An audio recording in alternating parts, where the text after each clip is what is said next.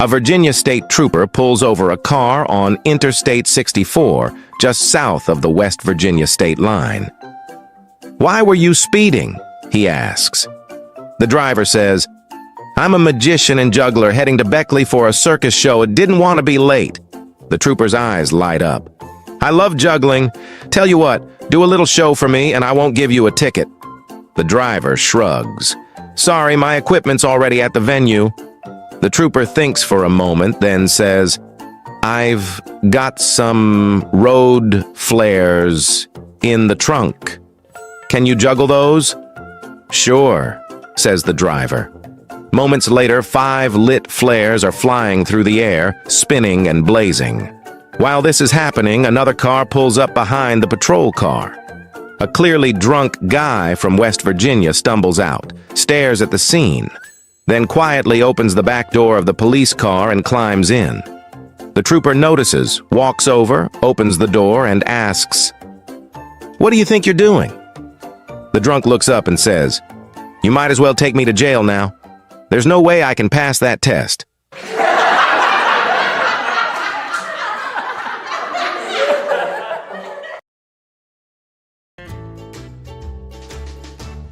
An 85-year-old man was told by the doctor that he needed a sperm count as part of his physical exam. The doctor gave the man a jar and said, "Take this jar home and bring back a sperm sample tomorrow." The next day, the 85-year-old man reappeared at the doctor's office and gave him the jar, which was as clean and empty as on the previous day. The doctor asked what happened and the man explained. "Well, Doc, it's like this. First I tried with my right hand, but nothing. Then I tried with my left hand, but still nothing. Then I asked my wife for help. She tried with her right hand, then with her left. Still nothing. She tried with her mouth, first with the teeth in, then with her teeth out. Still nothing. We even called up Arlene, the lady next door, and she tried to, first with both hands, then an armpit, and she even tried squeezing it between her knees, but still nothing." You asked your neighbor? "Yep, none of us could get the jar open."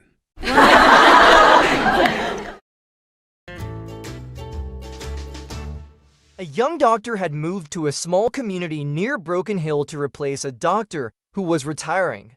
The older doctor suggested that the young one accompany him on his rounds so that the community would become used to their new doctor. At the first house, a woman complains, "I've been a little sick to my stomach." Well, you've probably been overdoing the fresh fruit. Why not cut back on the amount you've been eating and see if that does the trick? You didn't even examine that woman. How did you come to your diagnosis so quickly? I didn't have to. You noticed I dropped my stethoscope on the floor in there. When I bent over to pick it up, I noticed a half-dozen banana peels in the waste bin. I knew that was what probably was making her sick. Pretty clever. If you don't mind, I think I'll try that at the next house. Arriving at the next house, they spent several minutes talking with a younger woman. She said that she just didn't have the energy she once had and said, "I'm feeling terribly run down lately." You've probably been doing too much for the church. Perhaps you should cut back a bit and see if that helps. I know that woman well. Your diagnosis is almost certainly correct. She's very active in the church. But how did you arrive at it? I did what you did at the last house. I dropped my stethoscope, and when I bent down to retrieve it, I noticed the vicar under the bed.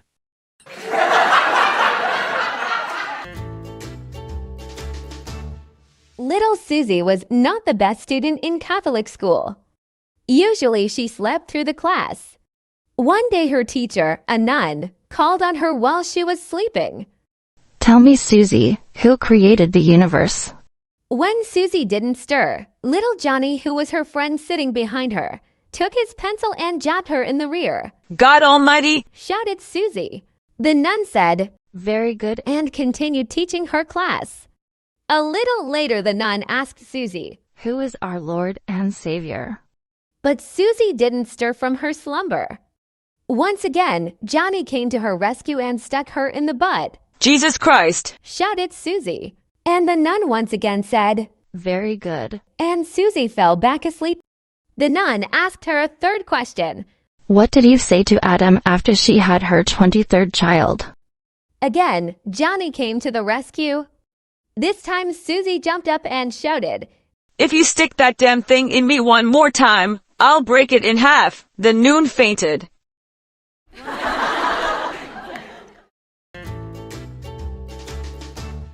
On the first day, he sadly packed his belongings into boxes, crates, and suitcases. On the second day, he had the movers come and collect his things. On the third day, he sat down for the last time at their beautiful dining room table, by candlelight. He put on some soft background music and feasted on a pound of shrimp, a jar of caviar, and a bottle of spring water. When he'd finished, he went into each and every room and deposited a few half-eaten shrimps, dipped in caviar, into the hollow center of the curtain rods. He then cleaned up the kitchen and left. On the fourth day, the wife came back with her new boyfriend, and at first, all was bliss. Then, slowly, the house began to smell. They tried everything, cleaning, mopping, and airing out the place. Vents were checked for dead rodents, and carpets were steam-cleaned. Air fresheners were hung everywhere.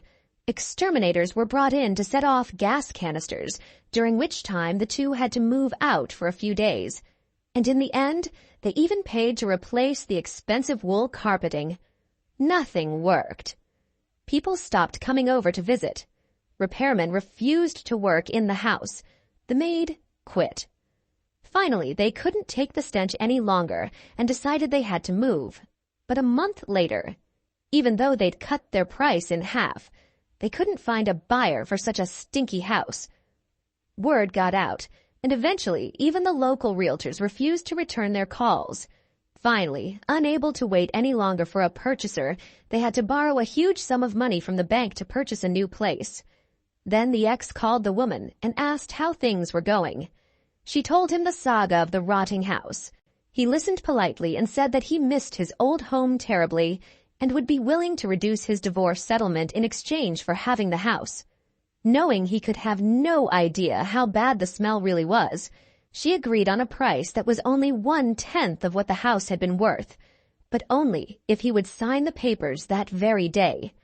He agreed, and within 2 hours, her lawyers delivered the completed paperwork.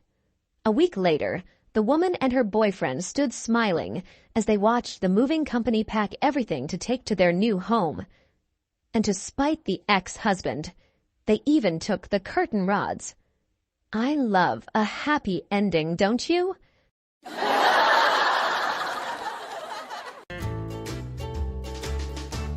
So, a truck driver is driving through the country when he sees a penguin in the middle of the road. He pulls over and looks around, but can't see anyone.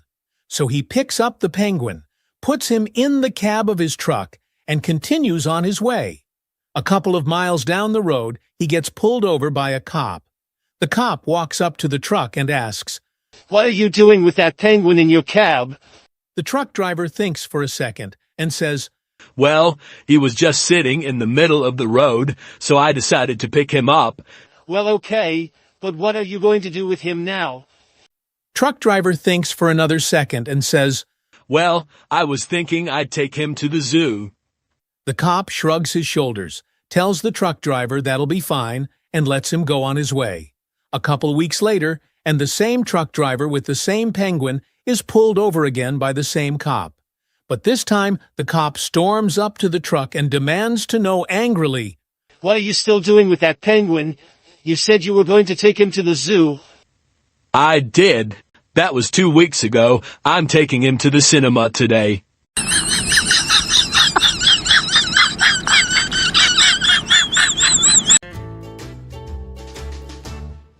"Hi, Fred. This is Alan next door. I have a confession to make. I've been feeling guilty these past few months and have been trying to pluck up the courage to tell you, but at least I'm telling you now in a text message as I feel bad about you not knowing. The truth is, I have been sharing your wife a lot lately. In fact, probably more than you. I haven't been able to get it at home recently, but that's no excuse. I know, the temptation was too much. I feel so guilty, and I hope you will accept my sincerest apologies. It won't happen again. Please suggest a usage fee, and I'll pay you. Regards, Alan. The actions? Fred, feeling betrayed and insulted, grabbed his gun. He is an American after all, rushed next door and shot his neighbor dead. He returned home, poured himself a stiff drink, and sat down on the sofa to reflect. Then he took out his phone and saw he had a second message from his neighbor. Second message. Hi, Fred. Alan here again. Sorry about the typo on my last text. I guess you figured it out anyway. The damned autocorrect changed Wi-Fi to wife. Technology, hey? Regards, Alan.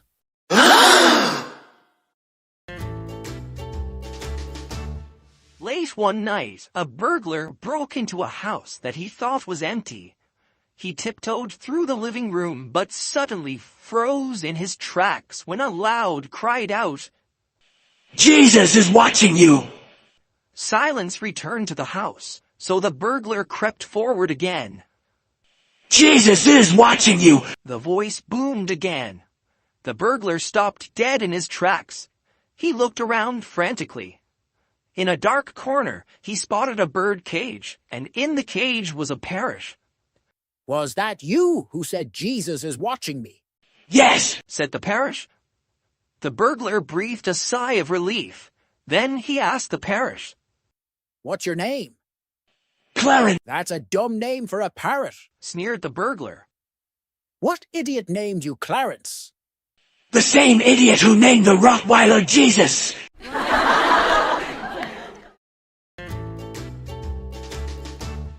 A rich millionaire decides to throw a massive party for his 50th birthday. So during this party, he grabs the microphone and he announces to his guests that down in the garden of his mansion, he has a swimming pool with 2 crocodiles in it. I will give anything they desire of mine to the man who swims across that pool. So the party continues with no events in the pool until suddenly there is a great splash and all the guests of the party run to the pool to see what has happened. In the pool is a man, and he is swimming as hard as he can. And the tails come out of the water, and the jaws are snapping, and this guy just keeps on going.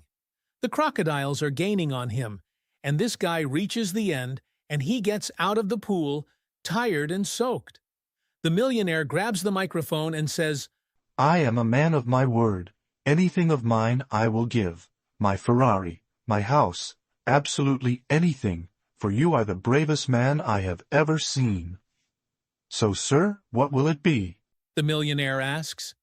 The guy grabs the microphone and says, Why don't we start with the name of the bastard that pushed me in?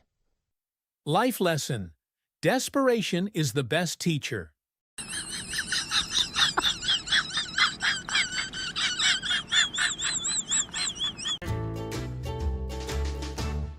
A stranger was seated next to little Johnny on the plane when the stranger turned to the little Johnny and said, Let's talk. I've heard that flights will go quicker if you strike up a conversation with your fellow passenger. Little Johnny, who had just opened his book, closed it slowly and said to the stranger, What would you like to discuss? Oh, I don't know. How about nuclear power? Okay, that could be an interesting topic. But let me ask you a question first. A horse, a cow, and a deer all eat grass. The same stuff. Yet a deer excretes little pellets, while a cow turns out a flat patty, and a horse produces clumps of dried grass. Why do you suppose that is? Geez, I have no idea. Well then, how is it that you feel qualified to discuss nuclear power when you don't know shit?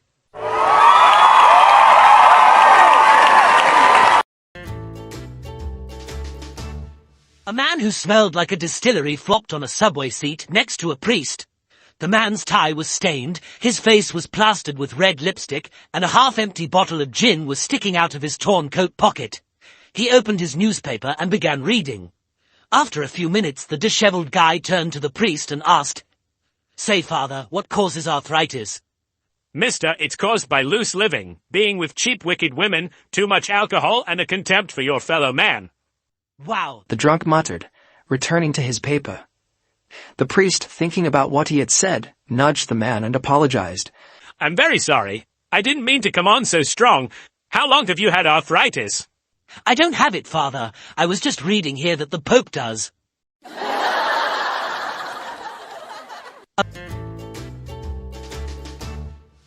A man in Scotland calls his son in London the day before Christmas Eve and says, I hate to ruin your day, but I have to tell you that your mother and I are divorcing. 45 years of misery is enough. Dad, what are you talking about? The son screams. We can't stand the sight of each other any longer, the father says. We're sick of each other and I'm sick of talking about this, so you call your sister in Leeds and tell her. Frantically, the son calls his sister, who explodes on the phone. Like hell they're getting divorced. I'll take care of this. She calls Scotland immediately and screams at her father. You are not getting divorced. Don't do a single thing until I get there. I'm calling my brother back and we'll both be there tomorrow. Until then, don't do a thing. Do you hear me? And hangs up. The old man hangs up his phone and turns to his wife. Sorted. They're coming for Christmas and they're paying their own way.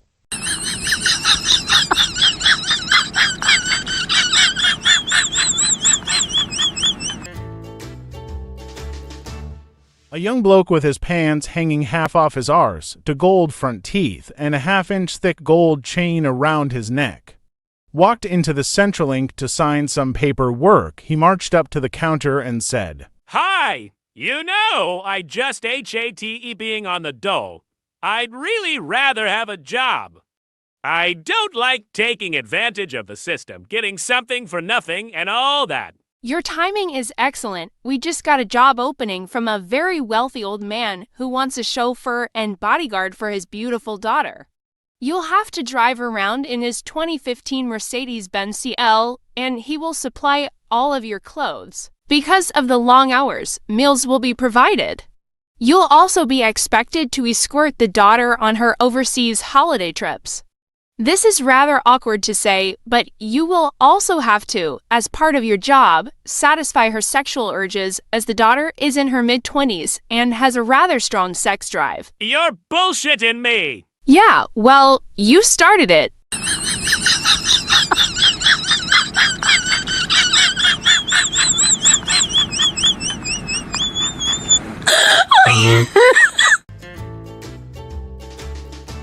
Walking down the street, a man hears a voice. Stop. If you take one more step, a brick will fall down and kill you. The man stopped. A big brick fell in front of him. The astonished man continued walking to the crosswalk. The voice shouted, Stop. If you take one more step, a car will run over you and you will die. The man stood still. A car came careening around the corner, barely missing him. Where are you? The man asked. Who are you? I am your guardian angel. Oh yeah? Where the hell were you when I got married last week?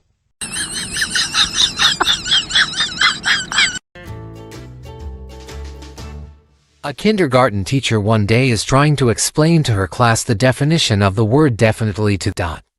To make sure the students have a good understanding of the word, she asks them to use it in a sentence. The first student raised his hand and said, The sky is definitely blue. The teacher said, well, that isn't entirely correct, because sometimes it's gray and cloudy. Another student says, Grass is definitely green.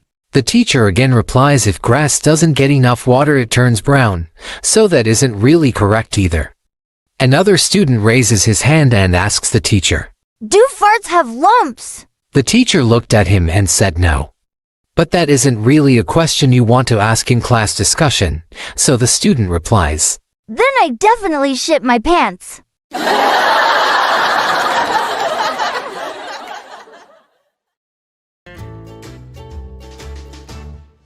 Jim and Bob, two farmers from Queensland, are sitting at their favorite bar, enjoying a cold beer. Jim turns to Bob and says, You know, I've been thinking a lot lately. I'm tired of going through life without an education. Tomorrow, I think I'll sign up for some classes at the community college. Bob thinks it's a great idea, so the two of them head off. The next day, Jim goes down to the college and meets the dean of admissions. The dean gets him enrolled in for core classes math, English, history, and logic. Logic? What's that? Let me give you an example. Do you own a whippersnipper? Yeah. Well, logically speaking, since you own a whippersnipper, I would guess that you have a yard. That's true. I do have a yard. Because you have a yard, it's logical to assume you also have a house. Yep, I have a house. And because you have a house, you most likely have a family. I do have a family. Since you have a family, then logically, you must have a wife. And because you have a wife, I can conclude that you are probably heterosexual. Wow, you figured all that out just because I own a whippersnipper. Excited about his new classes, Jim heads over to the bar to meet Bob and tells him all about his classes: math, English, history, and logic. Logic? What's that? Let me give you an example. Do you own a whippersnipper? No. Then you're a poofter.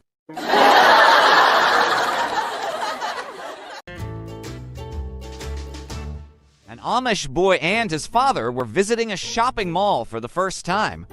They were amazed by almost everything they saw, but nothing caught their attention more than to shiny, silver walls that moved apart and back together again. The boy turned to his father and asked, "What is this, Father?"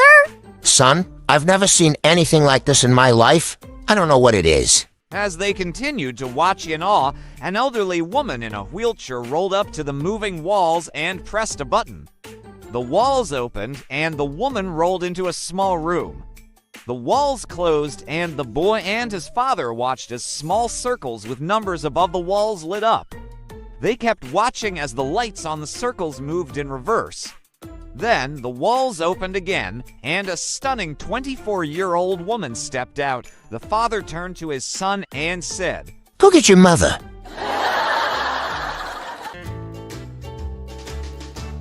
A rancher was minding his own business when an FBI agent came up to him and said, "We got a tip that you may be growing illegal drugs on the premises. Do you mind if I take a look around?" The old rancher replied, "That's fine. You shouldn't go over there though." As he pointed at one of his fields, the FBI agent snapped at him, "I'm a federal agent. I can go wherever I want." With that, he pulled out his badge and shoved it into the rancher's face. The rancher shrugged this off and continued with his daily chores. About 15 minutes later, he heard a loud scream from the field he had pointed out earlier. All of a sudden, he could see the FBI agent sprinting towards him with a large bull on his heels. The rancher rushed to the fence and yelled, "Your badge! Show your badge to the bull!"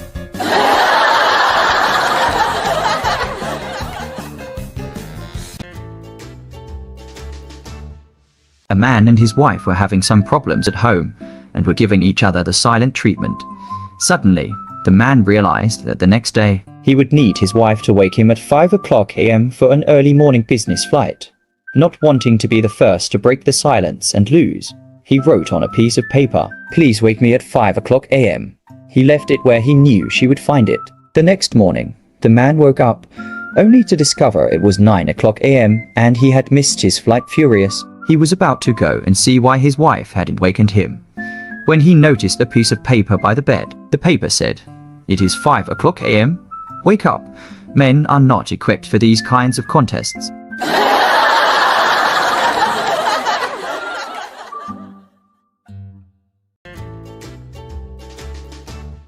A clergyman awoke one morning to find a dead donkey in his front yard. He had no idea how it got there, but he knew he had to get rid of it. So, he called the sanitation department, the health department, and several other agencies, but no one seemed able to help him. In desperation, the good reverend called the mayor and asked what should be done. The mayor must have been having a bad day. "Why bother me?" he asked. "You're a clergyman. It's your job to bury the dead." The pastor lost his cool. "Yes," he snapped, "but I thought I should at least notify the next of kin."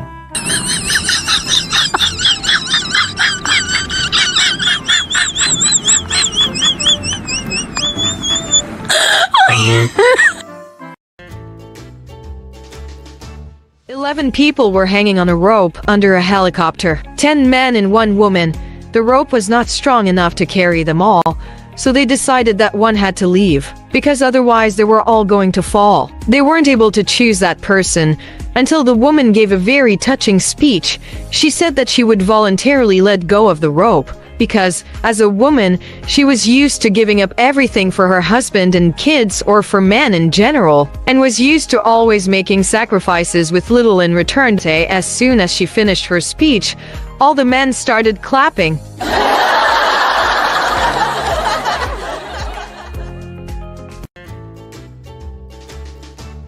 Paddy had long heard the stories of an amazing family tradition. It seems that his father, grandfather and great-grandfather had all been able to walk on water on their 18th birthday on that special day. They'd each walked across the lake to the pub on the far side for their first legal drink. So when Paddy's 18th birthday came round, he and his pal Mick took a boat out to the middle of the lake. Paddy stepped out of the boat and nearly drowned. Mick just barely managed to pull him to safety. Furious and confused, Paddy went to see his grandmother. Grandma, it's my 18th birthday, so why can't I walk across the lake like my father, and his father before him? Because your father, your grandfather, and your great-grandfather were all born in December, when the lake is frozen, and you were born in August.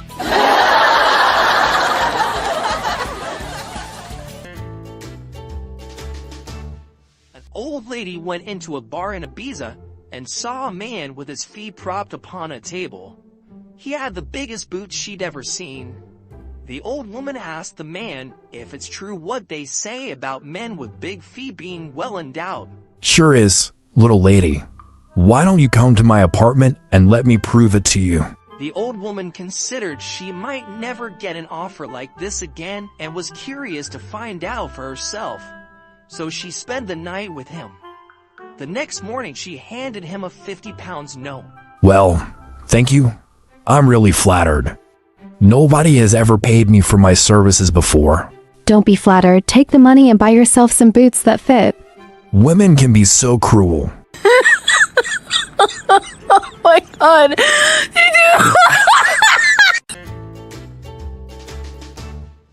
One night outside a small town, a fire started inside the local chemical plant. In the blink of an eye, it exploded into massive flames. The alarm went out to all fire departments for miles around. When the volunteer firefighters appeared on the scene, the chemical company president rushed to the fire chief and said, "All our secret formulas are in the vault in the center of the plant. They must be saved. I'll give $50,000 to the fire department that brings them out intact." But the roaring flames held the firefighters off. Soon more fire departments had to be called in as the situation became desperate. As the firemen arrived, the president shouted out that the offer was now $100,000 to the fire department who could save the company's secret files. From the distance, a lone siren was heard as another fire truck came into sight. It was the nearby Chasidic Jewish Rural Township Volunteer Fire Company, composed mainly of Jewish, ultra-Orthodox men over the age of 65. To everyone's amazement, that little broken-down fire engine roared right past all the sleek newer engines that were parked outside the plant. Without even slowing down, it drove straight into the middle of the inferno. Outside, the other firemen watched as the Chasidic old-timers jumped off right in the middle of the fire and fought it back on all sides. It was a performance and effort never seen before. Within a short time, the Chasidic old-timers had extinguished the fire and saved the secret formulas. The grateful chemical company president announced that for such a superhuman feat he was upping the reward to $200,000 and walked over to thank each of the brave firefighters personally.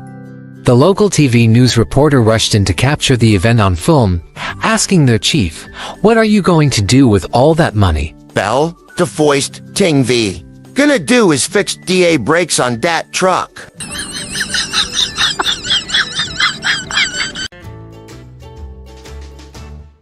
When Bob found out he was going to inherit a fortune when his sickly father died, he decided he needed a woman to enjoy it with daughters. So one evening, he went to a singles bar where he spotted the most beautiful woman he had ever seen. Her natural beauty took his breath away. I may look like just an ordinary man, but in just a week or two my father will die, and I'll inherit $20 million. Impressed, the woman went home with him that evening. 3 days later, she became his stepmother.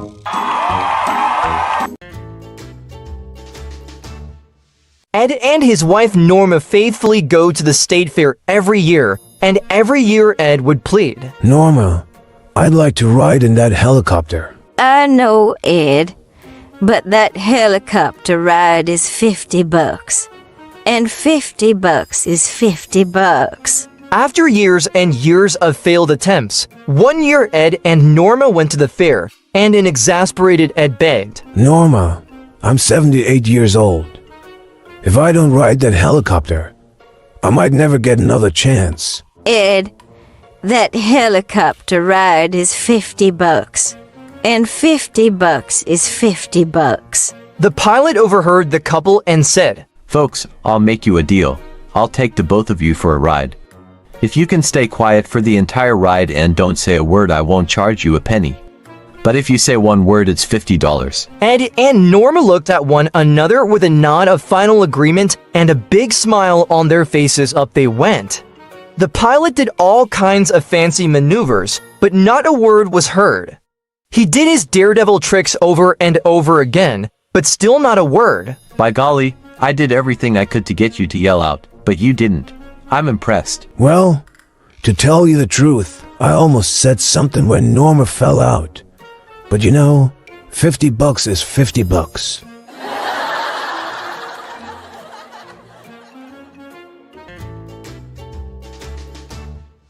In an alcohol factory, the regular tester died, and the director started looking for a new one to hire.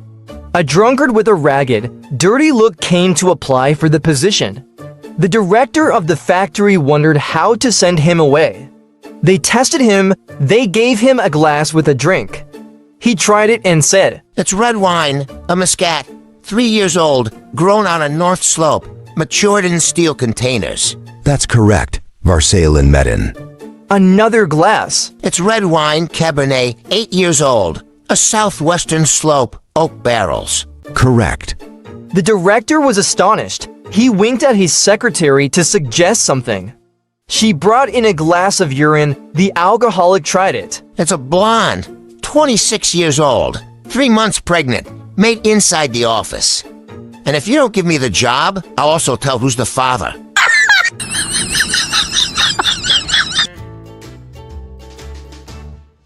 An elderly couple was just settled down for bed when the old man realized he left the lights on in the greenhouse in the backyard. Then they heard voices. 3 men had broken into the greenhouse.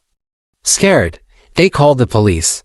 The dispatcher replied he would send an officer as soon as one became available, as they were all out on calls. The old man waited for a few minutes and called dispatch again. He told dispatch, Don't worry about sending an officer. I shot the robbers. And now the dogs are eating their bodies. In no time at all, police were all over the place and captured the robbers red-handed. One of the cops asked the old man, I thought you said you shot the robber and your dogs were eating them. I thought you said there weren't any officers available. An old man is eating his lunch in a restaurant when 3 bikers walk up to him. They make fun of him for being old, and then one of them stubs his cigarette into the truck driver's food. Another spits in the truck driver's milk. The last one smashes the truck driver's food on the ground, so old man gets up and leaves. Not much of a man, was he? Not much of a truck driver either. He just backed his truck over 3 motorcycles.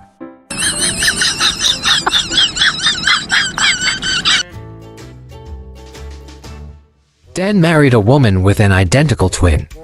Less than a year later, he was in court filing for a divorce. Tell the court why you want a divorce, said the judge. Tell the court why you want a divorce. Well, Your Honor, every once in a while my sister-in-law would come over for a visit. And because she and my wife looked exactly alike, every once in a while I'd end up making love to her by mistake. Surely there must be some difference between the 2 women. You'd better believe there is a difference, Your Honor. That's why I want a divorce. A man and a woman who had never met before but were both married to other people found themselves assigned to the same sleeping compartment on a transcontinental train, though initially embarrassed and uneasy over sharing a room. They were both very tired and fell asleep quickly, he in the upper bunk and she in the lower. At 1 a.m., The man leaned down and gently woke the woman, saying, Ma'am, I'm sorry to bother you, but would you be willing to reach into the closet and get me a second blanket? I'm awfully cold. I have a better idea. Just for tonight, let's pretend that we're married. Wow, that's a great idea. Good, get your own fucking blanket. After a moment of silence, he farted.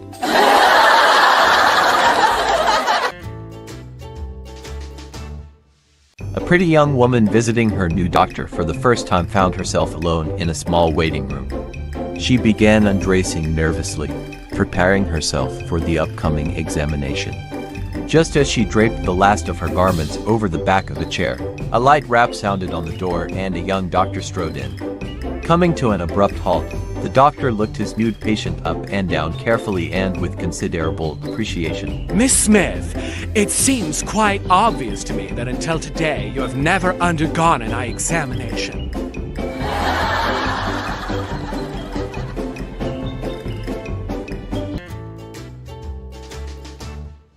Doctor and a lawyer and two cars collided on a country road.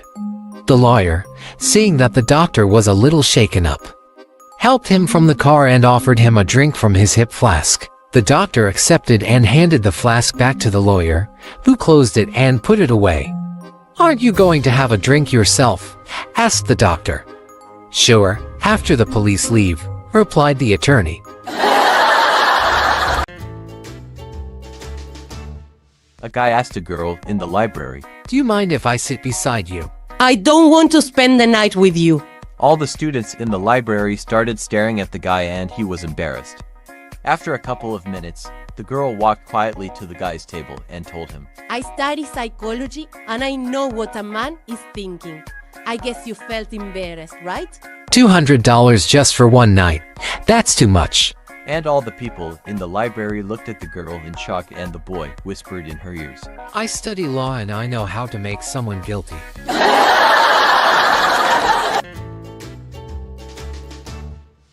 A couple whose marriage was on the rocks sought the advice of their pastor. The pastor encouraged them to patch up their quarrel and keep their vows, but the couple was adamant. Well, you know the consequences if you insist on a divorce. Remember this, you must divide your property equally. You mean the $4,000 I had saved up? I must give him half my money. Yes, he gets $2,000. You get $2,000. What about my furniture? I paid for that. Same thing. You split it equally. There was a challenging gleam in the wife's eye. What about our 3 children? The pastor was stumped at first, but then quickly came up with a Solomonic solution.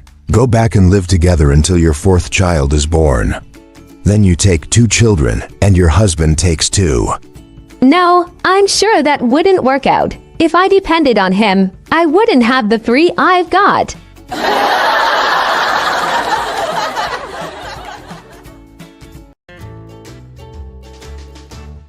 A young boy enters a barber shop, and the barber whispers to his customer, "This is the dumbest kid in the world. Watch while I prove it to you." The barber puts a dollar bill in one hand and 2 quarters in the other, then calls the boy over and asks, "Which do you want, son?" The boy takes the quarters and leaves. "What did I tell you?" said the barber. That kid never learns. Later, when the customer leaves, he sees the same young boy coming out of the ice cream store. "Hey, son, may I ask you a question? Why did you take the quarters instead of the dollar bill?" The boy licked his coat and replied, Because the day I take the dollar, the game is over.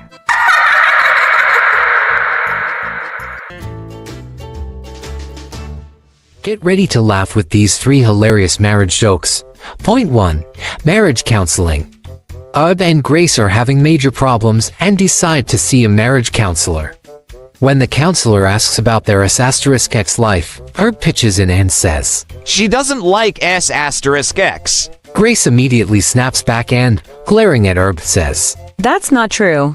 I do so enjoy S*X. Then, turning to the counselor, Grace explains, But this animal expects it 4 or 5 times a year."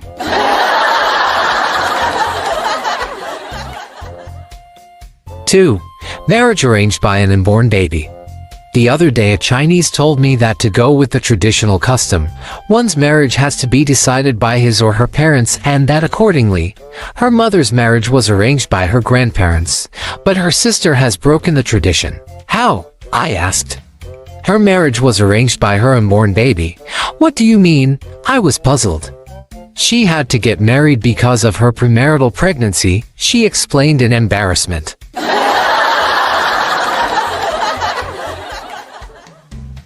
3. A family quarrel. The young newlyweds quarreled. At last she could bear it no longer and burst into tears. I don't want to have anything to do with you anymore. I'm packing up my things and going off to mother. Fine, my dear, said her husband. Here are the traveling expenses. She counted the money. What about the money for the return ticket?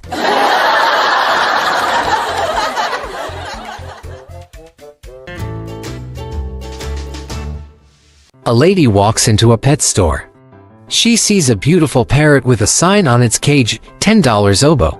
The lady asks the pet shop owner, "Why so cheap?" This bird used to live in a brothel, so he says a lot of inappropriate things. The lady can't pass up the deal and decides to get the bird anyway. She gets the bird home and the first thing the bird says is, "Finally cleaned up this dump, and the new madam isn't bad looking." The lady finds it amusing. Her teen daughters get home and the bird says, "New whores in the house. Business will be booming tonight." The girls are shocked but laugh it off. A few hours later the woman's husband gets home and the bird says, "Hey, Jim."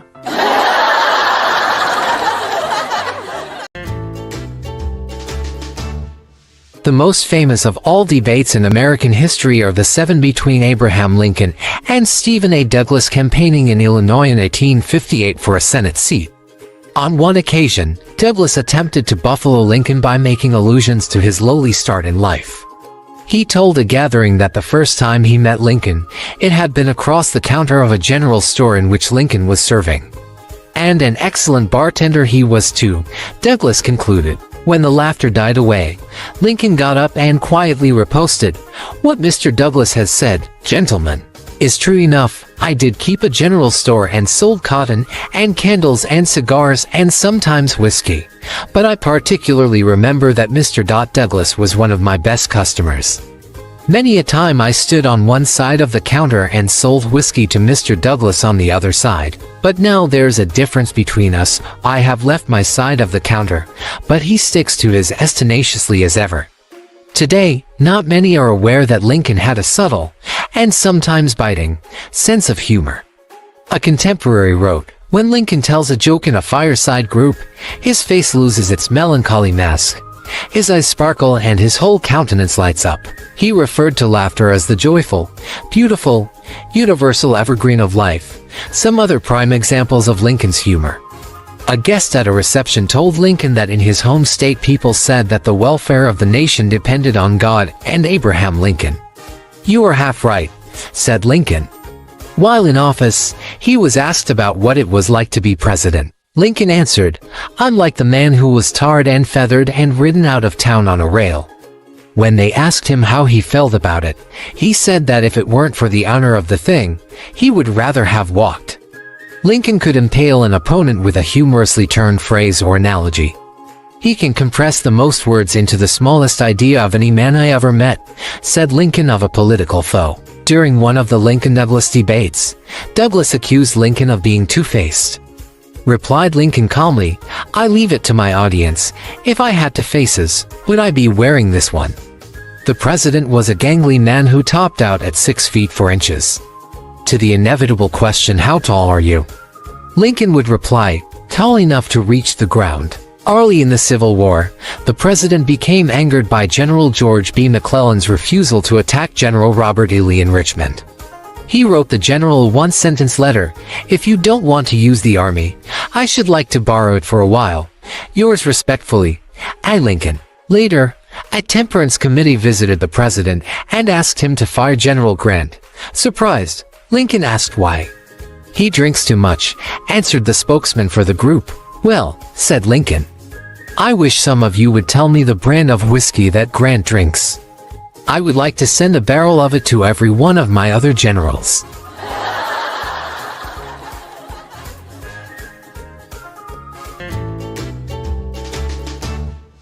Wife comes home late at night and quietly opens the door to her bedroom.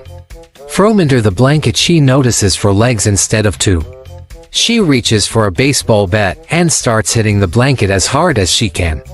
Once she's done, she goes to the kitchen to have a drink. As she enters, she sees her husband there, reading a magazine. Hi darling, your parents have come to visit us, so I let them stay in our bedroom. Hope you said hello to them.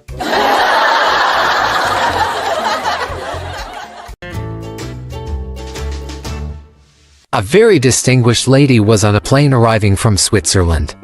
She found herself seated next to a nice priest whom she asked, Excuse me, Father, could I ask a favor? Of course, my child. What can I do for you? Here is the problem. I bought myself a new sophisticated hair remover gadget for which I paid an enormous sum of money. I have really gone over the declaration limits, and I am worried that they will confiscate it at customs. Do you think you could hide it under your cassock? Of course I could, my child. But you must realize that I cannot lie.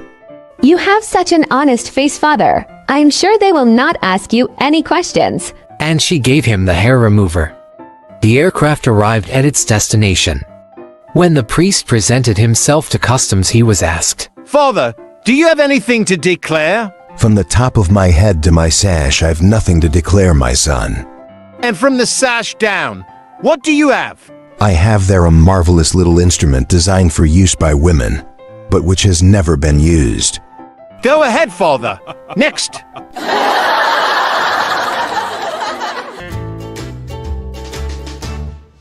A man walks into a bar and orders 1 shot.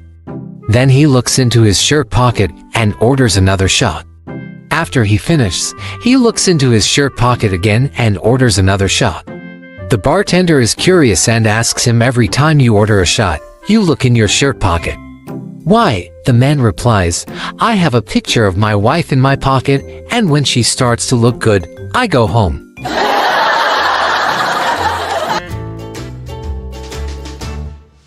Nasruddin is walking past a cave when he sees a yogi, deep in meditation, and he asks the yogi what he is searching for. The yogi says, I study the animals and have learned many lessons from them that can transform a man's life. A fish once saved my life, Nasruddin replies. If you teach me everything you know, I will tell you how it happened. The yogi is astonished. Only a holy man could be saved by a fish. And he decides to teach Nasruddin everything he knows. When he has finished, he says to Nasruddin, Now that I have taught you everything, I would be proud to know how a fish saved your life. Very simple, says Nasruddin. I was almost dying of hunger when I caught it, and, thanks to that fish, I had enough food for 3 days.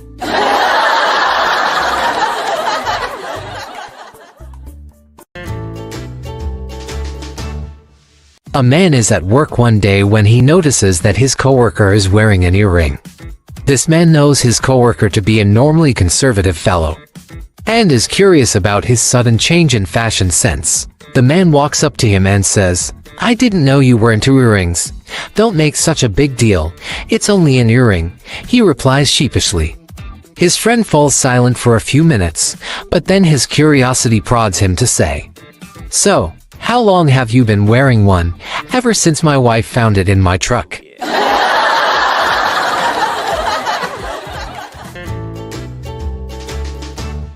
Bill has worked in a pickle factory for several years. One day he confesses to his wife that he has a terrible urge to stick his penis into the pickle slicer. His wife suggests that he see a therapist to talk about it, but Bill vows to overcome this rash desire on his own. A few weeks later, Bill returns home absolutely ashen. What's wrong, Bill? Do you remember how I told you about my tremendous urge to put my penis into the pickle slicer? My God, Bill, what happened? I got fired. No, Bill, I mean, what happened with the pickle slicer? Oh, she got fired too.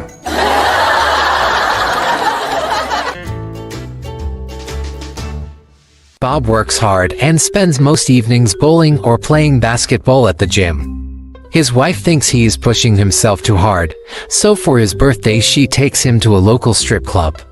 The doorman at the club greets them and says, Hey, Bob, how you doing? His wife is puzzled and asks if he's been to this club before. Oh no, he's on my bowling team. When they are seated, a waitress asks Bob if he'd like his usual and brings over a Budweiser.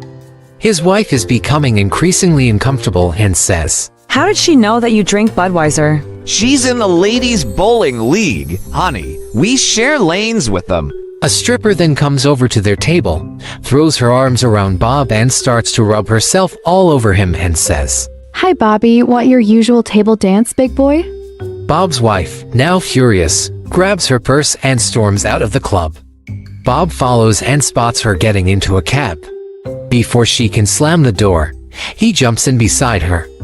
Bob tries desperately to explain how the stripper must have mistaken him for someone else, but his wife is having none of it. She is screaming at him at the top of her lungs, calling him every four-letter word in the book. The cabbie turns around and says, Geez, Bob, you picked up a real bitch this time.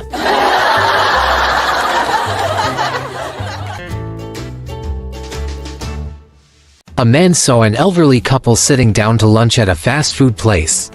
He noticed that they had ordered just one meal, and as he watched, the older gentleman carefully divided the hamburger in half, then counted out the fries until each had half of them. The old man then began to eat, and his wife sat watching, with her hands folded in her lap. The young man decided to ask if they would let him buy another meal for them so that they didn't have to split theirs. The old gentleman said, Varsalen medem. The young man then asked the wife if she was going to eat, to which she replied, Not yet. It's his turn to use all the teeth.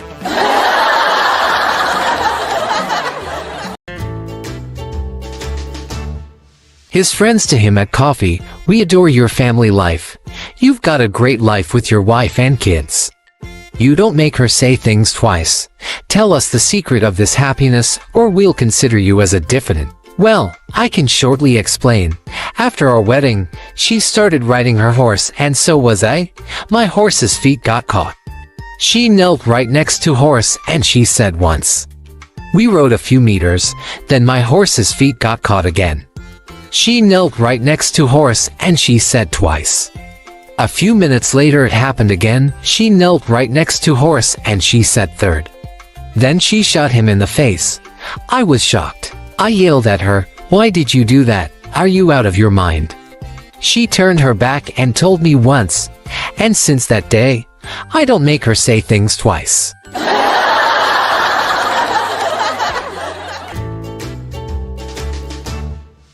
A noted psychiatrist was a guest speaker at an academic function where a politician happened to appear. The politician took the opportunity to schmooze the good doctor a bit and asked him a question with which he was most at ease. Would you mind telling me, doctor, she asked, how you detect a mental deficiency in somebody who appears completely normal? Nothing is easier, he replied. You ask a simple question which anyone should answer with no trouble. If the person hesitates, that puts you on the track, single quotes. What sort of question? Asked politician. Well, you might ask, Captain Cook made 3 trips around the world and died during one of them. Which one? Politician thought a moment, and then said with a nervous laugh, You wouldn't happen to have another example, would you? I must confess I don't know much about history.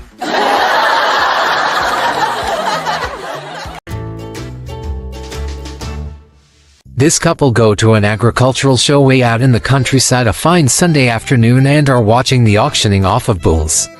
The guy selling the bulls announces the first bull to be auctioned off. A fine specimen, this bull reproduced 57 times last year. The wife nudges her husband in the ribs and comments, See, that was more than once a week. The second bull is to be sold, another fine specimen. This wonder reproduced 120 times last year. Again the wife bugs her husband. Hey, that's more than twice a week. What do you say to that? Her husband is getting really annoyed with this comparison. The third bull is up for sale. And this extraordinary specimen reproduced 365 times last year. The wife slaps her husband on the arm and yells, That's once a day, every day of the year. How about you? The husband was pretty irritated by now and yells back, Sure, once a day. Great. But You asked the auctioneer if they were all with the same cow.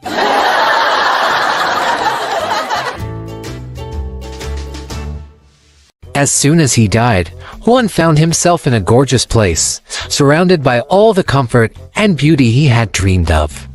A fellow dressed in white approached him and said, "You have the right to have whatever you want.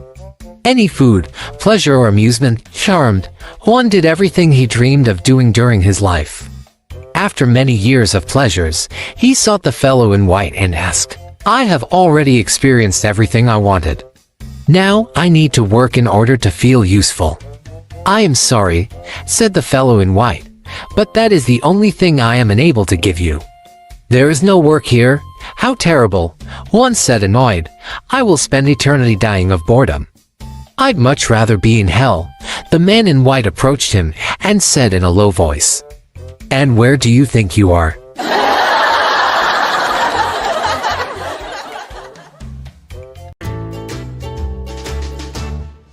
A drunk walks into a bar and says to the bartender with a drunken slur, "Bartender, buy everyone in the house a drink, pour yourself one, and give me the bill." So, the bartender does just that and hands the man a bill for $57. The drunk says, "I haven't got it." The bartender slaps the guy around a few times, then throws him out into the street. The very next day, the same drunk walks into the bar and once again says with a drunken slur, "Bartender, buy everyone in the house a drink, pour yourself one, and give me the bill." The bartender looks at the guy and figures to himself that he can't possibly be stupid enough to pull the same trick twice. So he gives him the benefit of the doubt, pours a round of drinks for the house, has a drink himself, and hands the drunk a bill for $67. The drunk says, "I haven't got it." The bartender can't believe it. He picks the guy up, beats the living daylights out of him, then throws him out into the street. The next day, the same drunk walks back into the same bar and says with a drunken slur, "Bartender, buy everyone in the house a drink, give me the bill." In disgust, the bartender says, "What? No drink for me this time." The drunk replies, No way, you get too violent when you drink."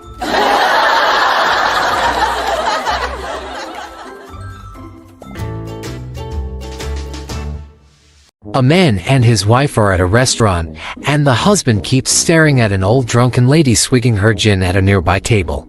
His wife asks, "Do you know her?" "Yes," sighs the husband. "She's my ex-wife.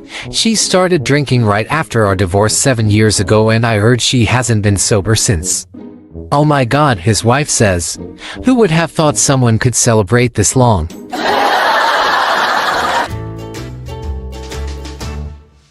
After 35 years of marriage, a husband and wife came for counseling. When asked what the problem was, the wife went into a tirade listing every problem they had ever had in the years they had been married. On and on and on: neglect, lack of intimacy, emptiness, loneliness, feeling unloved and unlovable, an entire laundry list of unmet needs she had endured. Finally, after allowing this for a sufficient length of time, the therapist got up, walked around the desk, and after asking the wife to stand, he embraced and kissed her long and passionately as her husband watched with a raised eyebrow. The woman shut up and quietly sat down in a daze. The therapist turned to the husband and said, "This is what your wife needs at least 3 times a week. Can you do this?" "Well, I can drop her off here on Mondays and Wednesdays, but I fish on Fridays."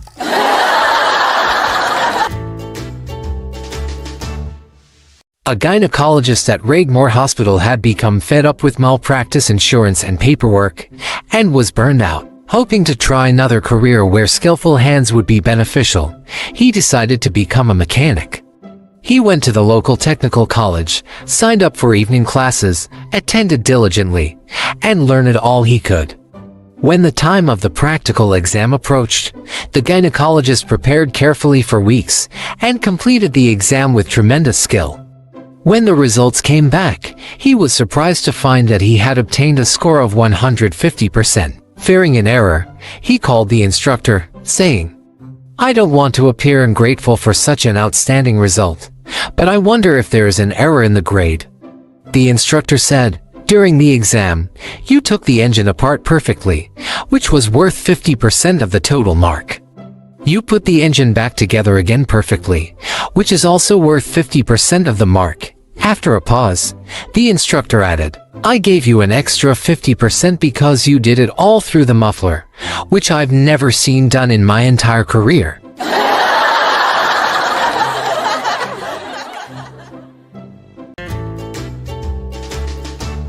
There was a Catholic priest, Jewish rabbi, and Baptist minister.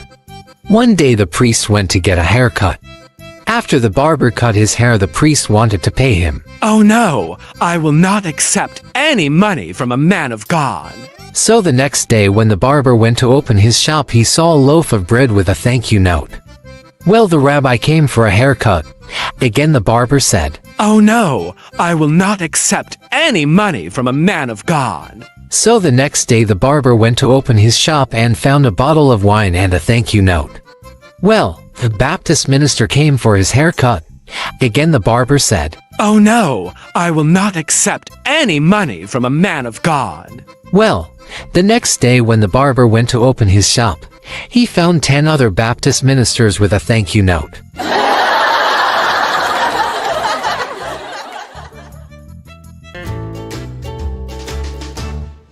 There was this guy at a bar, just looking at his drink. He stays like that for a half hour. Then a big troublemaking truck driver steps next to him, takes the drink from the guy, and just drinks it all down. The poor man starts crying. The truck driver says, Come on man, I was just joking. Here, I'll buy you another drink. I just can't stand to see a man cry. No, it's not that, the man replies, wiping his tears. This day is the worst of my life. First, I oversleep, and I go in late to my office. My outraged boss fires me. When I leave the building to go to my car, I find out it was stolen. The police say they can do nothing. I get a cab to go home, and when I get out, I remember I left my wallet. The cab driver just drives away. I go inside my house where I find my wife in bed with the gardener. I leave my home, come to this bar, and just when I was thinking about putting an end to my life, you show up and drink my poison.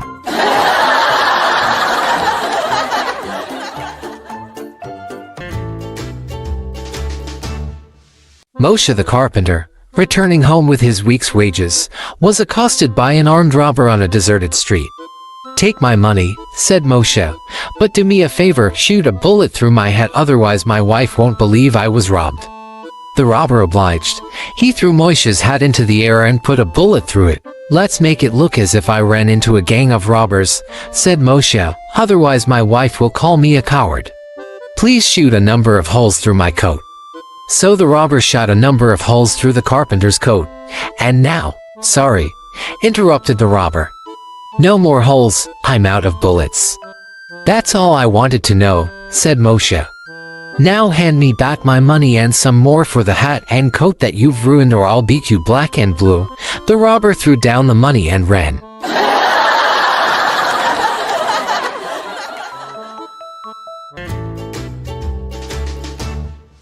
A man goes to the doctor and complains that his wife can't hear him. How bad is it? The doctor asks. I have no idea.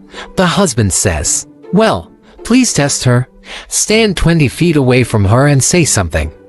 If she doesn't hear you, get closer and say the same thing. Keep moving closer and repeating the comment until she does hear you.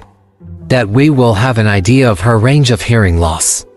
So the man goes home and sees his wife in the kitchen chopping up vegetables for dinner. From 20 feet away, what are we having for dinner? No answer. From 10 feet, same thing. From 5 feet, same thing. Finally, he's standing right behind her. What's for dinner? She turns around, looks at him and says, for the 4th time, beef stew.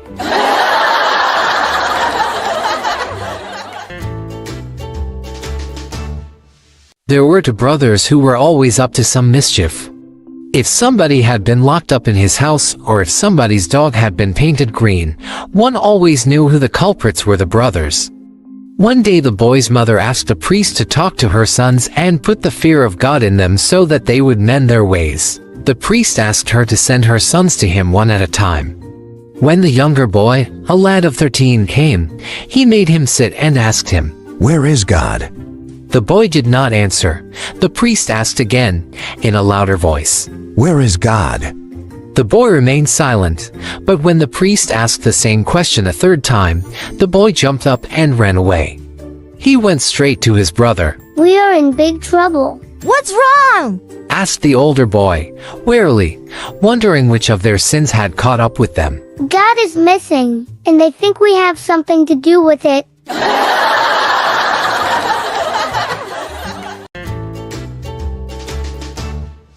A wife arrived home after a long shopping trip, and was horrified to find her husband in bed with a young, lovely thing.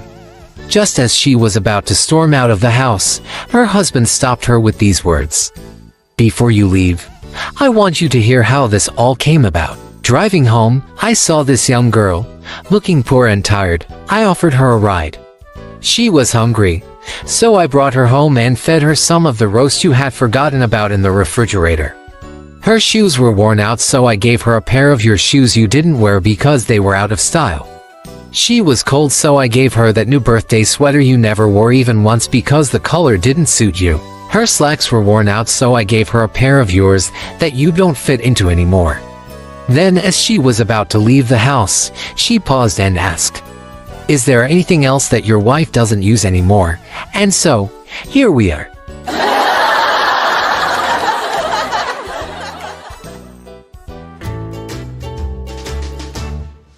The big game hunter walked in the bar and bragged to everyone about his hunting skills. The man was undoubtedly a good shot, and no one could dispute that.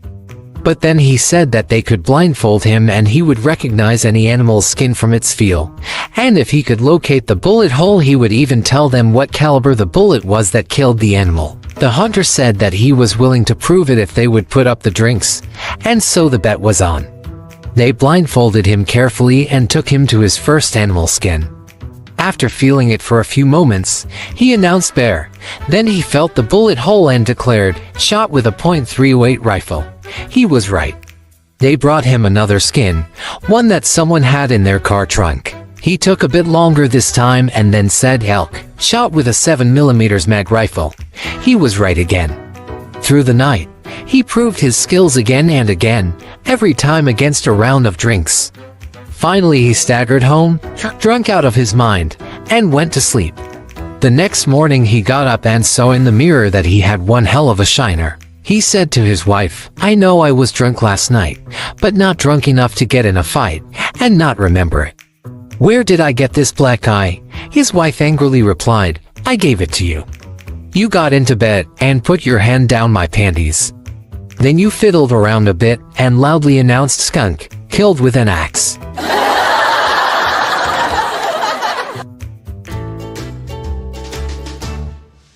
During lunch at work, I ate 3 plates of beans, which I know I shouldn't.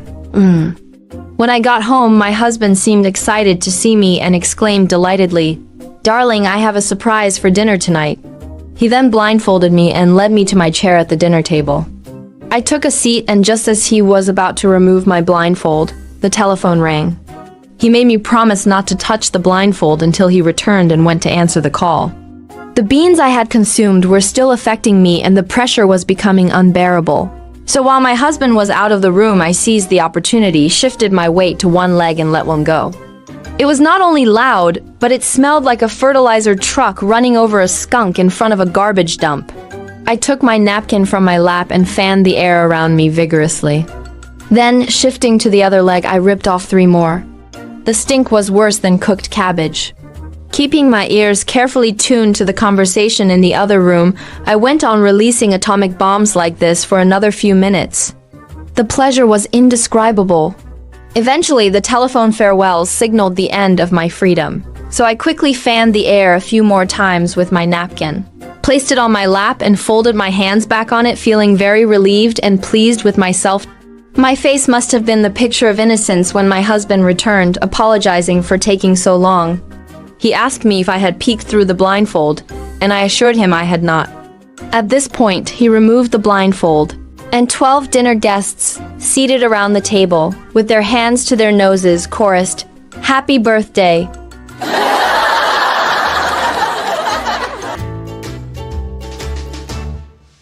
One day a horse trader, a foreigner, came to the court of Krishnadeva and told him he had some fine horses for sale. The emperor offered to buy them. The man took in advance of 5,000 gold coins and, promising to return with the horses in 2 days, went away. That evening Krishnadeva saw Raman writing on a sheet of paper. "What are you writing?" he asked. "I'm making a list of the greatest fools in the empire," said Raman. The emperor was astonished to see his own name on the top of the list. "What is the meaning of this?" he demanded. "You think I am a fool? Any man who would give 5,000 gold coins to a stranger and expect him to return is a fool," replied Raman. "Oh, so that's what is troubling you," said the emperor. "You think the man won't return? What if he does?" "In that case," said Raman with a twinkle in his eye, "I'll scratch out your name and put his there." "If there are any idiots in the room, will they please stand up?" said the sarcastic teacher. After a long silence, one freshman rose to his feet. "Now then, mister, why do you consider yourself an idiot?" inquired the teacher with a sneer. "Well, actually I don't," said the student, "but I hate to see you standing up there all by yourself."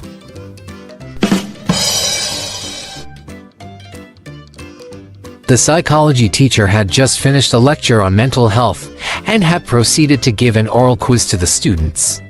Speaking specifically about manic depression, the teacher asked, "How would you diagnose a patient who walks back and forth screaming at the top of his lungs 1 minute, then sits in a chair weeping uncontrollably the next?" A young man in the rear of the room raised his hand and answered, "A basketball coach."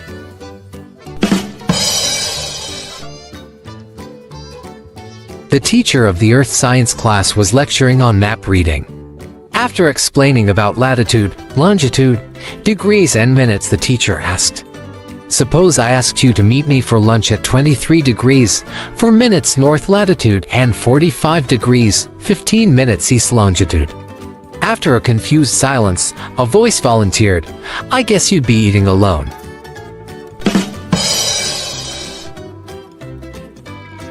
Physics teacher Isaac Newton was sitting under a tree when an apple fell on his head and he discovered gravity. Isn't that wonderful? Student: Yes, sir. If he had been sitting in class looking at books like us, he wouldn't have discovered anything.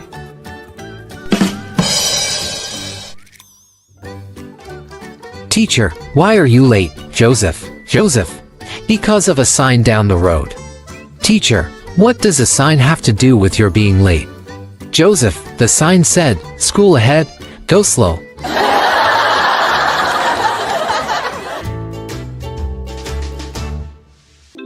In a train compartment, there are 3 men and a ravishing young girl.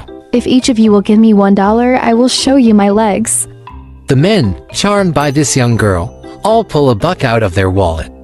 And then the girl pulls us her dress a bit to show her legs. Then she says, "If each of you gentlemen will give me $10, I'll show you my thighs." And then, being what they are, they all pull out a $10 bill. The girl pulls up her dress all the way to her legs in full. Conversation continues, and the men, a bit excited, have all taken off their coats. Then the young girl says, "If you will give me $100, I will show you where I was operated on for appendicitis." All 3 fork over the money.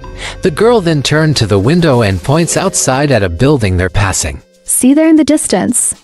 That's the hospital where I had it done."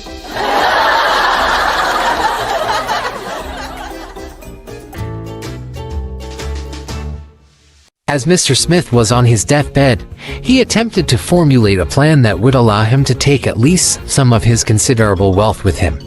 He called for the 3 men he trusted most, his lawyer, his doctor, and his clergyman.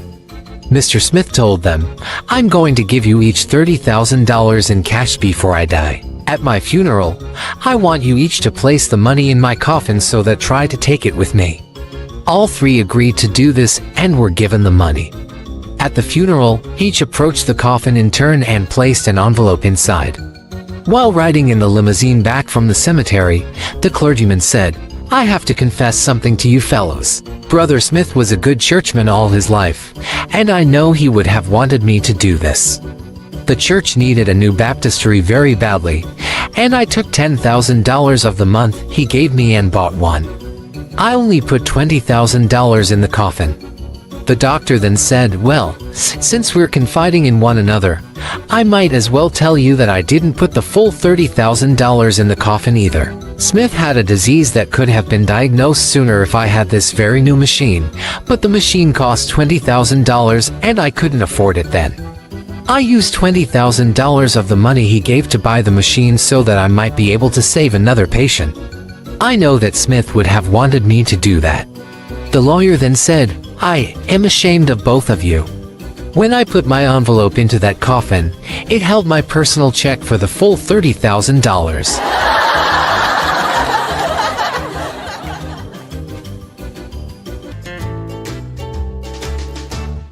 There was a little old lady who was suffering from a degenerative eye condition that had left her nearly blind. She had 3 sons, and each wanted to prove that he loved her more than the others. Son 1 bought her an expensive Mercedes, with a chauffeur included, thinking this would surely win her approval. Son 2 bought her a 15-room mansion, thinking this would surely be the best that any of them could offer her.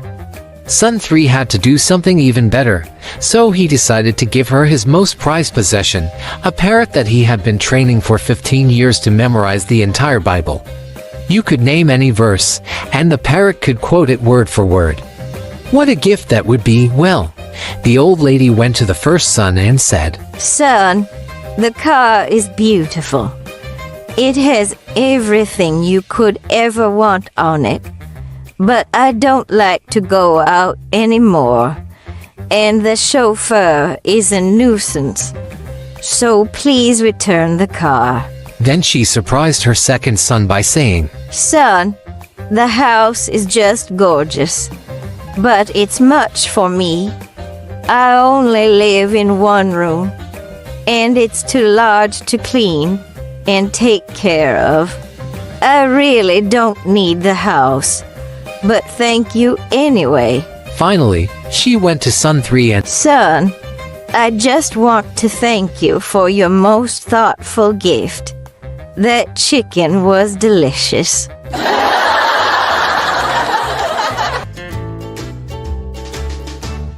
3 guys were sitting in a biker bar. A man came in, already drunk, sat down at the bar and ordered a drink. The man looked around and saw the 3 men sitting at a corner table. He got up, staggered to the table, leaned over, looked the biggest one in the face and said, I went by your grandma's house and I saw her in the hallway, buck naked. Man, she is fine. The biker looked at him and didn't say a word. His buddies were confused, because he was a badass and would fight at a drop of a hat. The drunk leaned on the table again and said, I got it on with your grandma, and she is good, the best I ever had. The biker still said nothing. His buddies were starting to get mad. The drunk leaned on the table again and said, I'll tell you something else, boy. Your grandma liked it. The biker stood up, took the drunk by the shoulder and said, Damn, Grandpa, you're drunk? Go home!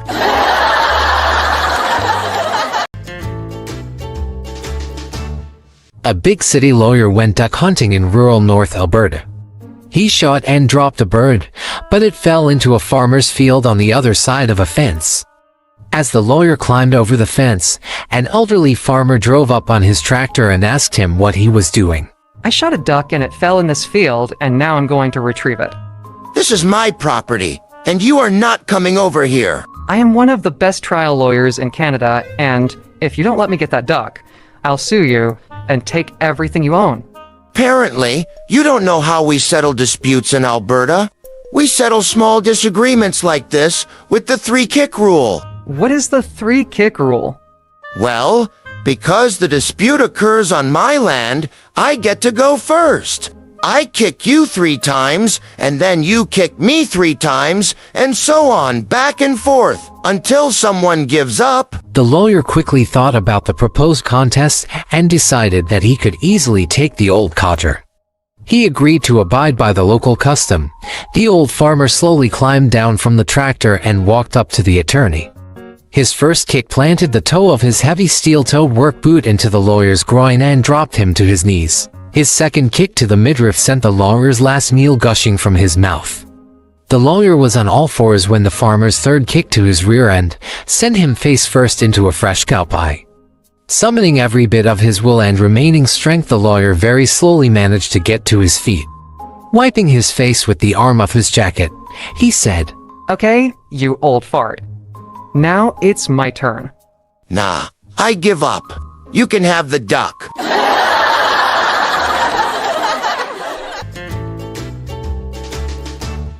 Mr. Bear and Mr. Rabbit live in the same forest, but they don't like each other. One day, they come across a golden frog who offers them 3 wishes each. Mr. Bear wishes that all the other bears in the forest were female. Mr. Rabbit wishes for a crash helmet. Mr. Bear's second wish is that all the bears in the neighboring forests were female as well. Mr. Rabbit wishes for a motorcycle. Mr. Bear's final wish is that all the other bears in the world were female, leaving him the only male bear in the world. Mr. Rabbit revs the engine of his motorcycle and says, "I wish that Mr. Bear was gay," and rides off.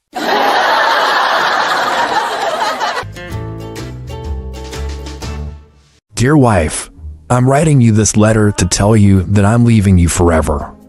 I've been a good man to you for 7 years and I have nothing to show for it. These last 2 weeks have been hell. Your boss called to tell me that you quit your job today and that was the last straw. Advertisement last week, you came home and didn't even notice I had a new haircut, had cooked your favorite meal, and even wore a brand new pair of soap boxes. You ate into minutes and went straight to sleep after watching all of your soaps. You don't tell me you love me anymore. You don't want $X or anything that connects us as husband and wife. Either you're cheating on me or you don't love me anymore. Whatever the case, I'm gone. Your ex-husband, P.S. don't try to find me. Your sister and I are moving away to West Virginia together. Have a great life. Dear ex-husband, nothing has made my day more than receiving your letter.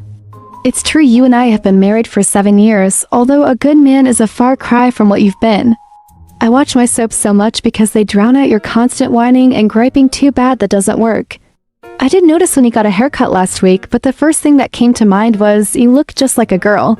Since my mother raised me not to say anything if you can't say something nice, I didn't comment.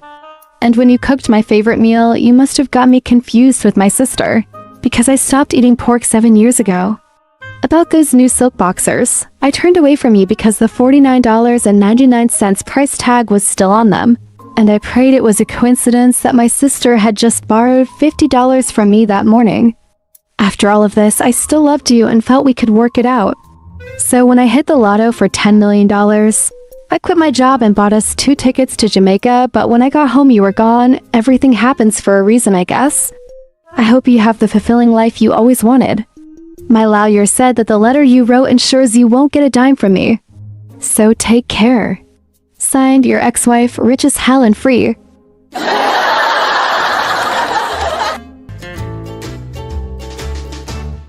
Little Johnny is constantly late for school, and what's worse is that he always has a big lie explaining why. The teacher tells the principal that she has had it with his exaggerations. The principal tells her to send Johnny to him the next time he shows up late.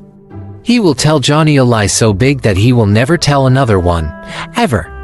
The next day, Johnny shows up 2 hours late. Johnny says, "I was 2 hours early today, so I had time to fish in the pond on my way to school.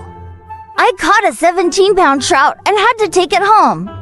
If I didn't clean it and freeze it, my mom would have been angry. That's why I'm so late." The teacher promptly takes him to the principal's office and explains the story to the principal. The principal tells Johnny about his own trip to school that day. "I was walking to school through the park on the trail today when I heard something behind me. I turned around and was shocked to see a giant grizzly bear behind me. He was 24 feet tall and had 6-inch fangs. He was going to eat me, Johnny.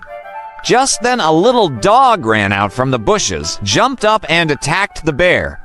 The little dog killed the bear and then ate the whole bear right there in front of me. What do you think of that, Johnny?" "Oh yeah, That's my dog Sparky. That's his third bear this week.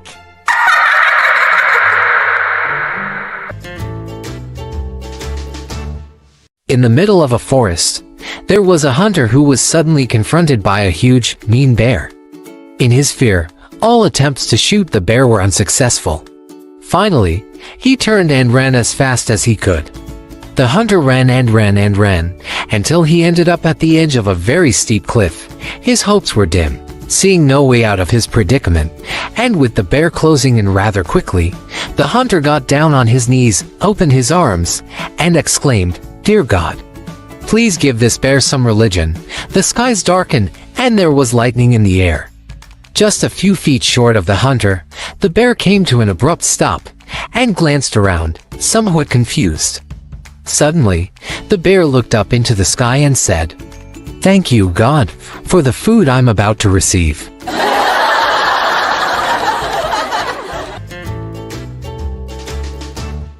Larry's barn burned down and his wife, Susan, called the insurance company.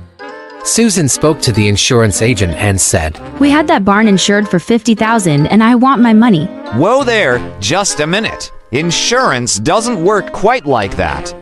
An independent adjuster will assess the value of what was insured and then will provide you with a new barn of similar worth. There was a long pause, and then Susan replied, "If that's how it works, then I want to cancel the life insurance policy on my husband."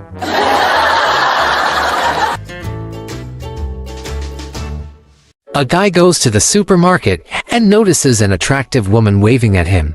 She says hello. He's rather taken aback because he can't place where he knows her from. So he says, "Do you know me?" I think you're the father of one of my kids. Now his mind travels back to the only time he has ever been unfaithful to his wife and says, "My God, are you the stripper from my bachelor party that I made love to on the pool table with all my buddies watching while your partner whipped my butt with wet celery?" She looks into his eyes and says calmly, "No, I'm your son's teacher."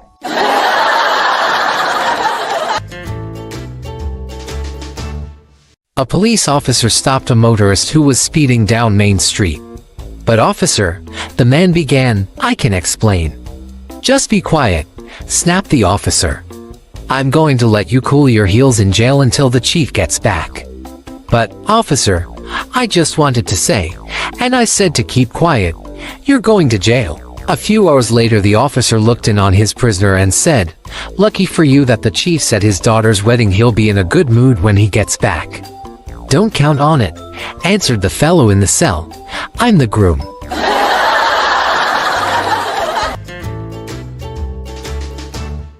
A man escapes from prison where he has been for 15 years. He breaks into a house to look for money and guns and finds a young couple in bed. He orders the guy out of bed and ties him to a chair. While tying the girl to the bed, he gets on top of her, kisses her neck, then gets up and goes into the bathroom. While he's in there, the husband tells his wife, "Listen, this guy is an escaped convict. Look at his clothes. He probably spent lots of time in jail and hasn't seen a woman in years. I saw how he kissed your neck. If he wants sex, don't resist, don't complain, do whatever he tells you. Satisfy him no matter how much he nauseates you. This guy is probably very dangerous. If he gets angry, he'll KLL us. Be strong, honey. I love you." He wasn't kissing my neck, he was whispering in my ear. He told me he was gay, thought you were cute, and asked me if we had any Vaseline. I told him it was in the bathroom. Be strong, honey, I love you too.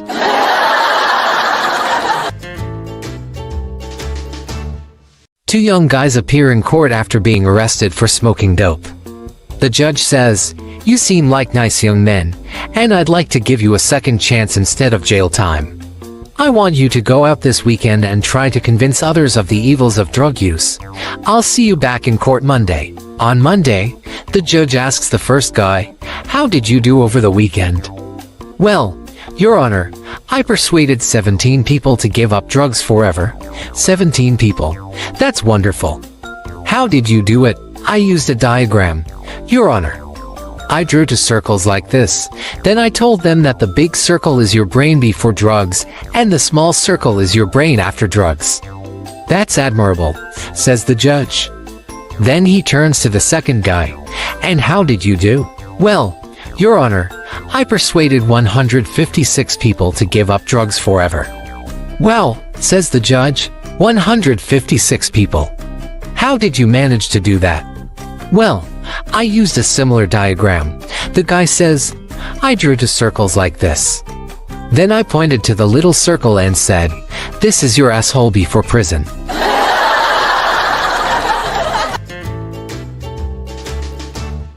Little Johnny was sitting in class doing math problems when his teacher picked him to answer a question. Johnny, if there were 5 birds sitting on a fence, and you shot one with your gun, how many would be left? None, 'cause the rest would fly away. Well, the answer is 4.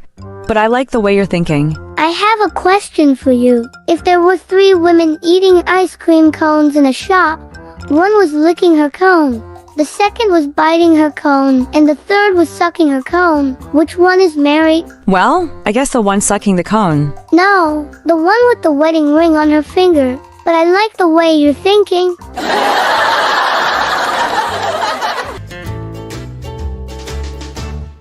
A lady goes to her parish priest one day and tells him, Father, I have a problem. I have 2 female parrots, but they only know how to say one thing. What do they say?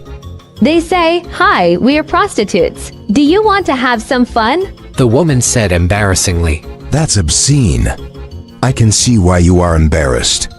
You know, I may have a solution to this problem. I have 2 male parrots whom I have taught to pray and read the Bible. Bring your 2 parrots over to my house, and we will put them in the cage with Francis and Job. My parrots can teach your parrots to praise and worship. I'm sure your parrots will stop saying that phrase in no time. Thank you. This may very well be the solution. The next day, she brought her female parrots to the priest's house. As he ushered her in, she saw his 2 male parrots were inside their cage, holding their rosary beads and praying. Impressed, she walked over and placed her parrots in with them.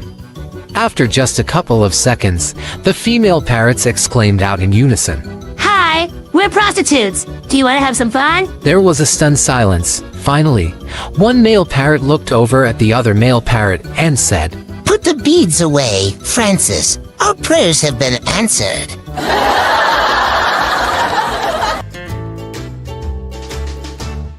Two old men, Abe and Saul, sit on a park bench feeding pigeons and talking about baseball. Abe turns to Saul and asks, Do you think there's baseball in heaven? Saul thinks about it for a minute and replies, I dunno. But let's make a deal. If I die first, I'll come back and tell you if there's baseball in heaven. And if you die first, you do the same. They shake on it and sadly, a few months later, poor Abe passes on. Soon afterward, Saul sits in the park feeding the pigeons by himself and hears a voice whisper, Saul, Saul, Saul responds, Abe, is that you? Yes, it is, Saul, whispers Abe's ghost. Saul, still amazed, asks, So, is there baseball in heaven? Well, says Abe, I've got good news and bad news. Give me the good news first, says Saul. Abe says, Well, there is baseball in heaven. Saul says, That's great. What news could be bad enough to ruin that? Abe sighs and whispers, You're pitching on Friday.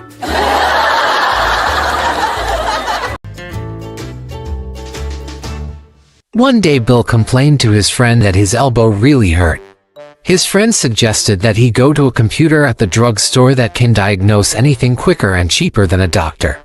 Simply put in a sample of your urine and the computer will diagnose your problem and tell you what you can do about it.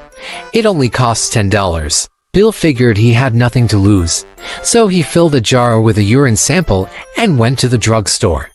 Finding the computer, he poured in the sample and deposited the $10. The computer started making some noise and various lights started flashing. After a brief pause, out popped a small slip of paper on which was printed, You have tennis elbow. Soak your arm in warm water. Avoid heavy lifting. It will be better in 2 weeks.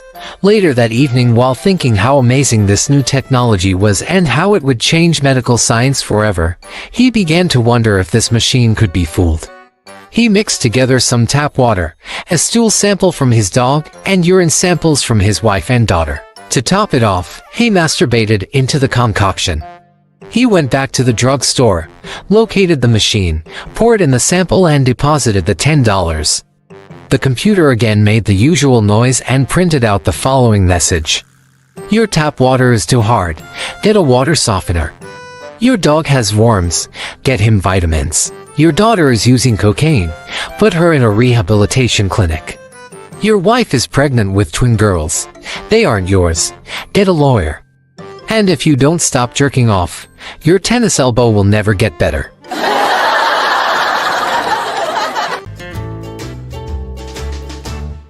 One day a beggar knocked at the door of a house, and when a woman opened the door, asked her for alms. I've nothing to give you, said the woman, please go. The woman, who was newly married, lived with her mother-in-law. When her mother-in-law heard her refusing alms to the beggar, she was furious. Who are you to refuse alms to this man? She demanded. I'm the mistress of the house. Thus chastened, the daughter-in-law fled to her room.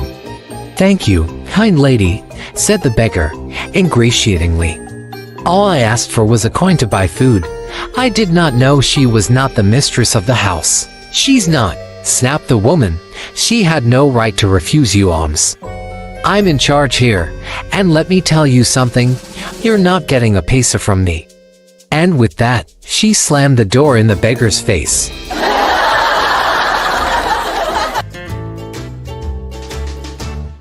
The preacher in his Sunday sermon used forgive your enemies as his subject. After a long sermon, he asked how many were willing to forgive their enemies. About half held up their hands. Not satisfied, he harangued for another 20 minutes and repeated his question. This time he received a response of about 80%. Still unsatisfied, he lectured for another 15 minutes and repeated his question. With all thoughts now on Sunday dinner, all responded except one elderly lady in the rear. Mrs. Jones, are you not willing to forgive your enemies? I don't have any, Mrs. Jones. That is very unusual. How old are you? 93. Mrs. Jones, please come down in front and tell the congregation how a person can live to be 93 and not have an enemy in the world. The little sweetheart of a lady tottered down the aisle, very slowly turned around and said, It's easy, I just outlived the bitches.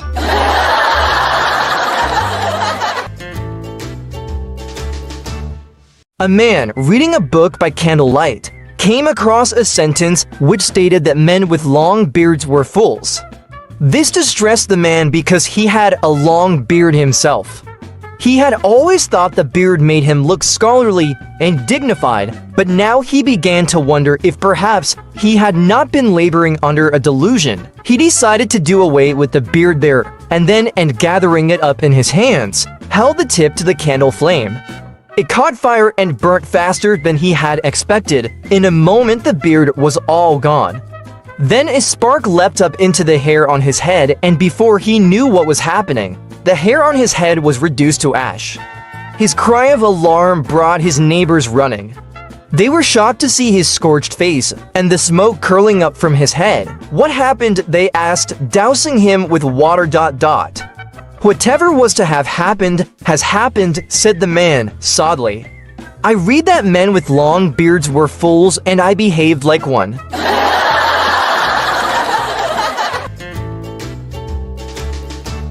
A 16-year-old boy came home with a new Chevrolet Avalanche, and his parents began to yell and scream. Where did you get that truck? He calmly told them, I bought it today. With what money? Demanded his parents. They knew what a Chevrolet Avalanche cost. Well, said the boy, this one cost me just $15. So the parents began to yell even louder. Who would sell a truck like that for $15? They said, it was the lady up the street, said the boy. I don't know her name, they just moved in. She saw me ride past on my bike and asked me if I wanted to buy a Chevrolet Avalanche for $15. Oh my goodness, moaned the mother, she must be a child abuser. Who knows what she will do next, John? You go right up there and see what is going on. So the boy's father walked up the street to the house where the lady lived and found her out in the yard calmly planting petunias. He introduced himself as the father of the boy to whom she had sold a new Chevrolet Avalanche for $15 and demanded to know why she did it. Well, she said, "This morning I got a phone call from my husband. I thought he was on a business trip, but learned from a friend he had run off to Hawaii with his mistress and really doesn't he intend to come back. He claimed he was stranded and needed cash and asked me to sell his new Chevrolet Avalanche and send him the money. So I did."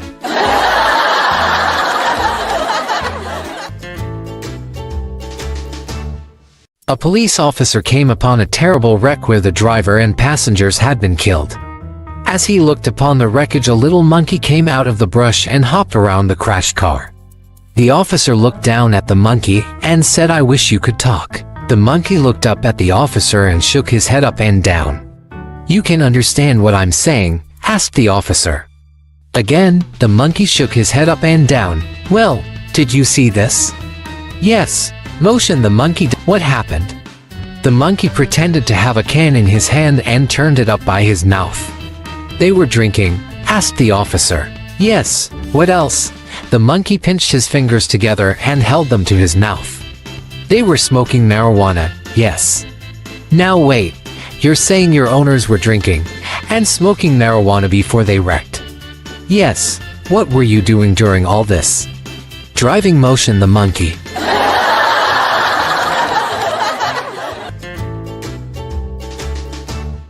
A disciple who loved and admired his teacher decided to observe his behavior minutely, believing that if he did everything that his teacher did, then he would also acquire his teacher's wisdom. The teacher always wore white, and so his disciple did the same. The teacher was a vegetarian, and so his disciple stopped eating meat and replaced it with a diet of vegetables and herbs. The teacher was an austere man, and so the disciple decided to devote himself to self-sacrifice and started sleeping on a straw mattress. After some time, the teacher noticed these changes in his disciple's behavior and asked him why. "I am climbing the steps of initiation," came the reply. "The white of my clothes shows the simplicity of my search, the vegetarian food purifies my body, and the lack of comfort makes me think only of spiritual things." Smiling, the teacher took him to a field where a horse was grazing. "You have spent all this time looking outside yourself, which is what matters least," he said. "Do you see that creature there? He has white skin, eats only grass, and sleeps in a stable on a straw bed. Do you think he has the face of a saint or will one day become a real teacher?"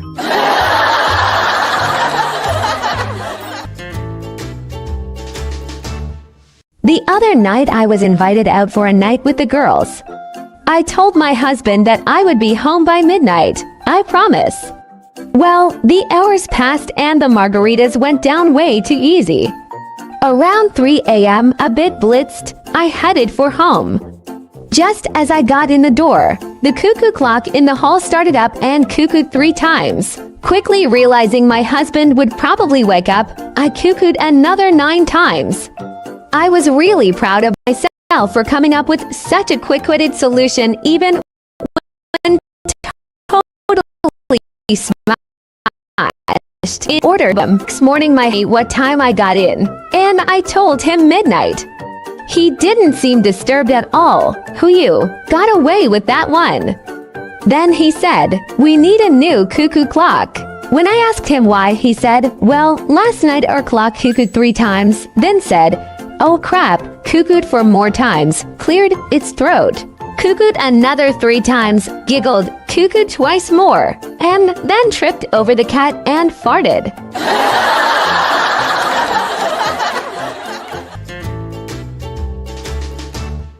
A photographer from a well-known national magazine was assigned to cover the fires at Yellowstone National Park. When the photographer arrived, he realized that the smoke was so thick that it would seriously impede or make it impossible for him to photograph anything from ground level. He requested permission to rent a plane and take photos from the air. He arrived at the airport and saw a plane warming up near the gate. He jumped in with his bag and shouted, "Let's go." The pilot swung the little plane into the wind, and within minutes they were in the air. The photographer said, "Fly over the park and make 2 or 3 low passes so I can take some pictures." Why? Asked the pilot. Because I am a photographer, he responded, and photographers take photographs. The pilot was silent for a moment. Finally, he stammered, "You mean you're not the flight instructor?"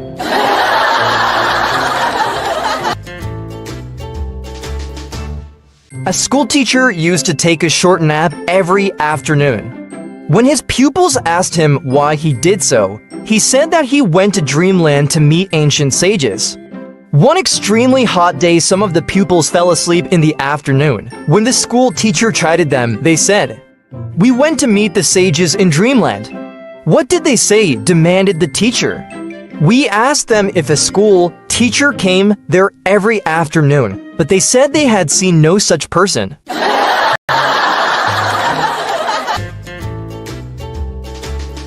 I got chatting to a girl in a club. "Can I buy you a drink?" I asked. Have you not got a girlfriend? Guys like you always have girlfriends. "No, sadly we broke up just over a month ago." Oh, I'm sorry to hear that. Go on then. I'll have a white wine, please. A few drinks later, after a kiss and a cuddle, we headed off back to her place and made passionate love.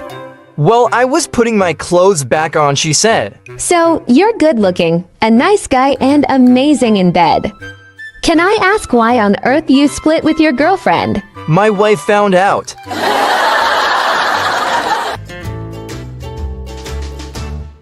A priest was being honored at his retirement dinner after 25 years in the parish. A leading local politician and member of the congregation was chosen to make the presentation, however he was delayed, so the priest decided to say his own few words while they waited. I got my first impression of the parish from the first confession I heard here. I thought I had been assigned to a terrible place. The very first person who entered my confessional told me he had stolen a television, able to lie his way out of it. He had stolen money from his parents, embezzled from his employer, had an affair with his boss wife, had sex with his boss' 17-year-old daughter on numerous occasions, taken illegal drugs, had several homosexual affairs, was arrested several times for public nudity, and gave veto-in-law. I was appalled that one person could do so many awful things. But as the days went on, I learned that my people were not all like that, and I had, indeed, come to a fine parish full of good and loving people. Just as the priest finished his talk, the politician arrived full of apologies at being late. He immediately began to make the presentation and gave his talk. I'll never forget the first day our parish priest arrived. In fact, I had the honor of being the first person to go to him for confession.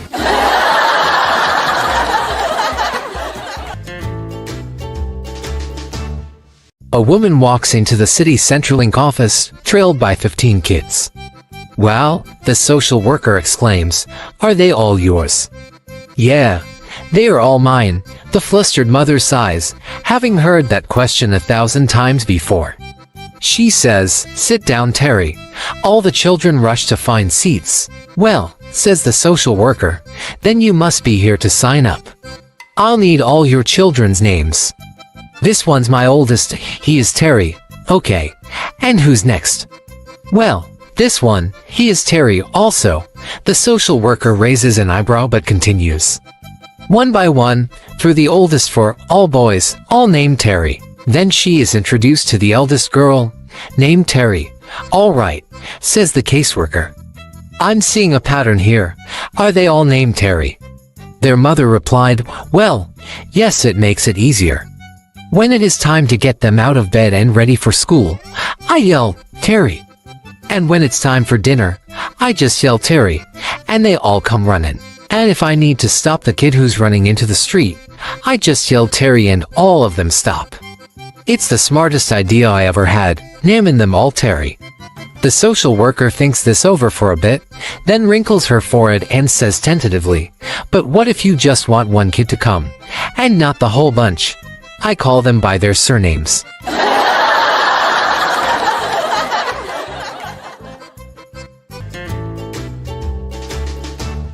Ever since I was a child, I'd always had a fear of someone under my bed at night. So I went to a shrink and told him, I've got problems.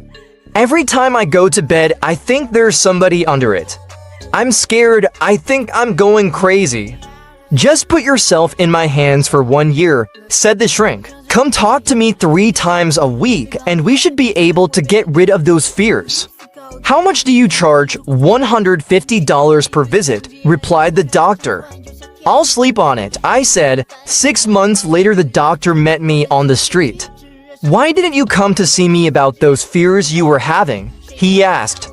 Well, $150 a visit, 3 times a week for a year, is $23,400. A bartender cured me for $10. I was so happy to have saved all that money that I went and bought a new pickup truck. Is that so? With a bit of an attitude, he said. And how, may I ask, did a bartender cure you?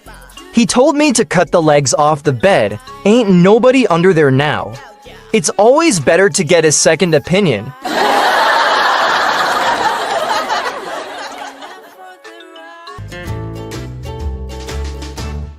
During my physical examination, my doctor asked me about my physical activity level. I described a typical day. Well, yesterday afternoon, I took a 5-hour walk about 7 miles through some pretty rough terrain. I waded along the edge of a lake. I pushed my way through brambles. I got sand in my shoes and my eyes. I avoided standing on a snake. I climbed several rocky hills. Took a few leaks behind some big trees. The mental stress of it all left me shattered. At the end of it all, I drank 8 beers. Inspired by the story, the doctor said, "You must be one hell of an outdoors man." "No," I replied, "I'm just a bad golfer."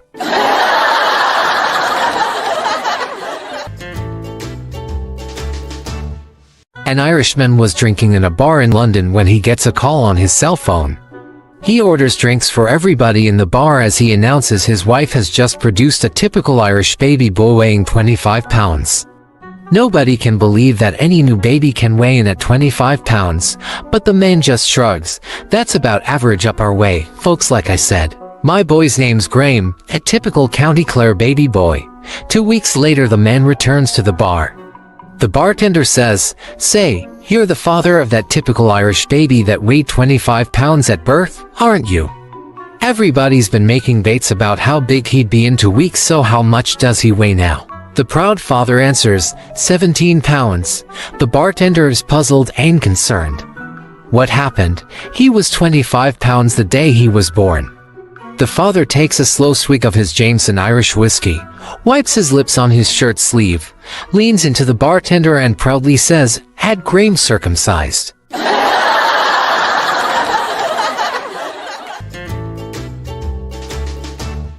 Here I was sitting at the bar, staring at my drink, when a large troublemaking biker steps up next to me, grabs my drink, and gulps it down in one swig. "Well, what you're gonna do about it?" he says, menacingly, as I burst into tears. "Come on, man," the biker says. "I didn't think you'd cry. I can't stand to see a man crying." This is the worst day of my life. I say I'm a complete failure. I was late to a meeting and my boss fired me. When I went to the parking lot, I found my car had been stolen and I don't have any insurance. I left my wallet in the cab I took home. I found my wife with another man, and then my dog bit me, so I came to this bar to work up the courage to put an end to it all. I buy a drink, I drop a capsule in, and sit here watching the poison dissolve. Then you show up and drink the whole thing. But enough about me. How's your day going?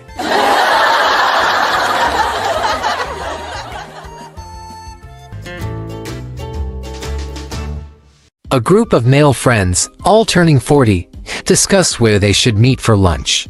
Finally, it was agreed that they would meet at Weatherspoons because the waitresses had big breasts and wore mini dash skirts. 10 years later, at age 50, the friends once again discussed where they should meet for lunch. Finally, it was agreed that they would meet at Weatherspoons because the waitresses were attractive.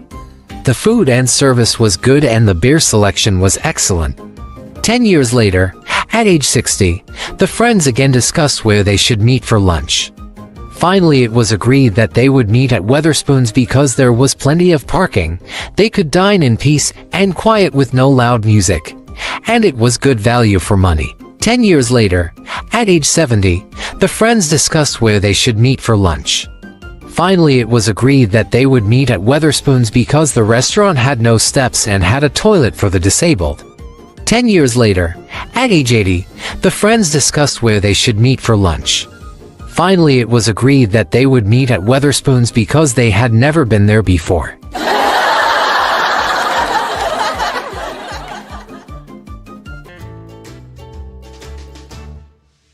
Dan married a woman with an identical twin. Less than a year later, he was in court filing for a divorce. "Tell the court why you want a divorce," said the judge. Tell the court why you want a divorce. Well, Your Honor, every once in a while my sister-in-law would come over for a visit. And because she and my wife looked exactly alike, every once in a while I'd end up making love to her by mistake. Surely there must be some difference between the two women. You'd better believe there is a difference, Your Honor. That's why I want a divorce. A man who smelled like a distillery flopped on a subway seat next to a priest. The man's tie was stained, his face was plastered with red lipstick, and a half-empty bottle of gin was sticking out of his torn coat pocket. He opened his newspaper and began reading. After a few minutes, the disheveled guy turned to the priest and asked, "Say, Father, what causes arthritis?" "Mister, it's caused by loose living, being with cheap, wicked women, too much alcohol, and a contempt for your fellow man." Wow. The drunk muttered, returning to his paper. The priest, thinking about what he had said, nudged the man and apologized. "I'm very sorry. I didn't mean to come on so strong. How long have you had arthritis?" "I don't have it, Father. I was just reading here that the Pope does." Little Susie was not the best student in Catholic school. Usually she slept through the class. One day her teacher, a nun, called on her while she was sleeping. Tell me, Susie, who created the universe? When Susie didn't stir, little Johnny, who was her friend sitting behind her, took his pencil and jabbed her in the rear. "God Almighty!" shouted Susie. The nun said, "Very good," and continued teaching her class. A little later, the nun asked Susie, "Who is our Lord and Savior?" But Susie didn't stir from her slumber. Once again, Johnny came to her rescue and stuck her in the butt. "Jesus Christ!" shouted Susie. And the nun once again said, "Very good." And Susie fell back asleep. The nun asked her a third question. What did Eve say to Adam after she had her 23rd child? Again, Johnny came to the rescue. This time, Susie jumped up and shouted, "If you stick that damn thing in me one more time, I'll break it in half." The nun fainted. Jim and Bob, two farmers from Queensland, are sitting at their favorite bar, enjoying a cold beer. Jim turns to Bob and says, "You know, I've been thinking a lot lately. I'm tired of going through life without an education. Tomorrow, I think I'll sign up for some classes at the community college." Bob thinks it's a great idea, so the two of them head off. The next day, Jim goes down to the college and meets the dean of admissions. The dean gets him enrolled in for core classes math, English, history, and logic. Logic? What's that? Let me give you an example. Do you own a whippersnipper? Yeah. Well, logically speaking, since you own a whippersnipper, I would guess that you have a yard. That's true. I do have a yard. Because you have a yard, it's logical to assume you also have a house. Yep, I have a house. And because you have a house, you most likely have a family. I do have a family. Since you have a family, then logically, you must have a wife. And because you have a wife, I can conclude that you are probably heterosexual. Wow, you figured all that out just because I own a whippersnipper. Excited about his new classes, Jim heads over to the bar to meet Bob and tells him all about his classes math, English, history, and logic. Logic? What's that? Let me give you an example. Do you own a whippersnipper? No. Then you're a poofter. 11 people were hanging on a rope under a helicopter. 10 men and 1 woman. The rope was not strong enough to carry them all, so they decided that one had to leave. because otherwise they were all going to fall. They weren't able to choose that person until the woman gave a very touching speech. She said that she would voluntarily let go of the rope because, as a woman, she was used to giving up everything for her husband and kids or for men in general, and was used to always making sacrifices with little in return. As soon as she finished her speech, all the men started clapping.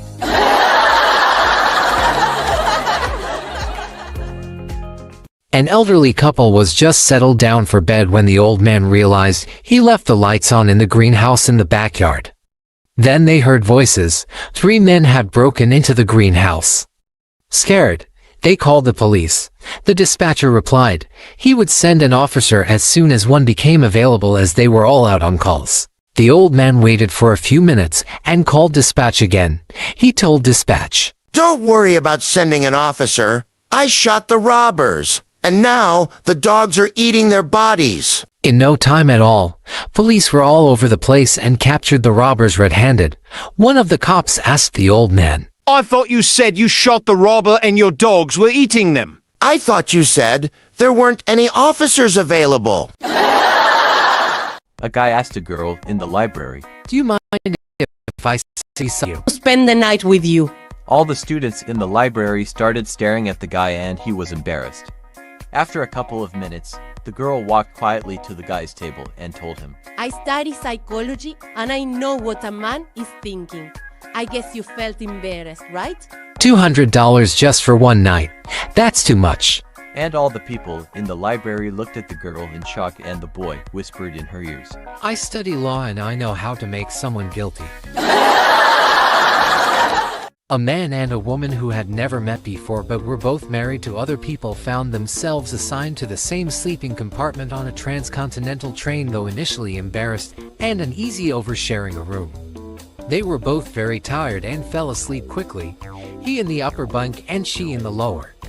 At 1 a.m., the man leaned down and gently woke the woman, saying, "Ma'am, I'm sorry to bother you, but would you be willing to reach into the closet and get me a second blanket? I'm awfully cold." I have a better idea. Just for tonight, let's pretend that we're married. Wow, that's a great idea. Good, get your own fucking blanket. After a moment of silence, he farted.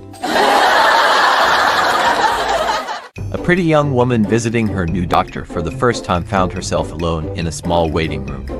She began undressing nervously, preparing herself for the upcoming examination. Just as she draped the last of her garments over the back of a chair, a light rap sounded on the door and a young doctor strode in. Coming to an abrupt halt, the doctor looked his nude patient up and down carefully and with considerable appreciation. "Miss Smith, it seems quite obvious to me that until today you have never undergone an eye examination." After 35 years of marriage, a husband and wife came for counseling. When asked what the problem was, the wife went into a tirade listing every problem they had ever had in the years they had been married. On and on and on: neglect, lack of intimacy, emptiness, loneliness, feeling unloved and unlovable, an entire laundry list of unmet needs she had endured. Finally, after allowing this for a sufficient length of time, the therapist got up, walked around the desk, and after asking the wife to stand, he embraced and kissed her long and passionately as her husband watched with a raised eyebrow. The woman shut up and quietly sat down in a daze. The therapist turned to the husband and said, "This is what your wife needs at least 3 times a week. Can you do this? Well, I can drop her off here on Mondays and Wednesdays, but I fish on Fridays." A drunk walks into a bar and says to the bartender with a drunken slur, "Bartender, buy everyone in the house a drink, pour yourself one, and give me the bill." So, the bartender does just that and hands the man a bill for $57. The drunk says, "I haven't got it." The bartender slaps the guy around a few times, then throws him out into the street. The very next day, the same drunk walks into the bar and once again says with a drunken slur, "Bartender, buy everyone in the house a drink, pour yourself one, and give me the bill." The bartender looks at the guy and figures to himself that he can't possibly be stupid enough to pull the same trick twice. So he gives him the benefit of the doubt, pours a round of drinks for the house, has a drink himself and hands the drunk a bill for $67.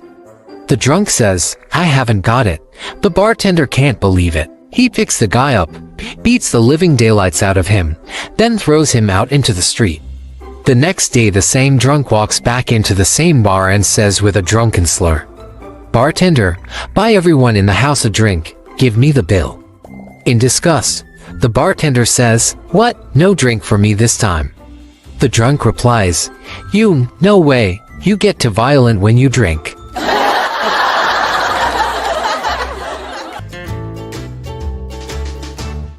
Ray and Bob, two government maintenance guys, were standing at the base of a flagpole, hooking up. A woman walked by and asked what they were doing. "We're supposed to find the height of the flagpole," said Bob, "but we don't have a ladder." The woman said, "Hand me that wrench out of your toolbox." She loosened a few bolts, then laid the pole down. She then took a tape measure from their toolbox, took a measurement and announced, 18 feet, 6 inches, and walked away. Ray shook his head and laughed. "Well, ain't that just like a Miss Know-It-All woman?" He said, "We need the height and she gives us the length." Ray and Bob are still working for the government.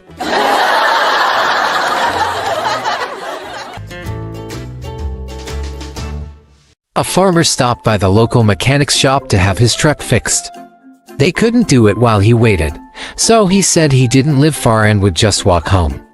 On the way home he stopped at the hardware store and bought a bucket and a gallon of paint.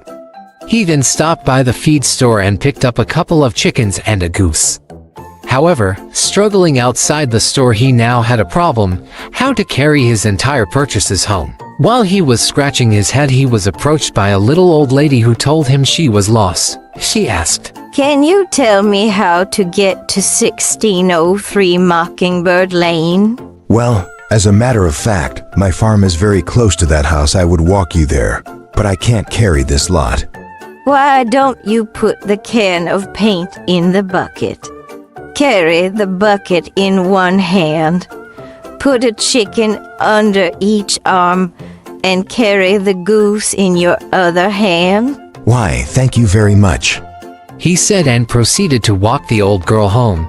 On the way he says, "Let's take my shortcut and go down this alley. We'll be there in no time." I am a lonely widow, without a husband to defend me. How do I know that when we get in the alley, you won't hold me up against the wall, pull up my skirt, and have your way with me? Holy smokes, lady. I'm carrying a bucket, a gallon of paint, 2 chickens, and a goose. How in the world could I possibly hold you up against the wall and do that? Set the goose down, cover him with the bucket, put the paint on top of the bucket, and I'll hold the chickens.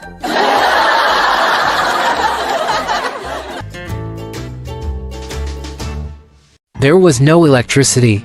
The doctor handed the father to be a lantern and said, "Here, you hold this high so I can see what I am doing." Soon, a baby boy was brought into the world. "Whoa there," said the doctor. "Don't be in such a rush to put that lantern down. I think there's another one coming." Sure enough, within minutes he had delivered a baby girl. "Hold that lantern up, don't set it down, there's another one," said the doctor. Within a few minutes he had delivered a third baby. "No, don't be in a hurry to put down that lantern, it seems there's yet another one coming," cried the doctor. The redneck scratched his head in bewilderment and asked the doctor, "You reckon it might be the light that's attracting him?"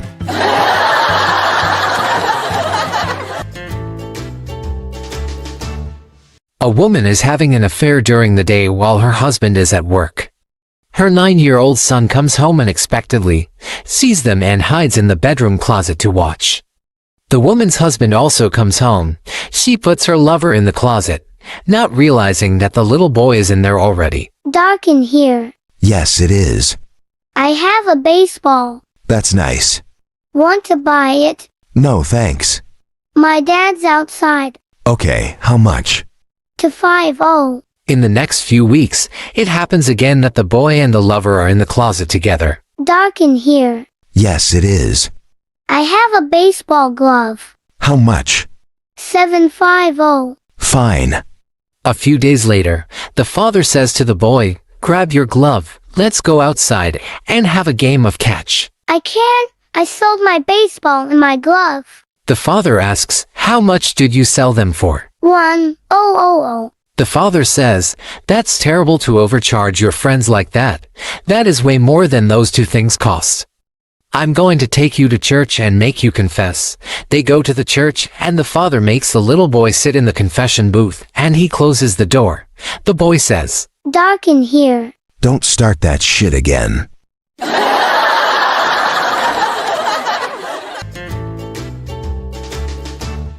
"Where is God?" asked the disciple. "Everywhere, in everyone and everything," said his guru. Later, as the disciple was going home, he saw an elephant charging towards him. "Get out of the way! Get out of the way!" shouted the elephant driver. He has gone mad, but the disciple thought, "God is everywhere. He is in the elephant, and he is in me. Would God attack God? No, therefore the elephant will not attack me." He stood where he was. The elephant picked him up in his trunk and flung him aside. Fortunately, he landed in a haystack and was not too badly hurt. But he was terribly shaken and confused. When the guru and the other disciples came to help him and take him home, he said, "You said God is in everything, but see what the elephant did to me." "It is true that God is in everything," said his guru. "He is in the elephant, but he is also in the mahout who kept telling you to get out of the way. Why didn't you listen to him?"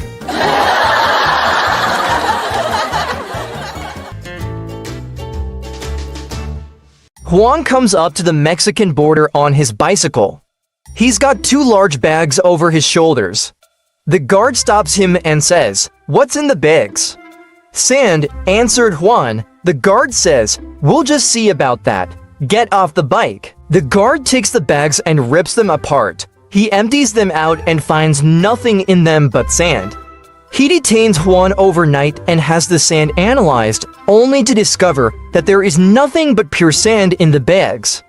The guard releases Juan, puts the sand into new bags, hefts them onto the man's shoulders, and lets him cross the border. The next day, the same thing happens. The guard asks, "What have you got?" "Sand," says Juan. The guard does his thorough examination and discovers that the bags contain nothing but sand. He gives the sand back to Juan, and Juan crosses the border on his bicycle. This sequence of events is repeated every day for a year. Finally, Juan doesn't show up one day and the guard meets him in a cantina in Mexico. "Hey, buddy," says the guard. "I know you are smuggling something. It's driving me crazy.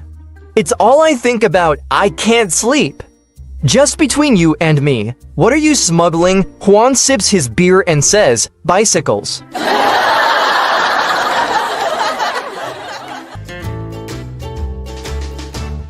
A woman is at home when she hears someone knocking at her door. She goes to the door, opens it, and sees a man standing there. He asks the lady, "Do you have a vagina?" She slams the door in disgust. The next morning she hears a knock at the door. It's the same man and he asks the same question to the woman, "Do you have a vagina?" She slams the door again. Later that night when her husband gets home, she tells him what has happened for the last 2 days.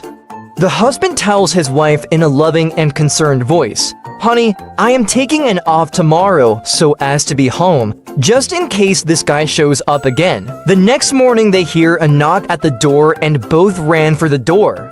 The husband whispers to the wife, "Honey, I'm going to hide behind the door and listen, and if it is the same guy, I want you to answer yes to the question because I want to see where he's going with this." She nods yes to her husband and opens the door. Sure enough, the same fellow is standing there.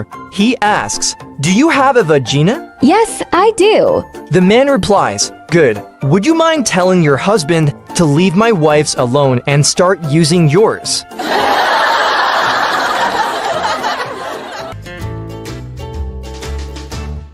A generous king once ruled in the land of Andhra. Every day two beggars used to come to him for alms, and he always gave them food and money. On receiving the alms, one of them, the older one, used to say, "God provides." The other beggar, the younger of the two, would say, "Our king provides." One day the king gave them more money than usual, whereupon the older man cried out lustily, "God provides." This annoyed the king, who thought, "It is I who am feeding him, and he keeps saying God provides, God provides."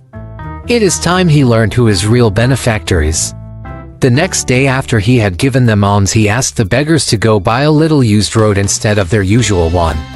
"I have provided for one of you," he said. "God will provide for the other." He made sure that the one who always praised him went first. He had ordered that a purse of gold be kept on the road in the beggar's path so that he would find it. But as the beggar walked down the road, he wondered why the king had sent him that way. "Perhaps he wants me to enjoy the privacy of this road," he thought. It is indeed a beautiful road and so broad. One can walk with eyes closed. And he closed his eyes. As a result, he missed seeing the purse. It was spotted and picked up by the other beggar who was coming behind him. The next day the king asked the beggars whether they had found anything on the road he had sent them by, and he looked meaningfully at the younger man. But the beggar shook his head. "It was a beautiful road," he said, "but I did not find anything on it." "But I did," said the other man. "I found a purse of gold. God provides." Now the king became even more determined to show the older beggar that he was their true benefactor. So while the beggars were going away, he called the younger one back and gave him a pumpkin. The pumpkin had been hollowed out and filled with silver coins. But the beggar did not know that. On the way he sold it to a bania for a few coins. The next day the king asked the beggars if anything eventful had happened the previous day, looking meaningfully at the younger beggar. "Nothing," said the beggar, "except that I earned a few more coins than usual by selling the pumpkin you had so generously given me." The king tried hard not to show his dismay. "And you?" he said to the other beggar. "Did you earn more than usual?" "I certainly did," said the beggar. "As I was passing by a bania's shop, he called me and gave me a pumpkin. When I went home and cut it, I found that it was full of silver. As I always say, God provides."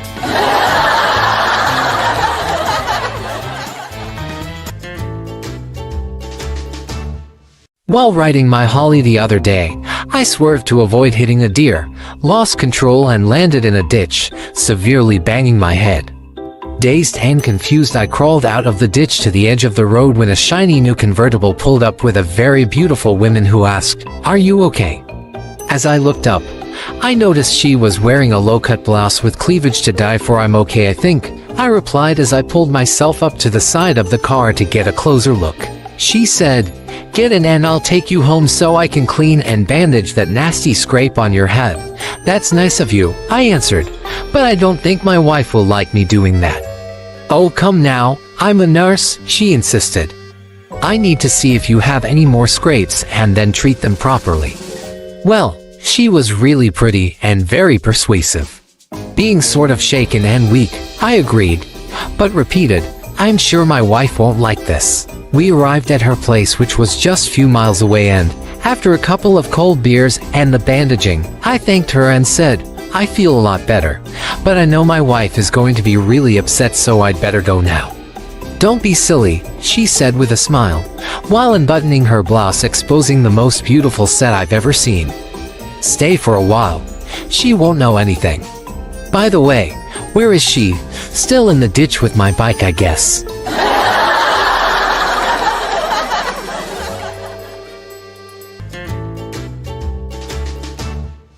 One night, for college students were out partying late night and didn't study for the test, which was scheduled for the next day.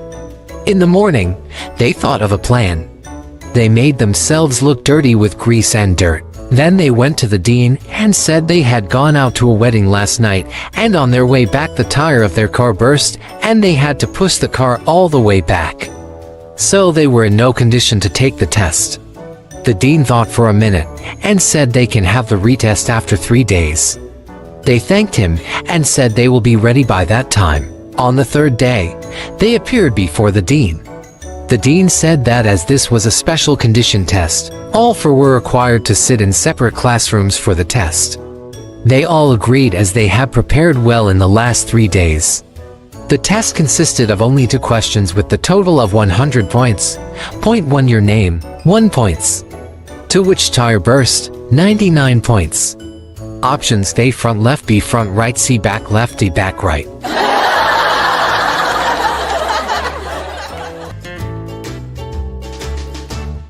An Englishman, a Scotsman, and an Irishman, they run into a bar and say to the bartender, "Quick, we need somewhere to hide. There's a man trying to kill us."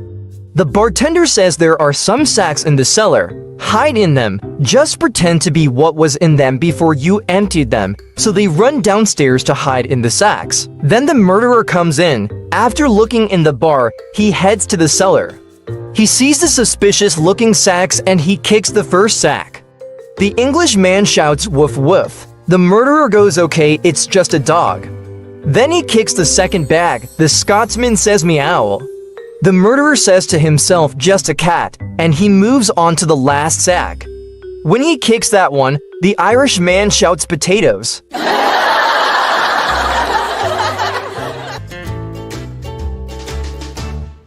A fireman comes home from work one day and tells his wife, "We have a wonderful system at the fire station. Bell 1 rings, we put on our jackets. Bell 2 rings, we slide down the pole. Bell 3 rings, we're on the trucks. From now on, we're going to run this house the same way. When I say bell 1, I want you to strip naked. When I say bell 2, I want you to jump into bed. When I say bell 3, we're going to make passionate love." The next night, the fireman comes home from work and yells, "Bell 1, his wife takes off her clothes. Bell 2, and his wife jumps into bed. Bell 3, and they began to make love. After 2 minutes, his wife yells, "Bell 4, what's bell for?" The husband asks. "More hose," she replies, "you're nowhere near the fire."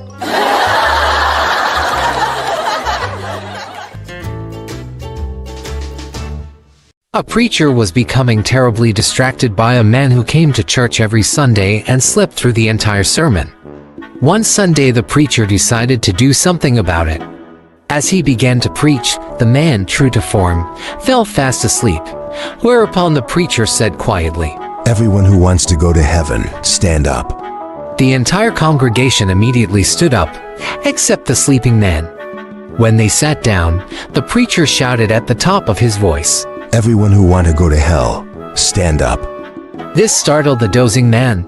Still half asleep, he jumped up, looked around to see what was going on, then said to the preacher, "I don't know what we're voting on, but it looks like you and I are the only ones in favor of it."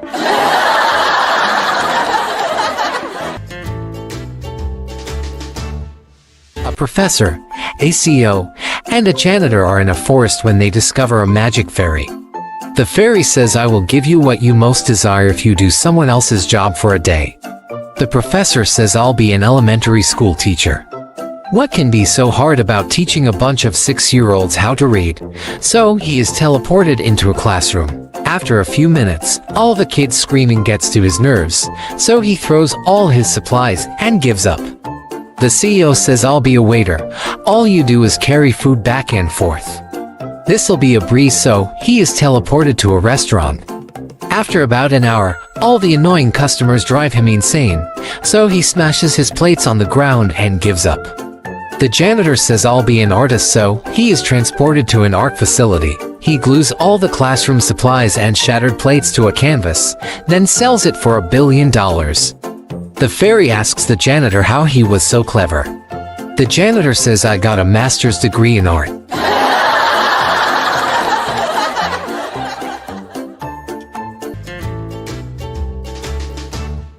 A naturopathic doctor opens up a wellness clinic. He puts a sign outside that says, "Get treatment for $20, if not cured, get back $100.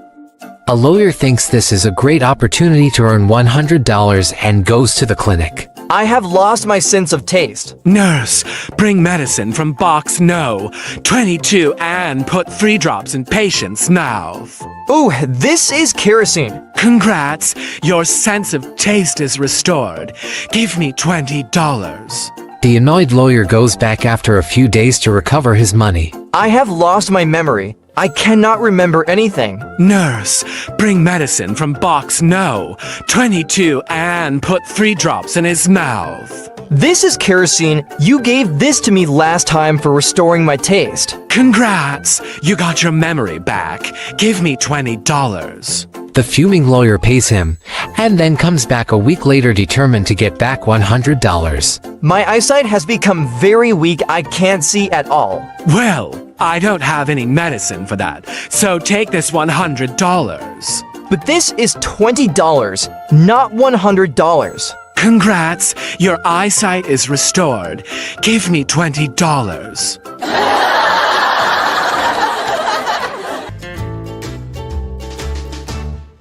This guy sees a sign in front of a house, "Talking dog for sale." He rings the bell, and the owner tells him the dog is in the backyard. The guy goes into the backyard and sees a black mutt just sitting there. "You talk?" he asks. "Yep," the mutt replies. "So, what's your story?" The mutt looks up and says, "Well, I discovered this gift pretty young, and I wanted to help the government, so I told the CIA about my gift, and in no time they had me jetting from country to country, sitting in rooms with spies and world leaders, because no one figured a dog would be eavesdropping. I was one of their most valuable spies 8 years running. The jetting around really tired me out, and I knew I wasn't getting any younger, and I wanted to settle down. So I signed up for a job at the airport to do some undercover security work, mostly wandering near suspicious characters and listening in. I uncovered some incredible dealings there and was awarded a batch of medals. Had a wife, a mess of puppies, and now I'm just retired." The guy is amazed. He goes back in and asks the owner what he wants for the dog. The owner says, $10. The guy says, "This dog is amazing. Why on earth are you selling him so cheap?" The owner replies, "He's such a liar. He didn't do any of that stuff."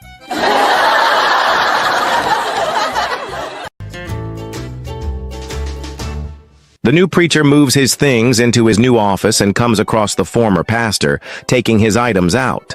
I left 3 envelopes in your desk. If you have any trouble, open them.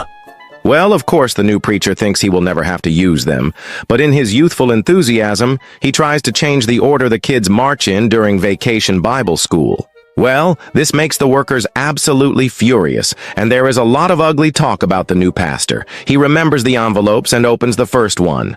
You haven't been here long, but you decided to make a change in the vacation Bible school. Now everyone is mad. Tell everyone that the former preacher had told you this was how you preferred to do it. So the young preacher did that, and it worked well. He had been there about 1.5 years when he tried to change the deacon position from being a lifelong job to a position that rotated annually.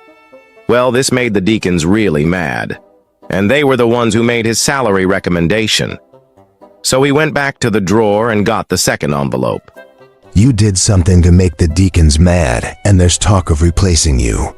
Tell them this is the official denominational policy, that you thought they wanted to comply, but it doesn't make you any difference what they do. He tried this, and again it worked great. You guessed it. After 3 years, he finally told the women's organization that they were going to have to open the kitchen so that it could be used without a representative from the women's group being present. This put the women's organization in open revolt, so he went back to that third and final envelope. You've been here about 3 years, and you finally got the women's organization mad. The only thing to do is prepare 3 envelopes.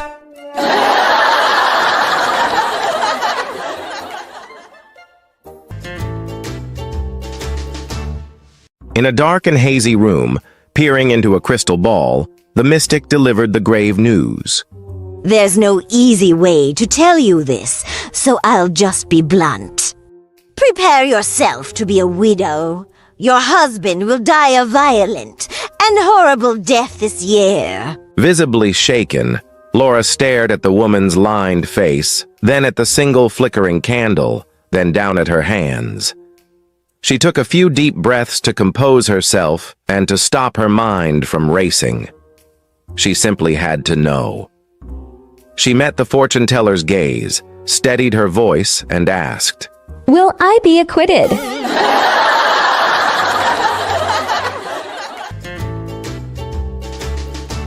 December 8th to 6 p.m. It started to snow. The first snow of the season, and the wife and I took our cocktails and sat for hours by the window watching the huge soft flakes drift down from heaven. It looked like a Grandma Moses print. So romantic we felt like newlyweds again. I love snow. December 9th. We woke to a beautiful blanket of crystal white snow covering every inch of the landscape. What a fantastic sight. Can there be a more lovely place in the whole world? Moving here was the best idea I've ever had. Shoveled for the first time in years and felt like a boy again. I did both our driveway and the sidewalks. This afternoon the snowplow came along and covered up the sidewalks and closed in the driveway, so I got to shovel again. What a perfect life. December 12th. The sun has melted all our lovely snow. Such a disappointment.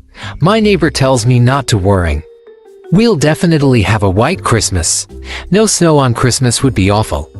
Bob says we'll have so much snow by the end of winter that I'll never want to see snow again. I don't think that's possible. Bob is such a nice man. I'm glad he's our neighbor. December 14th. Snow. Lovely snow. 8 inches last night. The temperature dropped to -20. The cold makes everything sparkle so. The wind took my breath away, but I warmed up by shoveling the driveway and sidewalks. This is the life. The snowplow came back this afternoon and buried everything again. I didn't realize I would have to do quite this much shoveling, but I'll certainly get back in shape this way. I wish I wouldn't huff and puff so. December 15th. 0.2 inches forecast.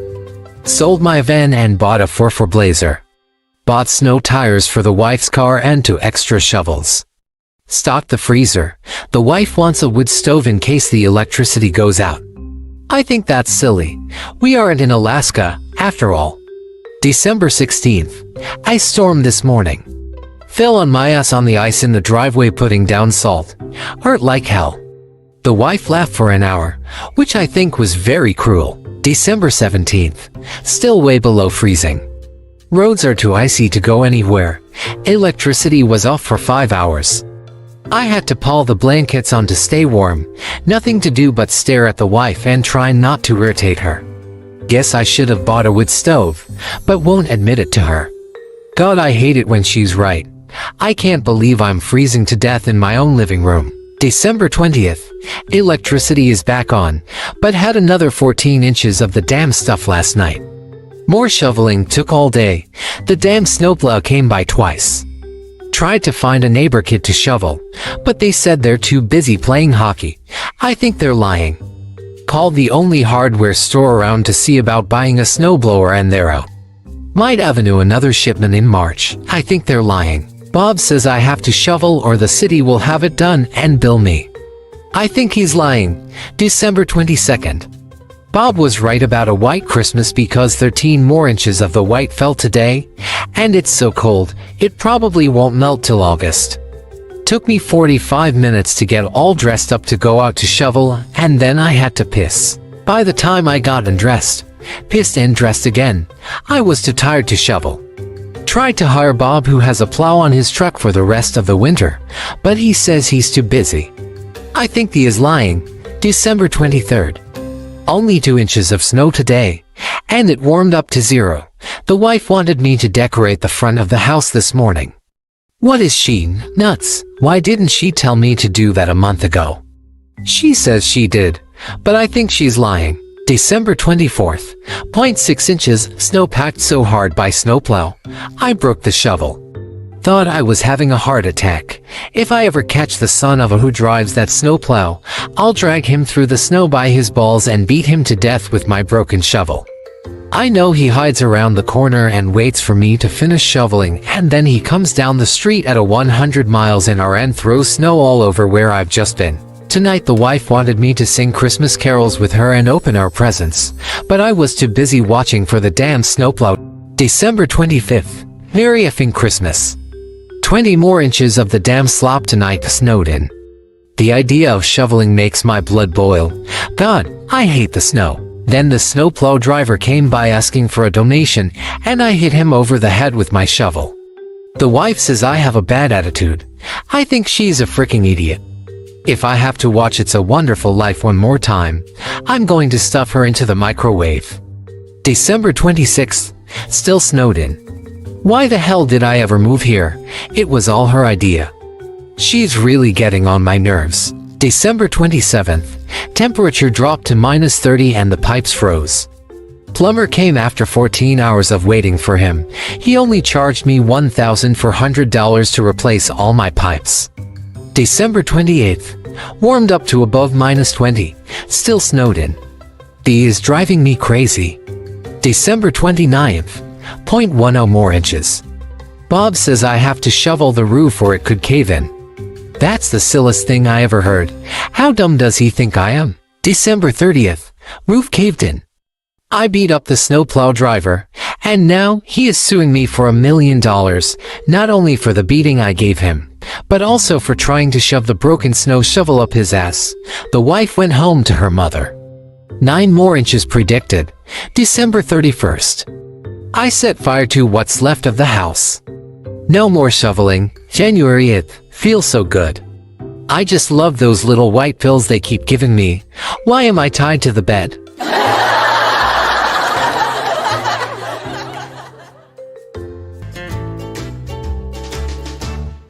The other day, Bev, my wife and I went into town and visited a shop.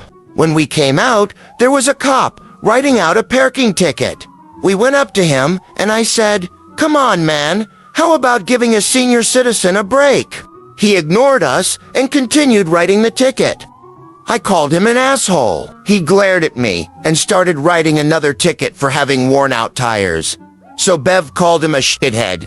He finished the second ticket and put it on the windshield with the first. Then he started writing more tickets. This went on for about 20 minutes. The more we abused him, the more tickets he wrote. Just then, our bus arrived, and we got on it and went home. We try to have a little fun each day, now that we're retired. It's important at our age.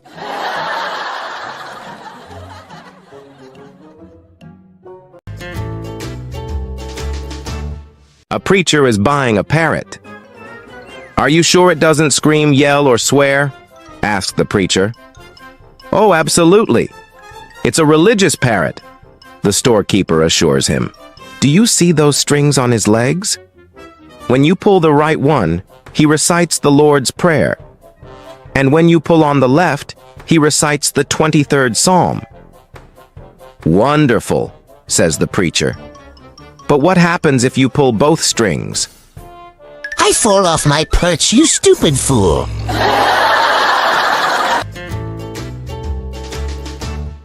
Two elderly grandparents from a retirement center were sitting on a bench under a tree when one turns to the other and says, Slim, I'm 83 years old now, and I'm just full of aches and pains. I know you're about my age. How do you feel? I feel just like a newborn baby. Really? Like a newborn baby? Yep, no hair, no teeth, and I think I just wet my pants.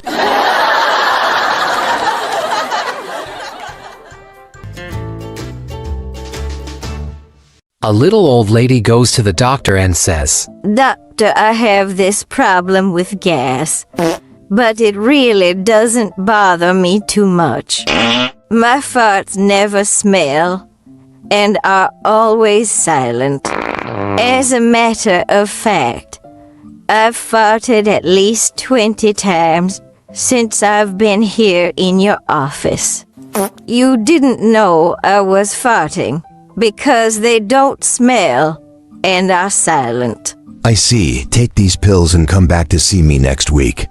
The next week the lady comes back. Doctor, I don't know what you gave me, but now my farts, although still silent, stink terribly.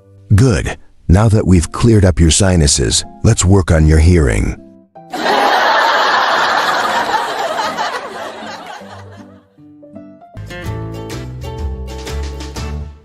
On his first day on the job, The trainee dialed the kitchen and shouted into the phone, "Get me a cup of coffee, quickly."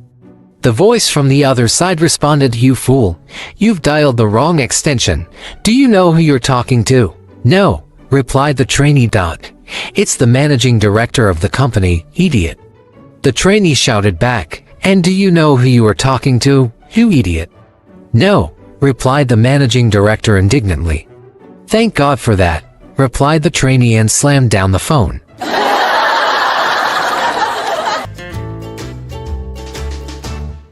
A circus owner ran an ad for a lion tamer, and two young people showed up. One was a good-looking lad in his mid-20s, and the other was a gorgeous blonde about the same age.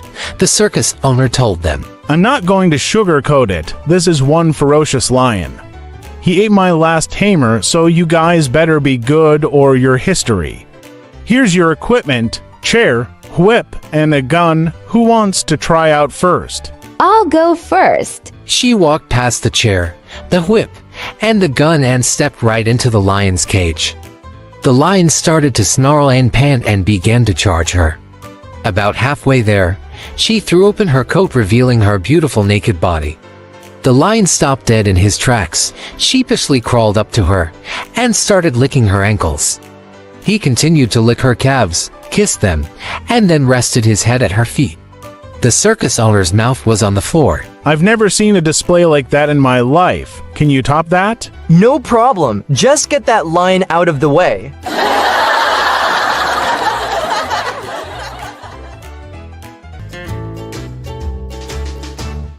Stumpy and his wife Martha went to the state fair every year. Every year Stumpy would say, "Martha, I'd like to ride in that there airplane." And every year Martha would say, "I know, Stumpy, but that airplane ride costs $10, and $10 is $10. One year Stumpy and Martha went to the fair and Stumpy said, "Martha, I'm 71 years old. If I don't ride that airplane this year, I may never get another chance." Martha replied, "Stumpy, that their airplane ride costs $10, and $10 is $10. The pilot overheard them and said, "Folks, I'll make you a deal. I'll take you both up for a ride. If you can stay quiet for the entire ride and not say one word, I won't charge you, but if you say one word, it's $10. Stumpy and Martha agreed and up they went. The pilot did all kinds of twists and turns, rolls and dives, but not a word was heard. He did all his tricks over again, but still not a word. They landed and the pilot turned to Stumpy. "By golly, I did everything I could think of to get you to yell out, but you didn't."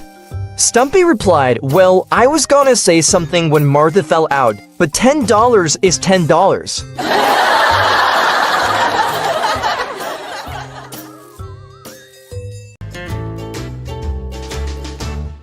A guy is reading his paper when his wife walks up behind him and smacks him on the back of the head with a frying pan. "What was that for?" I found a piece of paper in your pocket with Betty Sue written on it. "Geez, honey, remember last week when I went to the track?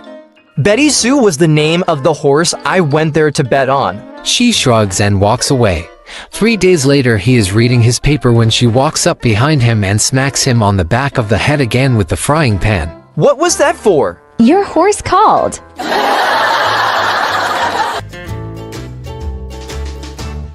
A man came home from work early one day and found his wife naked and panting on the bed. "Honey," she said, thinking quickly, "I think I'm having a heart attack."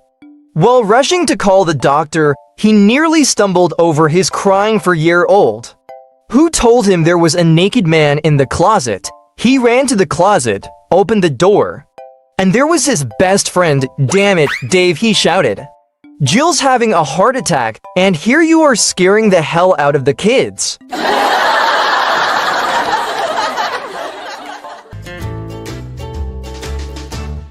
When Big Peter McFlannel dies in Glasgow, his old widow wishes to tell all his friends at once, so she goes to the newspaper and says, "I'd like to place an obituary for my late husband."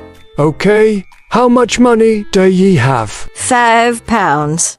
You won't get many words for that, but write something and we'll see if it's okay. So the old woman writes something and hands it over the counter, and the man reads, Peter McFlannel, 5 Park Hyde, deed. The clerk feels guilty at the abruptness of the statement and encourages the old woman to write a few more things. The old woman ponders and then adds a few more words and hands the paper over the counter again. The clerk then reads, Peter Reed, 5 Park Hyde, deed. Ford Escort for sale.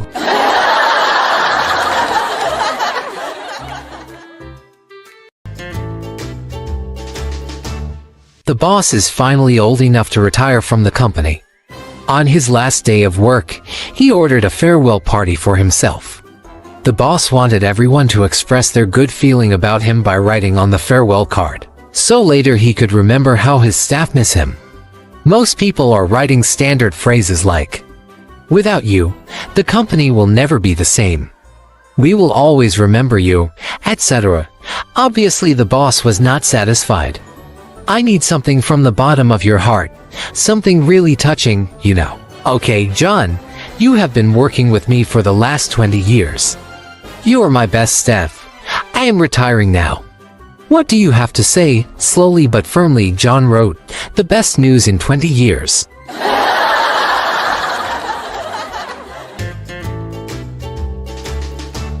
A circuit-riding preacher trained his horse to go when he said, "Praise the Lord," and to stop when he said, "Amen." The preacher mounted the horse, said "Praise the Lord," and went for a ride in the nearby mountains. When he wanted to stop for lunch by a mountain stream, he said, "Amen." He took off again, saying "Praise the Lord." The horse started heading toward the edge of a cliff on a narrow mountain trail. The preacher got excited and said, "Whoa." Then he remembered and said, "Amen," and the horse stopped just short of the edge. The preacher was so relieved that he looked up to heaven and said, "Praise the Lord."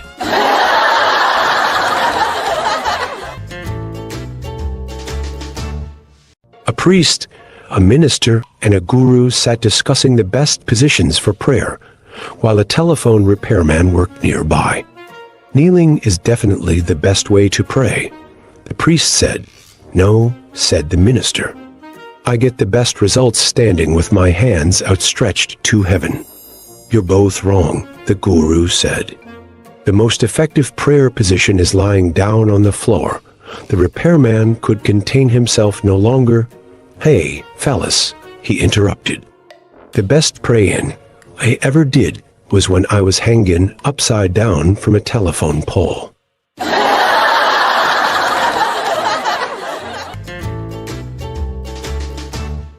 A priest offered a nun a lift. She got in and crossed her legs, forcing her gown to reveal a leg. The priest nearly had an accident. After controlling the car, he stealthily slid his hand up her leg. Father, remember Psalm 129? The priest removed his hand, but, changing gears, he let his hand slide up her leg again. Father, remember Psalm 129? Sorry, sister, but the flesh is weak. Arriving at the convent, the nun sighed heavily and went on her way. On his arrival at the church, the priest rushed to look up Psalm 129. It said, "Go forth and seek. Further up, you will find glory." Moral of the story: if you are not well informed in your job, you might miss a great opportunity.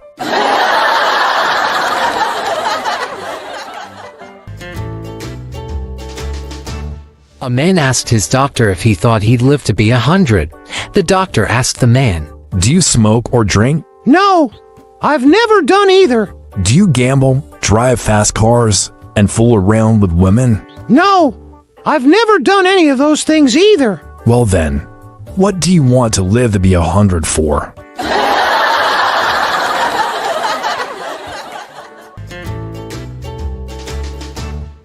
A businessman was in big trouble. He had put everything into his business, and now it was failing. It was so bad he was even contemplating suicide. As a last resort, he went to a priest and poured out his story of terrors and woe. When he had finished, the priest said, "Here's what I want you to do. Put a beach chair and your Bible in your car and drive down to the beach. Take the beach chair and the Bible to the water's edge. Sit down in the beach chair and put the Bible in your lap. Open the Bible. The wind will rifle the pages, but finally the open Bible will come to rest on a page. Look down at the page and read the first thing you see. That will be your answer. That will tell you what to do. A year later, the businessman went back to the priest and brought his wife and children with him. The man was in a new custom-tailored suit, his wife in a mink coat, the children shining. The businessman pulled an envelope stuffed with money out of his pocket, gave it to the priest as a donation and thanks for his advice. The priest recognized the benefactor and was curious. You did as I suggested? Absolutely. You went to the beach? Absolutely. You sat in a beach chair with the Bible in your lap? Absolutely. You let the pages rifle until they stopped? Absolutely. And what were the first words you saw? Chapter 11.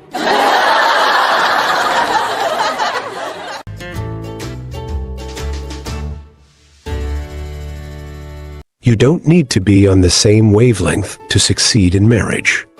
You just need to be able to ride each other's waves. 2 nuclear technicians got married. The bride was radiant, and the groom was glowing. Why were the Melons forced into a traditional marriage? Because they cantaloupe. 1 spelling mistake can ruin your marriage. I accidentally texted my wife, "I'm having a great time. I wish you were her." Any husband who says, "My wife and I are completely equal partners," is talking about either a law firm or a hand of bridge. What's the wife's secret for a peaceful marriage? Lowering her husband's expectations 1 meal at a time. Why did the wife bring a magnifying glass to bed? To find her husband's lost sense of direction. How do you keep the romance alive in a marriage?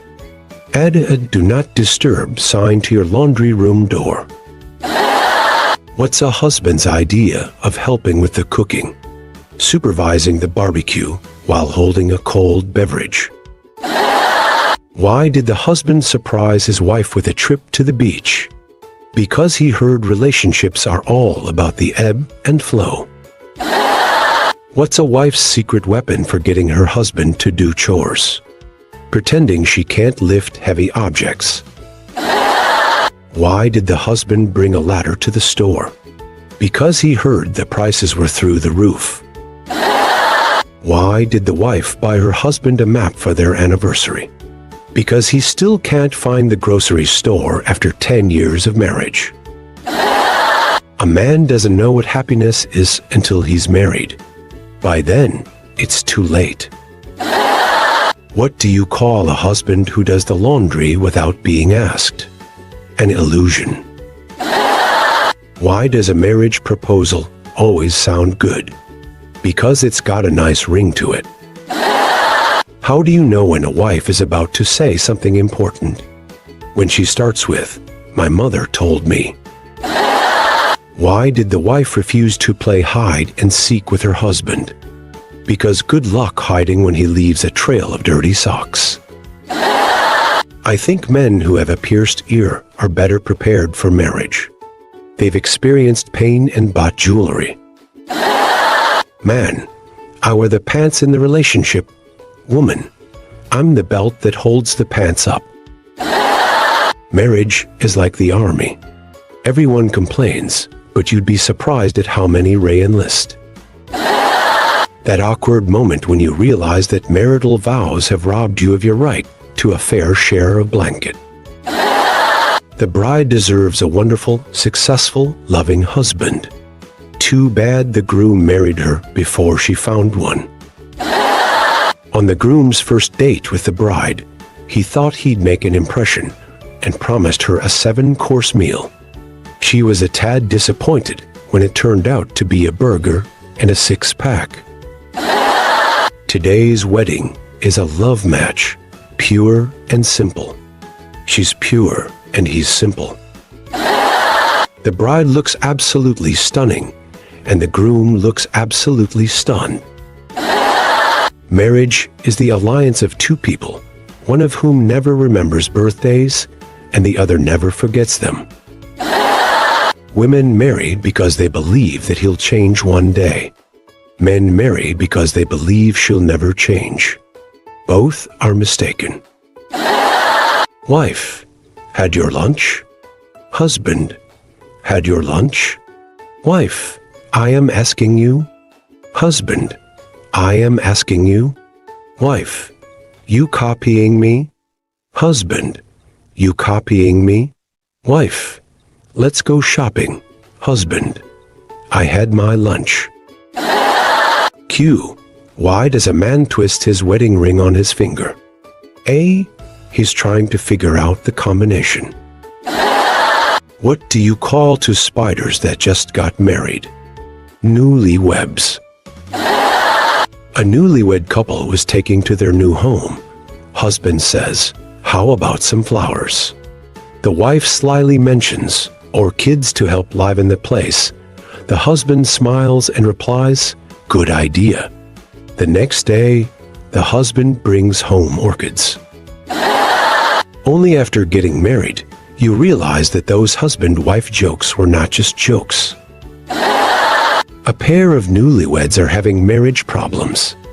They decide to meet with a rabbi to prevent the termination of their very short relationship. The rabbi asks the husband, "What has brought you to the point where you are not able to keep this marriage together?" The husband says, "In the 6 weeks we've been together, we haven't been able to agree on one thing. 7 weeks," the wife says. A newlywed couple is on their honeymoon cruise, and they're unpacking their bags. The husband complains that all his clothes are wrinkled and that there's no ironing board in the cabin. The wife replies, "Don't worry. Everyone here's in the same boat."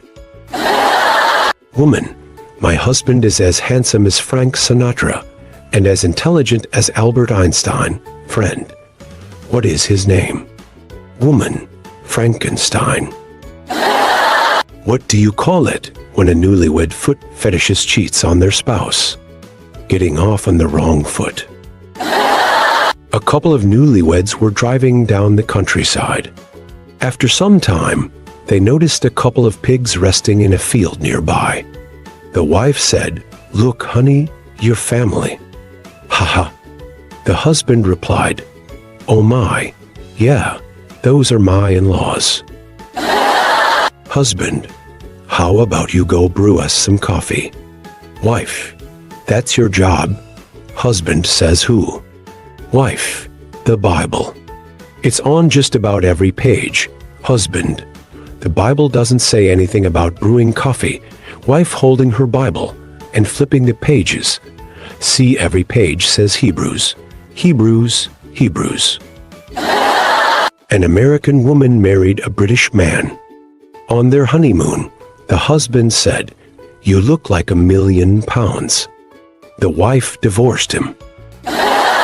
On my wedding day, my mom told my bride, "No refunds, no exchanges on sale items." Wife, "I'm leaving you." Husband in a rush, "I'm with you." My wife and I got lost on our honeymoon so many times that we ended up making a lost and found map as a souvenir. We went on a cruise for our honeymoon. The captain kept saying, "Love is in the air," but I think he meant on the sea. We got lost so many times during our honeymoon that we considered getting matching GPS coordinates as tattoos. We wanted a beach honeymoon, but the weather had other plans. It rained so much that we renamed it Monsoony Moon. My wife and I promised to disconnect from our devices on our honeymoon. It was the longest 15 minutes of our lives. Our honeymoon was at a beach resort, and I realized I had 2 true loves, my spouse and sunscreen. What do you call a honeymoon in a tent? Intensely romantic. What do you call a honeymoon in space? A stellar union. Why do honeymooners make great detectives? Because they always follow the honeymoon trail. Our honeymoon destination was so remote that even the mosquitoes had to take a connecting flight. Husband, I booked us the honeymoon suite, darling. Wife, oh, that's sweet. What's so special about it? Husband, well, it comes with a talking parrot. Wife, a talking parrot? How romantic. Parrot from the corner, are you two really sure you want to spend the rest of your lives together? What's the difference between love and marriage? Love is blind, but marriage is a real eye-opener. When a couple gets married, why is it that the woman changes her name? Because men can't handle that much planning. Why is marriage like a nice suit? At first, it's a perfect fit, but after a while, you need alterations. Being asked to be someone's best man is like being called up for jury duty. Did you hear about the couple who went on a honeymoon to a bakery? They wanted to prove that love is a piece of cake. The best part of a beach honeymoon? The only thing you have to worry about is getting sand everywhere. Honeymooning in a remote cabin? Don't worry. It's just a test of your survival skills as a couple. What were the two bees doing on the moon? They had their honeymoon. What's a honeymoon without a bit of adventure? It's the perfect time to take the plunge. Honeymooning on a cruise ship is great. You can finally say you're sailing into married life. Sine and his Mrs. Cosine went for their honeymoon on a beach and got a tan. When they returned, it took them a sec to find that they needed a new cot. Why couldn't the married couple wait for their honeymoon on Alderaan? It was gonna be a blast. Recipe for honeymoon salad. Lettuce alone without dressing. Why did you go to Egypt for your honeymoon? To make the wife a mummy. A man goes on his honeymoon on his new yacht, husband raising his glass. Here's to happiness together, wife, and to our new yacht, husband. The sea is silent, honey, wife staring into the horizon. Yes, it's lovely this time of year. Knock, knock.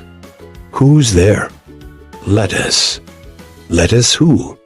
Let us get married. My partner and I bought a waterbed recently.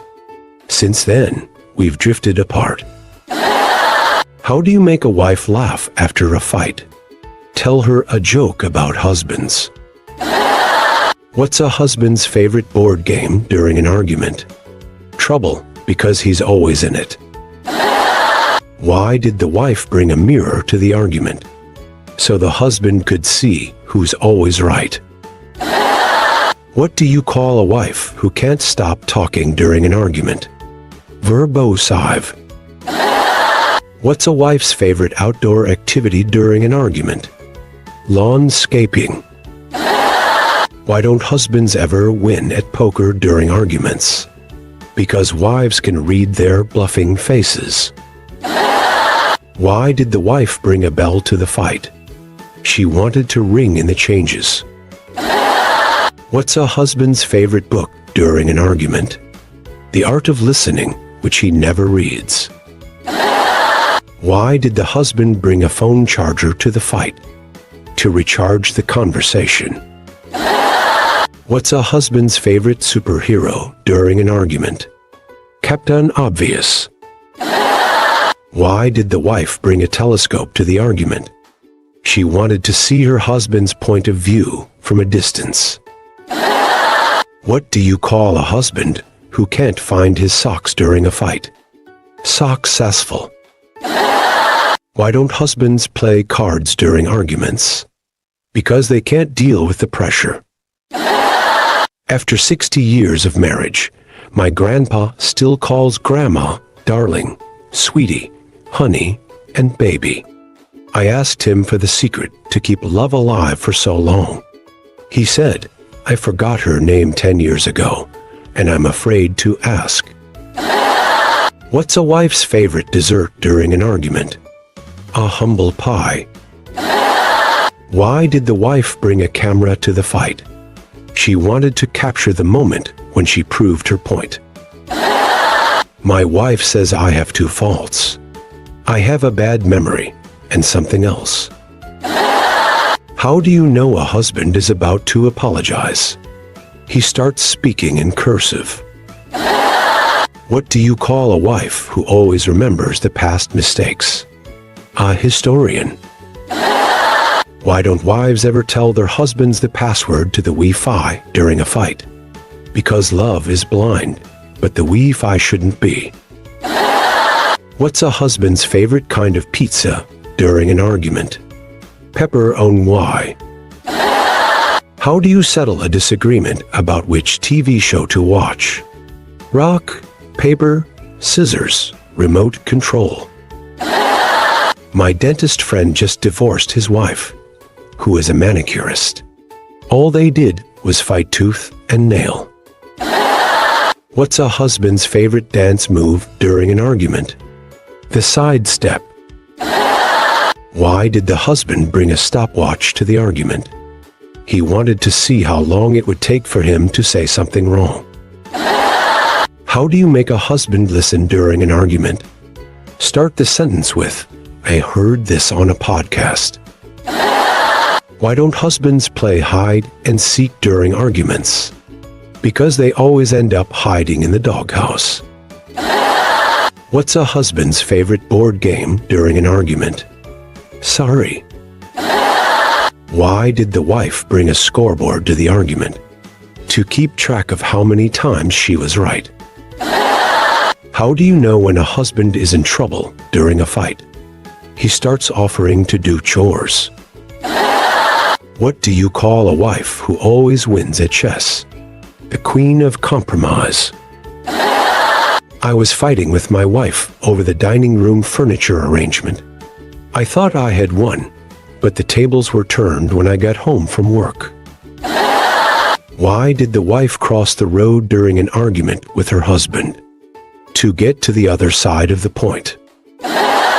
How do you make a wife happy after a fight? Apologize and admit she was right all along. What's a husband's strategy during an argument? Nod and hope for the best.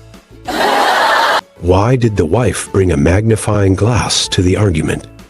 To find her husband's listening skills. Whenever my wife and I fight, I watch my wedding video in reverse. I take the wedding band off her finger, hand her back to her dad, and walk out of the chapel with my best mate. My wife and I fought over the right way to hang the toilet paper. So, our therapist suggested we try the other person's way for a week. You know, role reversal. Wife, I was a fool when I married you. Husband, yes, honey, but I was in love and didn't notice. What do you call a husband who can't remember his wife's birthday and their anniversary? Single. The entire 15 years my wife and I have been married, we only had one fight, and it's still not over. What's a husband's secret weapon during a fight? The ability to say, yes, dear. Why did the wife bring a GPS to the fight? She wanted to navigate her husband's excuses. Arguing with your spouse is a lot like trying to read the terms of use. In the end, you just give up and go, I agree. Why did the husband bring a ladder to the argument? He wanted to reach a compromise. Your marriage is in trouble if your wife says you're only interested in one thing, and you can't remember what it is. Whenever my wife packs me a salad for lunch, all I want to know is what I did wrong.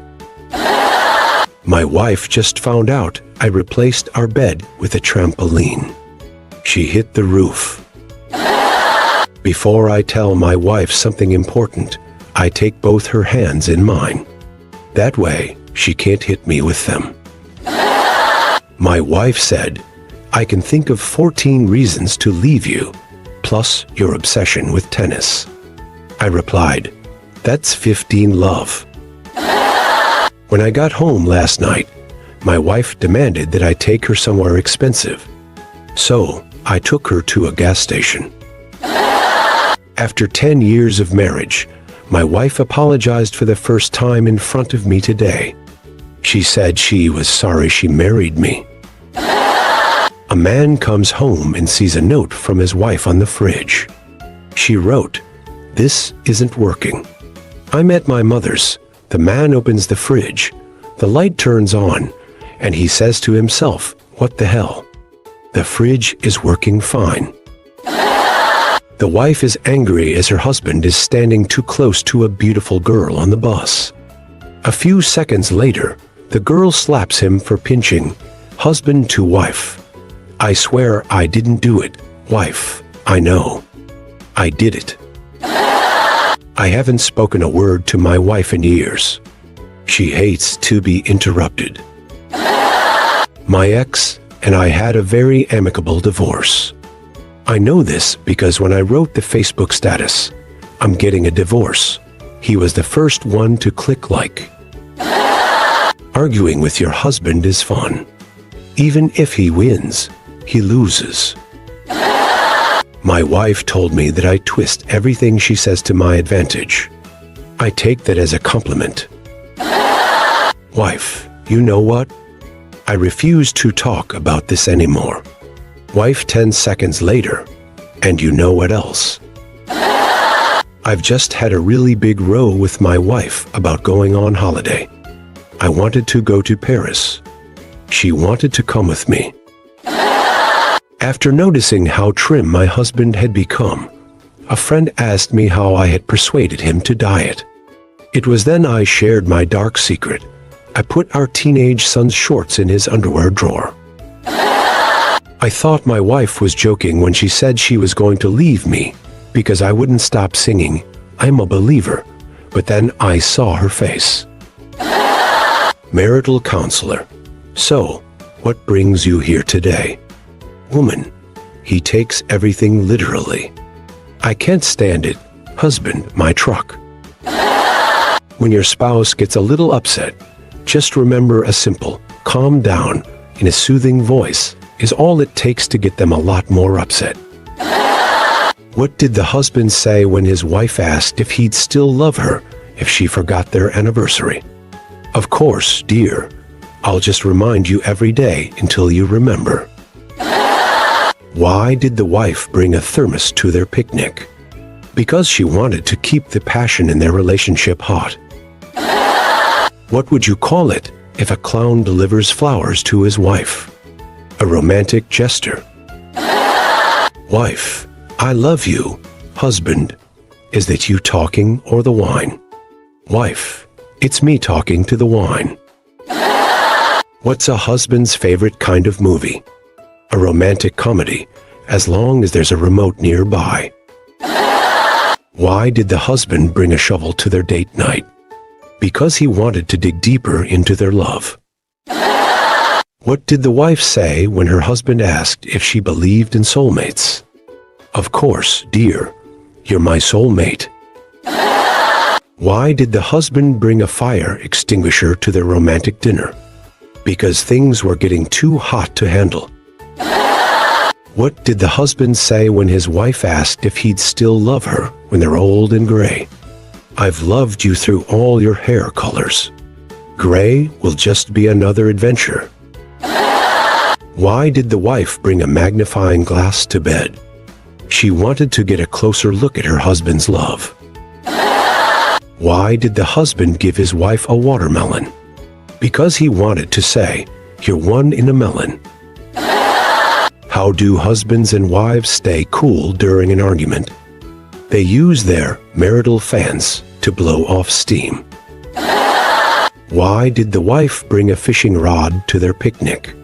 She wanted to catch her husband's attention. Why did the husband bring a map to their romantic getaway? Because he didn't want to get lost in her eyes. Why did the husband buy his wife a new vacuum cleaner? Because he wanted to sweep her off her feet all over again. What is the secret to a long and happy marriage? Remembering your anniversary, but forgetting how many years you've been married. Husband, Why did you fall in love with me? Wife, because you gave me the Wi-Fi password. Husband, so it was love at first sight. What did the husband say when his wife asked if he loved her more than football? Of course, dear, but you know the season hasn't started yet. Why did the wife bring Annette to bed? Because she wanted to catch her husband's dreams. What did the wife say when her husband asked if she wanted to go on a romantic drive? Sure, but only if you promise not to ask for directions. Wife, do you love me more than your video game? Husband, of course, honey. Let me finish this level, and I'll get back to you.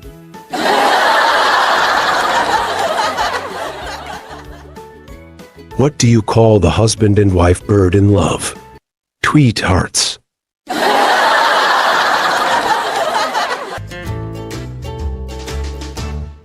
A pastor, who shall we say was humor impaired, attended a conference to help encourage and better equip pastors for their ministry. Among the speakers were many well-known and dynamic speakers. One such boldly approached the pulpit and, gathering the entire crowd's attention, said, "The best years of my life were spent in the arms of a woman that wasn't my wife." The crowd was shocked. He followed up by saying, "And that woman was my mother." The crowd burst into laughter and delivered the rest of his talk, which went over quite well. The next week, the pastor decided he'd give this humor thing a try, and use that joke in his sermon. As he surely approached the pulpit that sunny Sunday, he tried to rehearse the joke in his head. It suddenly seemed a bit foggy to him. Getting to the microphone, he said loudly, "The greatest years of my life were spent in the arms of another woman that was not my wife." The congregation inhaled half the air in the room. After standing there for almost 10 seconds in the stunned silence, trying to recall the second half of the joke, the pastor finally blurted out, "And I can't remember who she was."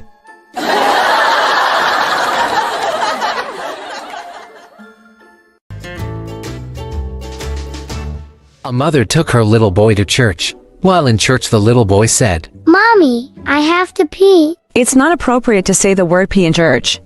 So from now on, whenever you have to pee, just tell me that you have to whisper. The following Sunday, the little boy went to church with his father and during the service said to his father, Daddy, I have to whisper. Okay, just whisper in my ear.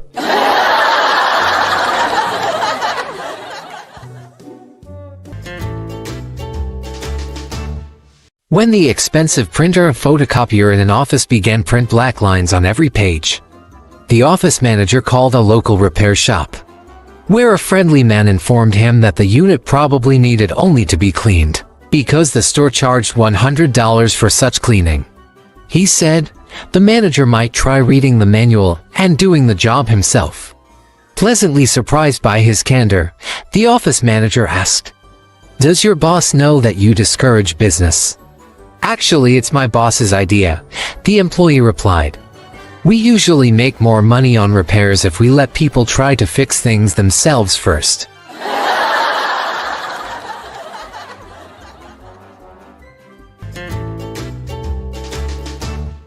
A very shy guy goes into a bar and sees a beautiful woman sitting at the bar.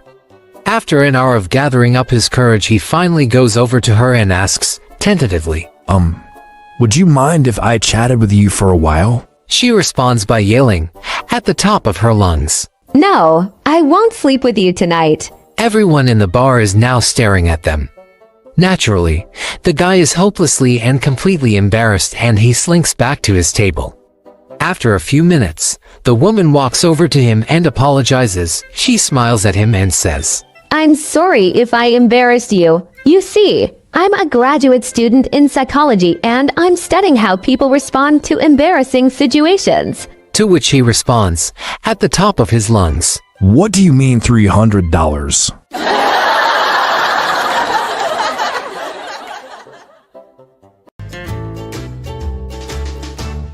For the umpteenth time, Mrs. Jones told her pastor, I'm so scared.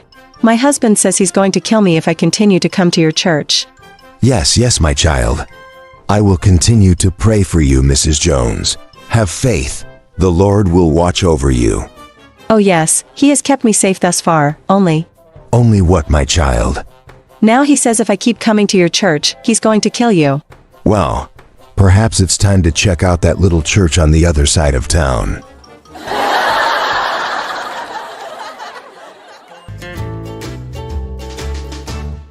Three old men were sitting on a bench when a reporter approached them. I wonder if you three would be willing to do an interview and tell me your secret to long life, the reporter asked. The three old men agreed, and the reporter asked the first old man his secret to long life. I never drank alcohol, I never smoked tobacco, and I have been married to the same woman for 50 years. That's really remarkable. And how old are you? I'm 93. The second man was asked the same question on his secret to long life. I drank on occasion, I smoked, but not often, and I dated some. And how old are you? I'm 91. Finally, the reporter approached the third old man and asked his secret to a long life. I dated every woman that would go out with me. I drank until I passed out, and I smoked 3 packs of cigarettes a day. Well, and how old are you? 29.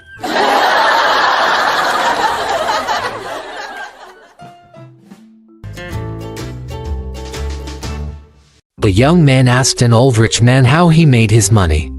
The old guy fingered his worsted wool vest and said, "Well, son, it was 1932, the depth of the Great Depression. I was down to my last nickel. I invested that nickel in an apple. I spent the entire day polishing the apple, and, at the end of the day, I sold the apple for 10 cents. The next morning, I invested those 10 cents into apples. I spent the entire day polishing them and sold them at 5 p.m. for 20 cents.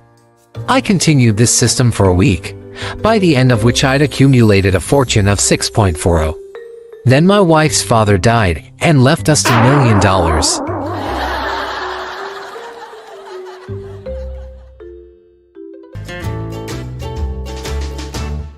A man is getting into the shower just as his wife is finishing up her shower when the doorbell rings. The wife quickly wraps herself in a towel and runs downstairs. When she opens the door, there stands Bob, the next-door neighbor. I'll give you $800 to drop that towel. After thinking for a moment, the woman drops her towel and stands naked in front of Bob. After a few seconds, Bob hands her $800 and leaves. The woman wraps back up in the towel and goes back upstairs. When she gets to the bathroom, her husband asks, "Who was that?" It was Bob, the next-door neighbor. Great. Did he say anything about the $800 he owes me? Moral of the story: if you share critical information pertaining to credit and risk with your shareholders in time, you may be in a position to prevent avoidable exposure.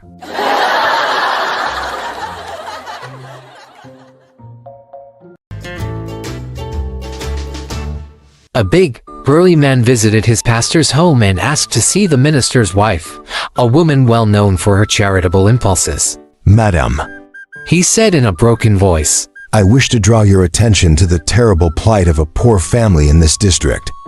The father of the family is dead, the mother is too ill to work, and the 9 children are starving.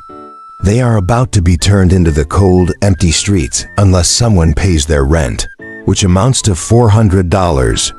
How terrible. May I ask who you are? The sympathetic visitor applied his handkerchief to his eyes. I'm the landlord.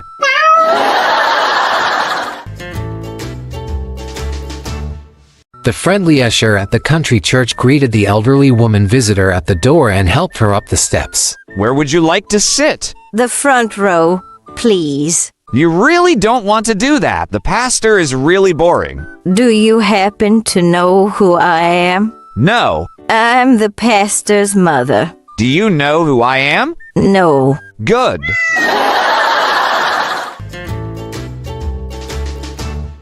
Lying in the hospital bed, a dying man began to flail about and make motions as if he would like to speak. The pastor, keeping watch at the side of his bed, leaned quietly over and asked, "Do you have something you would like to say?" The man nodded, and the pastor handed him a pad and pen. "Use this to write a note, and I will give it to your wife. She's on her way." Gathering his last bit of strength, the scrawled his message and then died. The pastor folded the note without reading it, then maintained a vigil until the wife arrived. When she came, he handed her the note. His last words. She fainted when she read, "Get off my oxygen hose."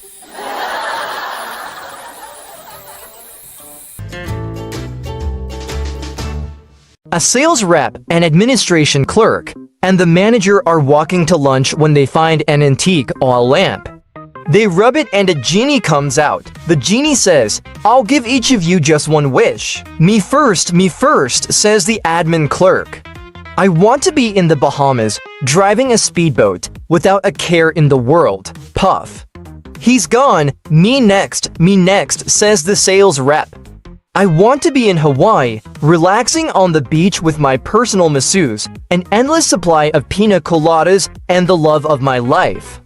Puff. He's gone. Okay, you're up, the genie says to the manager.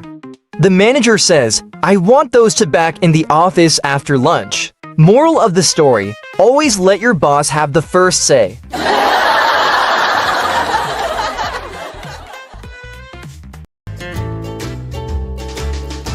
An elderly couple were killed in an accident and found themselves being given a tour of heaven by St. Peter. Here is your oceanside condo. Over there are the tennis courts, swimming pool, and 2 golf courses. If you need any refreshments, just stop by any of the many bars located throughout the area. Heck, Gloria, we could have been here 10 years ago if you hadn't insisted on exercising 3 times a week and eating that stupid oat bran, wheat germ, and low-fat food.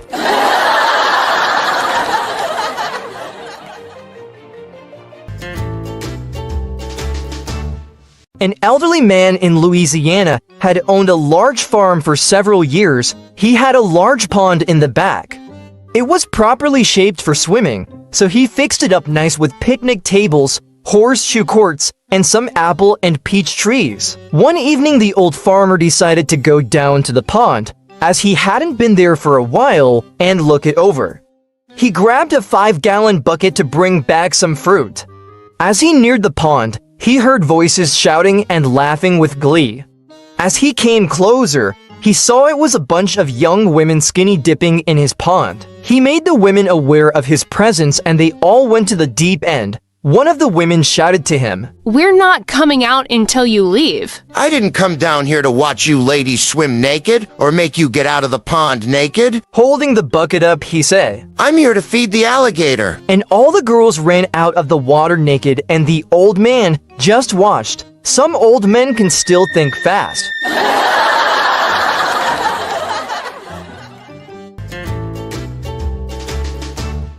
A couple was having dinner one evening when the husband reached across the table, took his wife's hand in his and said, Beth, soon we will be married 30 years, and there's something I have to know. In all of these 30 years, have you ever been unfaithful to me? Well, Charles, I have to be honest with you. Yes, I've been unfaithful to you 3 times during these 30 years, but always for a good reason. I never suspected. Can you tell me what you mean by good reasons? The very first time was shortly after we were married, and we were about to lose our little house because we couldn't pay the mortgage. Do you remember that one evening I went to see the banker, and the next day he notified you that the loan would be extended? Well, I did what I had to do. I can forgive you for that. You saved our home. But what about the second time? And do you remember when you were so sick, but we didn't have the money to pay for the heart surgery you needed? Well, I went to see your doctor one night and, if you recall, he did the surgery at no charge. Well, I did what I had to do. I recall that. And you did it to save my life, so of course I can forgive you for that. Now tell me about the third time. All right. So do you remember when you ran for president of the golf club, and you needed 73 more votes?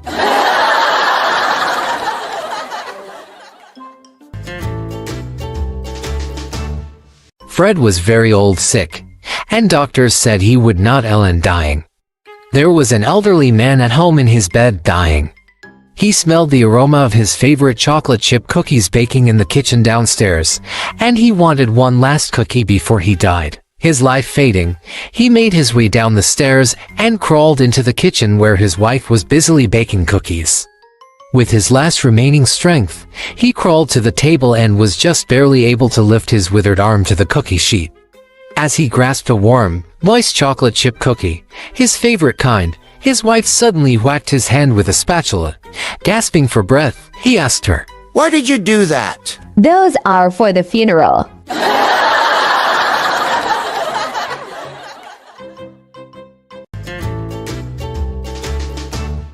A flat-chested young lady read an article in a magazine that stated Dr. Bambutu in Africa could enlarge your breasts without surgery. So she decided to go to Dr. Bambutu to see if he could help her. Dr. Bambutu advised her, Every day after your shower, rub your chest and chant, Scooby-Dooby-Doobies. I want bigger boobies. She did this faithfully for several months, and to her utter amazement, she grew to a terrific D-cup rack. One morning when she was running late, got on the bus, and in a panic realized she had forgotten her morning ritual.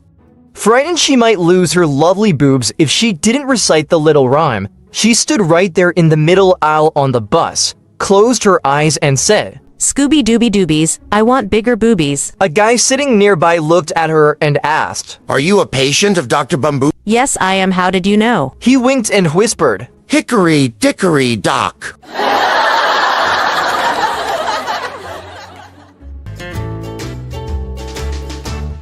A pious man who had reached the age of 105 suddenly stopped going to church.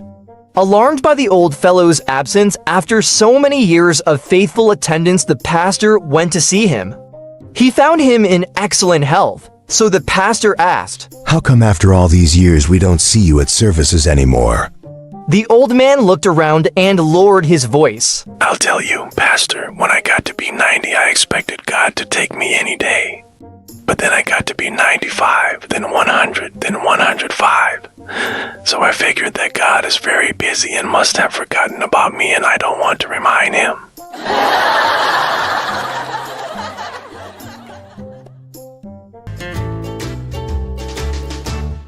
HUD was staying with his grandfather for a few days.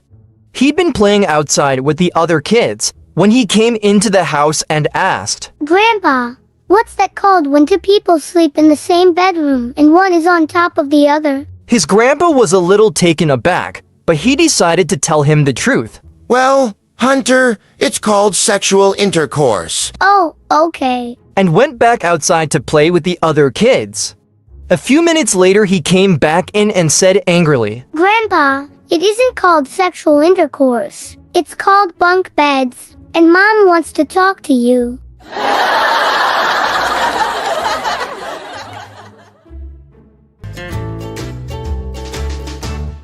60th high school reunion, he was a widower and she a widow. They had known each other for a number of years, being high school classmates and having attended class reunions in the past without fail. This 60th anniversary of their class, the widower and the widow made a foursome with two other singles. They had a wonderful evening, their spirits high. The widower throwing admiring glances across the table. The widow smiling coyly back at him. Finally, he picked up courage to ask her, "Will you marry me?" After about 6 seconds of careful consideration, she answered, Yes, I will. The evening ended on a happy note for the widower, but the next morning he was troubled.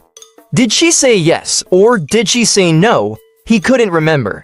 Try as he would, he just could not recall. He went over the conversation of the previous evening, but his mind was blank. He remembered asking the question, but for the life of him, he could not recall her response. With fear and trepidation, he picked up the phone and called her. First, he explained that he couldn't remember as well as he used to. Then he reviewed the past evening. As he gained a little more courage, he then inquired of her, "When I asked if you would marry me, did you say yes, or did you say no?" Why, you silly man. I said yes. Yes, I will. And I meant it with all my heart. And I am so glad you called because I couldn't remember who asked me.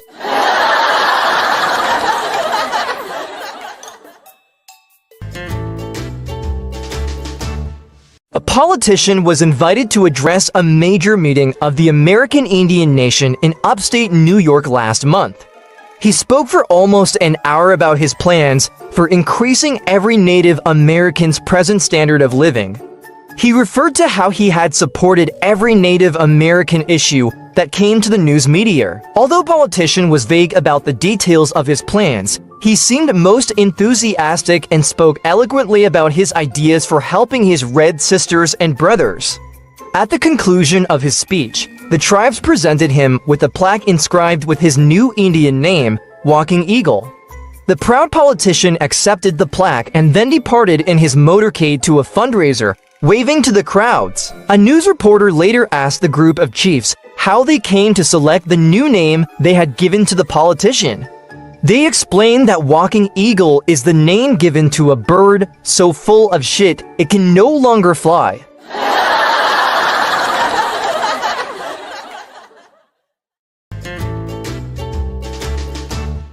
A young woman brings home her fiancé to meet her parents. After dinner, her mother tells her father to find out about the young man. The father invites the fiancé to his study for a drink. So, what are your plans? I am a Bible scholar. A Bible scholar? Admirable. But what will you do to provide a nice house for my daughter to live in, as she's accustomed to? I will study, and God will provide for us. And how will you buy her a beautiful engagement ring, such as she deserves? I will concentrate on my studies. God will provide for us. And children? How will you support children? Don't worry, sir. God will provide. The conversation proceeds like this, and each time the father questions him, the young idealist insists that God will provide. Later, the mother asks, "How did it go, honey?" The bad news is, he has no job and no plans. The good news is he thinks I'm God.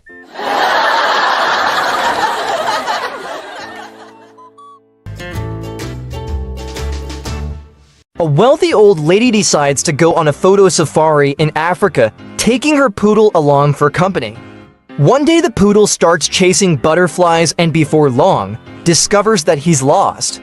Wandering about, he notices a hungry-looking leopard heading rapidly in his direction. The poodle thinks, oh, noticing some bones on the ground close by, he immediately settles down to chew on the bones with his back to the approaching cat.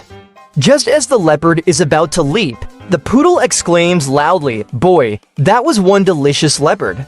I wonder if there are any more around here?" Hearing this, the leopard halts his attack in mid-strike. A look of terror comes over him, and he slinks away into the trees. "Whew," says the leopard, "that was close. That poodle nearly had me." Meanwhile, a monkey who had been watching the whole scene from a nearby tree figures he can put this knowledge to good use and treat it for protection from the leopard. So off he goes, but the poodle sees him heading after the leopard with great speed and figures that something must be up.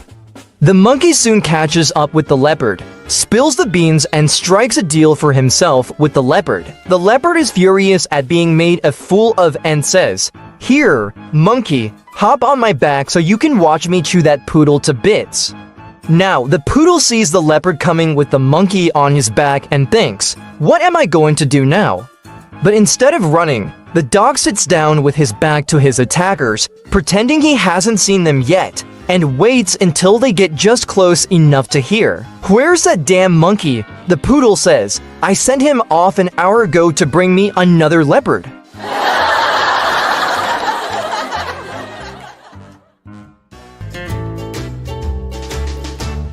A couple went on vacation to a fishing resort up north. The husband liked to fish at the crack of dawn, the wife preferred to read. One morning the husband returned after several hours of fishing and decided to take a short nap. The wife decided to take the boat out. She was not familiar with the lake, so she rowed out, anchored the boat, and started reading her book. Along comes the game warden in his boat, pulls up alongside and says, "Good morning, ma'am. What are you doing?" "Reading my book." She replies as she thinks to herself, "Is he guy blind or what?" "You're in a restricted fishing area." "But officer, I'm not fishing. Can't you see that?" "But you have all this equipment." "Ma'am, I'll have to take you in and write you up." "If you do that, I will charge you with rape." "I didn't even touch you." "Yes, that's true, but you have all the equipment."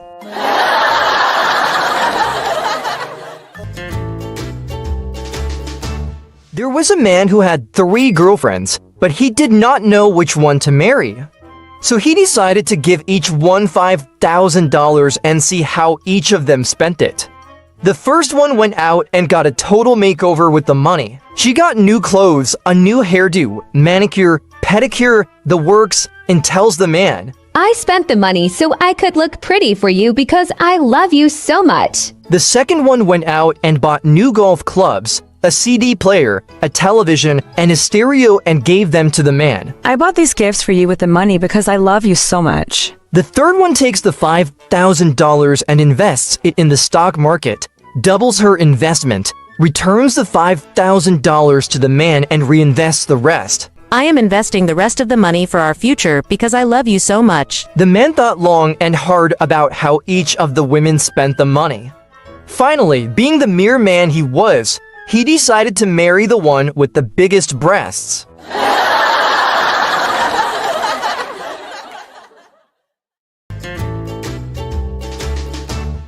One Sunday morning, Satan appeared before a small-town congregation. Everyone started screaming and running for the front church door, trampling each other in a frantic effort to get away. Soon, everyone was gone except for an elderly gentleman who sat calmly.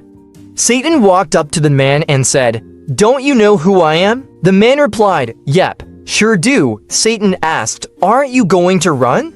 "Nope, sure ain't," said the man. Perturbed, Satan asked, "Why aren't you afraid of me?" The man calmly replied, "Been married to your sister for over 48 years.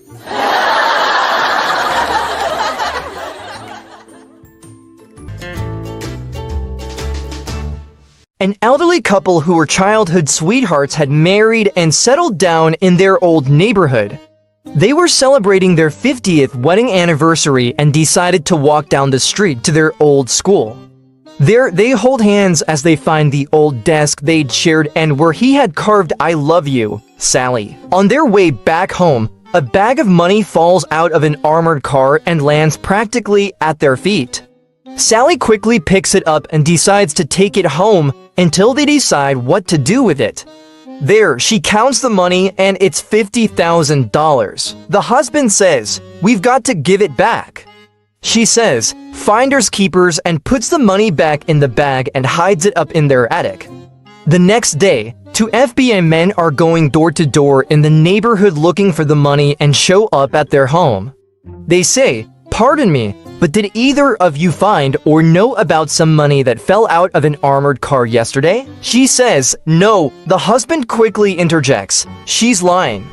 She hid it up in the attic." She says, "Don't believe him, he's getting senile." However, the agents sit the man down and begin to question him. "Sir, please tell us the story from the beginning," the old man says. "Well, when Sally and I were walking home from school yesterday, the FBI agents immediately look at each other and say, 'Let's get out of here.'"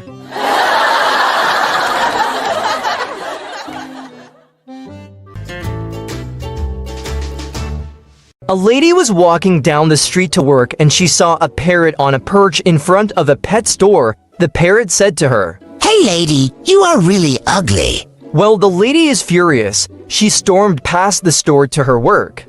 On the way home, she saw the same parrot and it said to her, "Hey lady, you are really ugly." She was incredibly ticked now. The next day, the same parrot again said to her, "Hey lady, you are really ugly." The lady was so ticked that she went into the store and said that she would sue the store and kill the bird. The store manager replied, "That's not good," and promised he wouldn't say it again. When the lady walked past the store that day after work, the parrot called to her, "Hey lady." Yes. "You know."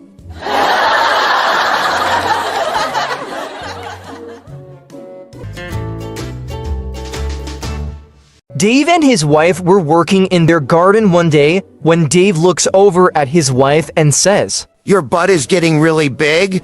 I bet your butt is bigger than the barbecue." With that, he proceeded to get a measuring tape and measured the grill and then went over to where his wife was working and measured his wife's bottom. "Good yes, I was right. Your butt is 2 inches wider than the barbecue," he exclaims while laughing. His wife chose to ignore the husband. Later that night in bed, Dave was feeling a little frisky. He makes some advances towards his wife, who completely brushes him off. What's wrong? Do you really think I'm going to fire up this big-ass grill for one tiny little weenie?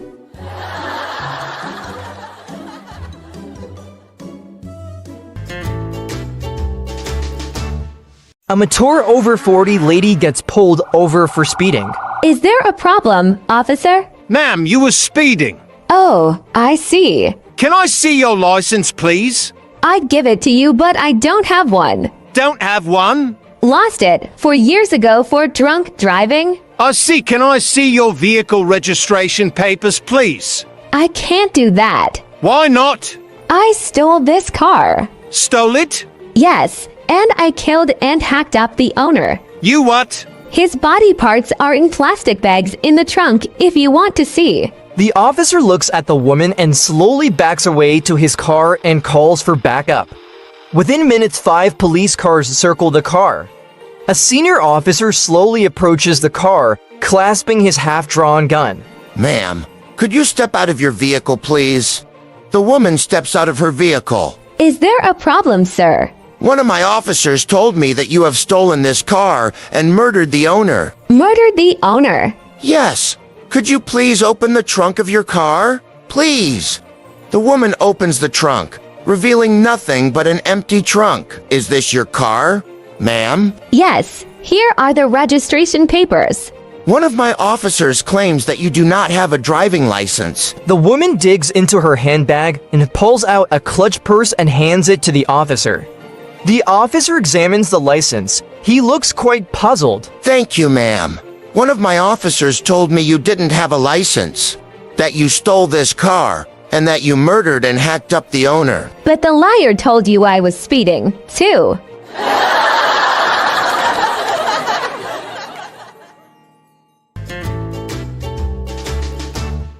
The year is 2222, and Charlie and Maureen land on Mars after accumulating enough frequent flyer miles. They meet a Martian couple and are talking about all sorts of things. Charlie asks if Mars has a stock market, if they have laptop computers, how they make money, etc. Finally, Maureen brings up the subject of sex. "Just how do you guys do it?" asks Maureen. The Martian responds, "Pretty much the way you do." A discussion ensues, and finally the couples decide to swap partners for the night and experience one another. Maureen and the male Martian go off to a bedroom where the Martian strips. He's got only a teeny, weeny member about half an inch long and just a quarter-inch thick. "I don't think this is going to work," says Maureen. "Why?" he asks. "What's the matter?" "Well," she replies, "it's just not long enough to reach me." "No problem," he says, and proceeds to slap his forehead with his palm. With each slap of his forehead, his member grows until it's quite impressively long. Well, she says, "That's quite impressive, but it is still narrow." "No problem," he says, and starts pulling his ears. With each pull, his member grows wider and wider until the entire measurement is extremely exciting to the woman. "Wow," she exclaims as they fell into bed and made mad passionate love. The next day, the couples rejoin their other partners and go their separate ways. As they walked along, Charlie asks, "Well, was it any good?" "I hate to say it," says Maureen, "but it was wonderful." "How about you?" "It was horrible," he replies. "All I got was a headache." She kept slapping my forehead and pulling my ears.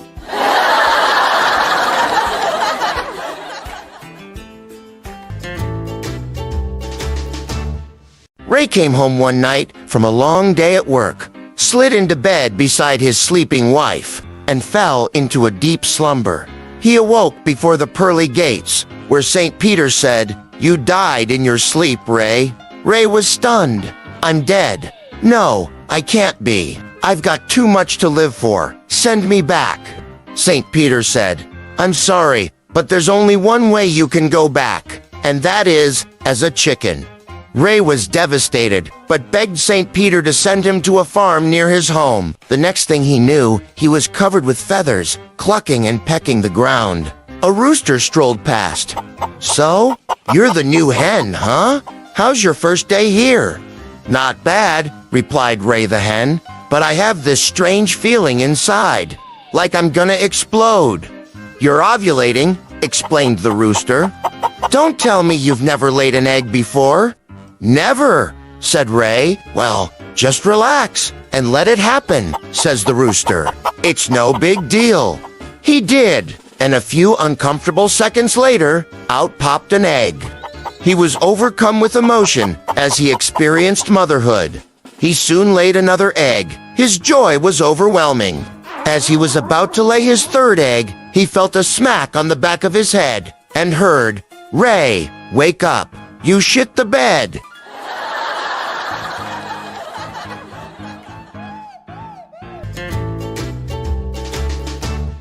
My mother taught me to appreciate a job well done. If you're going to kill each other, do it outside. I just finished cleaning. My mother taught me religion. You better pray that will come out of the carpet. My mother taught me about time travel. If you don't straighten up, I'm going to knock you into the middle of next week. My mother taught me logic. Because I said so. That's why. My mother taught me more logic. If you fall out of that swing and break your neck, you're not going to the store with me. My mother taught me foresight. Make sure you wear clean underwear in case you're in an accident. My mother taught me irony. Keep crying, and I'll give you something to cry about. My mother taught me about the science of osmosis. Shut your mouth and eat your supper. My mother taught me about contortionists. Will you look at that dirt on the back of your neck? My mother taught me about stamina. You'll sit there until all that spinach is gone. My mother taught me about weather. This room of yours looks as if a tornado went through it. My mother taught me about hypocrisy. If I told you once, I've told you a million times. Don't exaggerate. My mother taught me the circle of life. I brought you into this world, and I can take you out. My mother taught me about behavior modification. Stop acting like your father.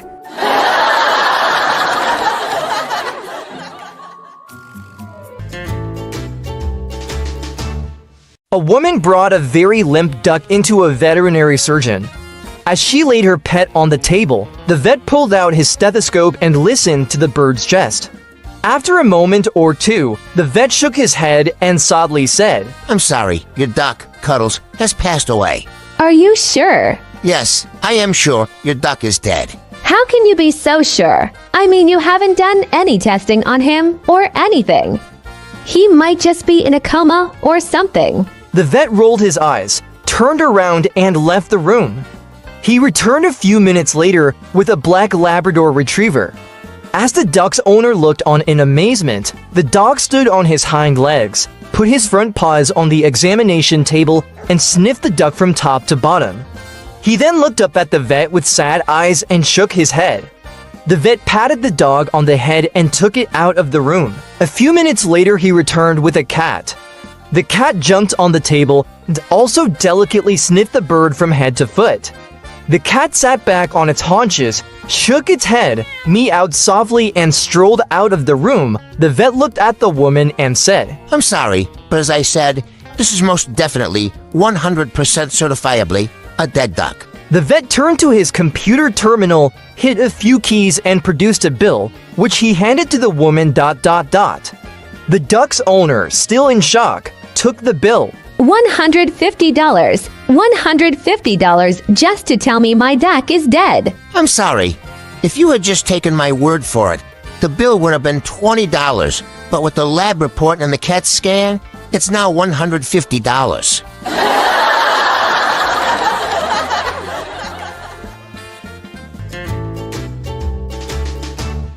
An old man walked into the bank and stood in the queue. When it was his turn, he handed his bank card to a bank teller and said, "I would like to withdraw £10. For withdrawals less than £100, please use the ATM. The old man wanted to know the reason for this.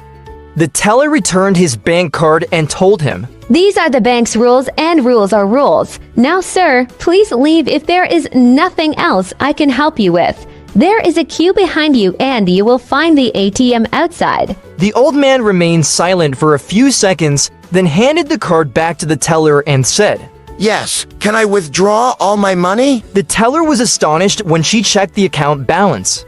She shook her head, leaned over and whispered, But sir, you have 80,000 pounds in your account and the bank doesn't have that much cash currently.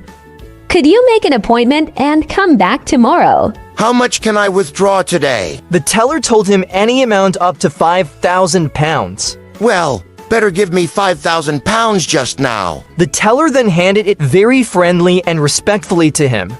The old man put 10 pounds in his wallet, stood a couple of seconds before asking teller to deposit for 1,990 pounds back into his account.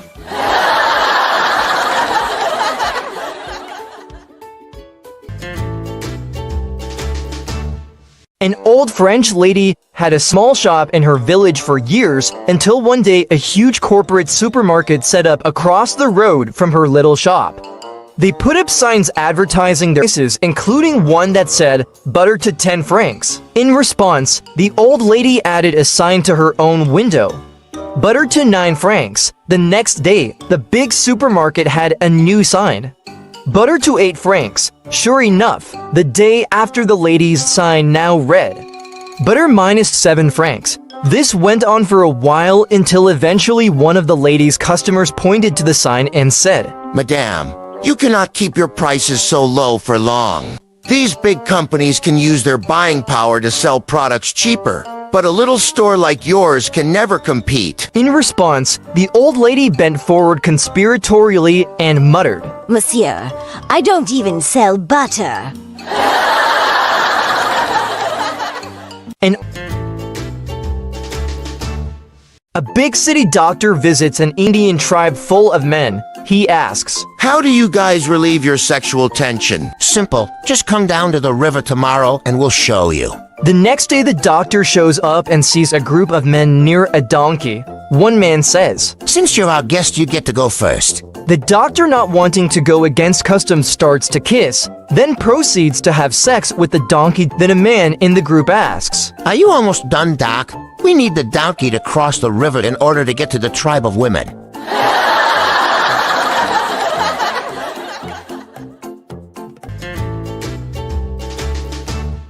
A woman went to the service counter and told the clerk she wanted a refund for the toaster she bought because it won't work.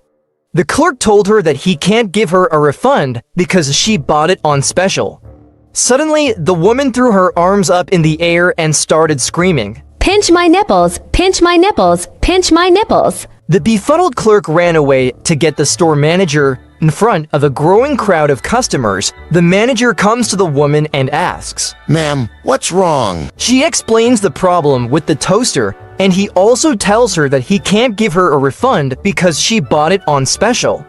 Once again, the woman throws her arms up in the air and screams, Pinch my nipples, pinch my nipples, pinch my nipples. Which begins to draw an even bigger crowd. In shock, the store manager pleads, Ma'am, why are you saying that? In a huff and panting breath, the woman says, Because I like to have my nipples pinched when I'm being screwed. The crowd broke into applause and her money was quickly refunded.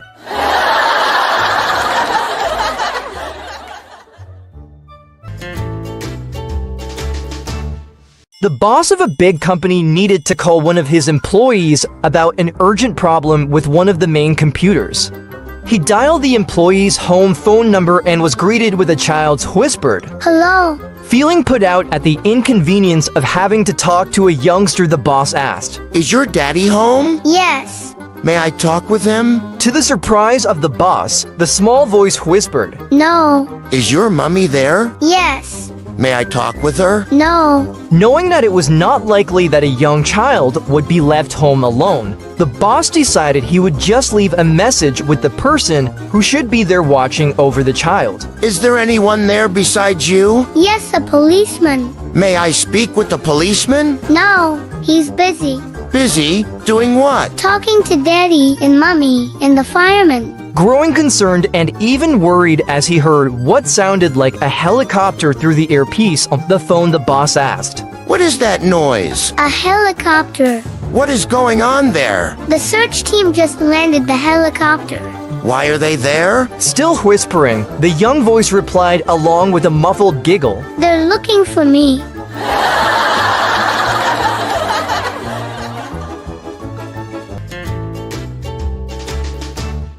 Two men were having an awfully slow round of golf because the two ladies in front of them managed to get into every sand trap, lake, and rough on the course. They didn't bother to wave the men on through, which is proper golf etiquette. After 2 hours of waiting and waiting, one man said, "I think I'll walk up there and ask those gals to let us play through." He walked out the fairway, got halfway to the ladies, stopped, turned around, and came back, explaining, "I can't do it. One of those women is my wife, and the other is my mistress.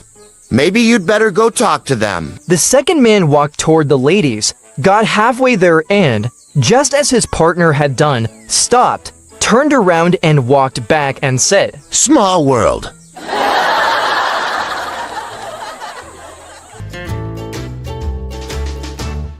One evening, a family brings their frail, elderly mother to a nursing home and leaves her, hoping she will be well cared for.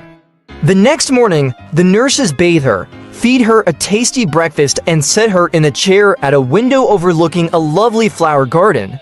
She seems like she's doing fine, but after a while she slowly starts to lean over sideways in her chair. Two attentive nurses immediately rush up to catch her and straighten her up. Again, she seems fine, but after a while she starts to tilt to the other side. The nurses rush back and once more bring her back upright. This goes on all morning. Later, the family arrives to see how the old woman is adjusting to her new home. So, Ma, how is it here? Are they treating you all right? It's pretty nice. Except they won't let you fart.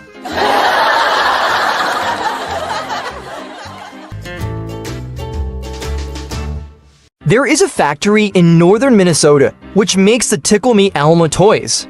The toy laughs when you tickle it under the arms.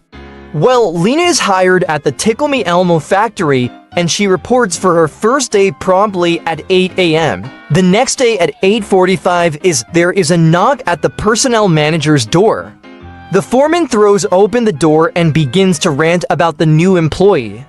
He complains that she is incredibly slow and the whole line is backing up, putting the entire production line behind schedule. The personnel manager decides he should see this for himself, so the two men march down to the factory floor. When they get there, the line is so backed up that there are Tickle Me Elmos all over the factory floor, and they're really beginning to pile up. At the end of the line stands Lena, surrounded by mountains of Tickle Me Elmos.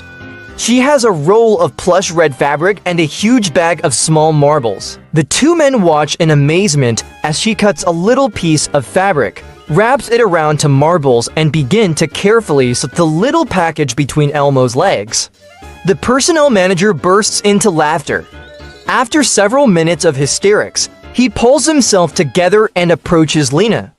"I'm sorry," he says to her, barely able to keep a straight face, "but I think you misunderstood the instructions I gave you yesterday. Your job is to give Elmo to test tickles."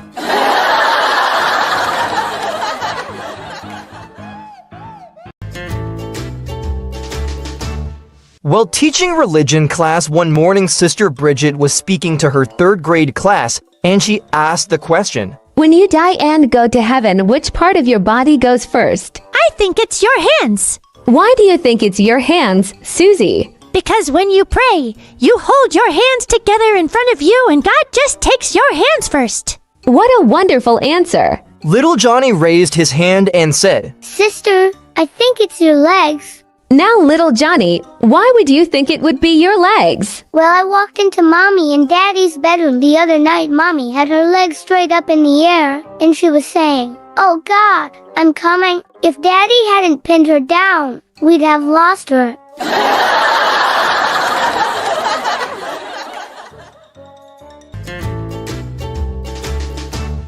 Pam and Kate are outside their nursing home, having a drink and a smoke, when it starts to rain. Pam pulls out a condom, cuts off the end, puts it over her cigarette, and continues smoking. What in the heck is that? A condom this way. My cigarette doesn't get wet. Where did you get it? You can get them at any pharmacy. The next day, Kate hobbles herself into the local pharmacy and announces to the pharmacist that she wants a bulk-sized box of condoms.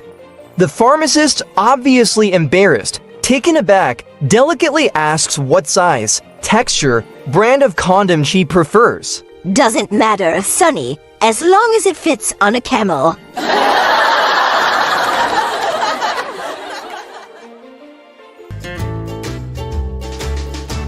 A woman meets an elderly man in a bar.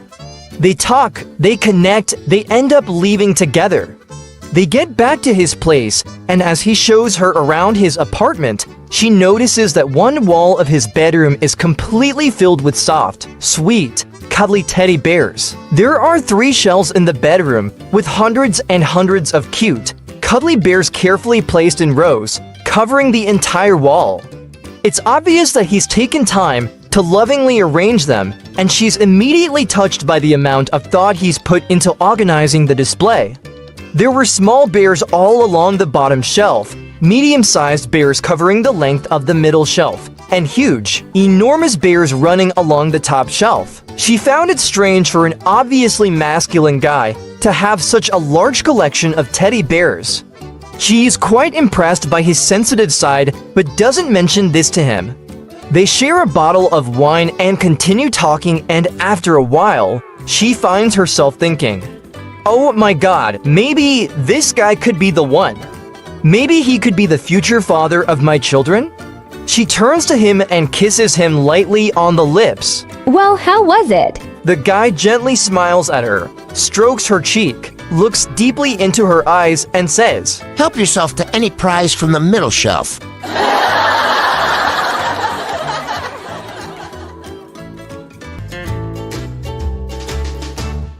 A little boy and a little girl attended the same school and became friends.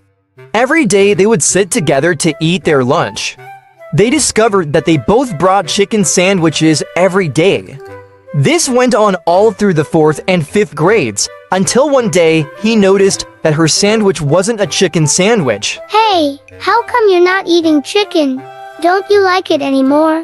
I love it, but I have to stop eating it. Why? 'Cause I'm starting to grow little feathers down there. Let me see.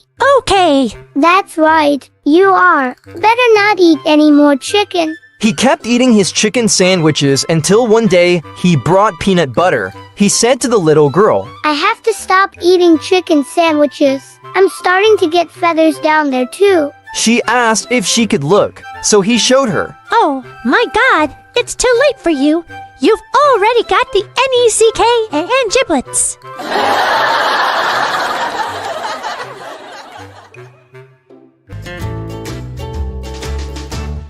On the last day of kindergarten, all the children brought presents for their teacher. The florist's son handed the teacher a gift. She shook it, held it up, and said, I bet I know what it is. It's some flowers. That's right. Then the candy store owner's daughter handed the teacher a gift. She held it up, shook it, and said, I bet I know what it is. It's a box of candy. That's right. The next gift was from the liquor store owner's son, little Johnny. The teacher held it up and saw that it was leaking. She touched a drop with her finger and tasted it. Is it wine? No. The teacher touched another drop to her tongue. Is it champagne? No. I give up. What is it? A puppy.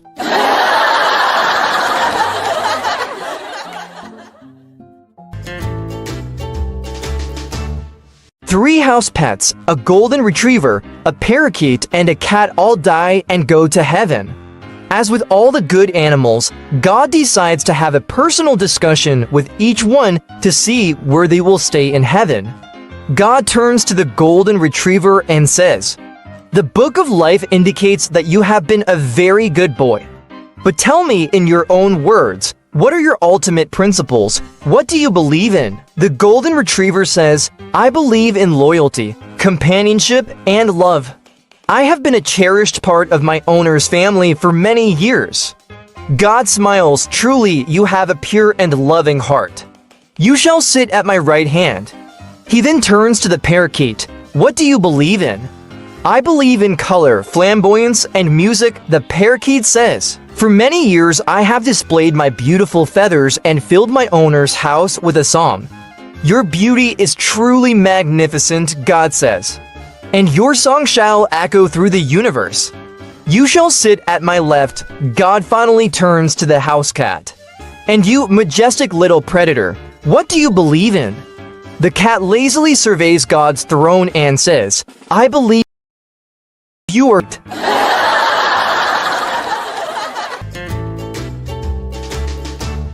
One sunny day, two men were sitting in a pub drinking pints of lager, when one turned to the other and said, You see that man over there?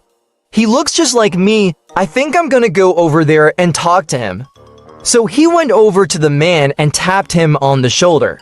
Excuse me, sir, he started, but I noticed you look just like me.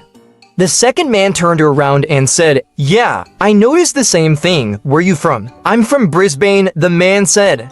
Stunned, the second man said, Me too. What street do you live on? McCarthy Street, the second man replied, Me too. What number is it? The first man said, 162. The second man replied in shock, Me too. What are your parents' names? Bruce and Shannon. The second man was awestruck and said, Mine too. This is unbelievable. So they bought another round and continued talking as the bartenders changed shifts. The new bartender came in, walked up to his colleague and asked, What's new today? Oh, not much. The Murphy twins are drunk again.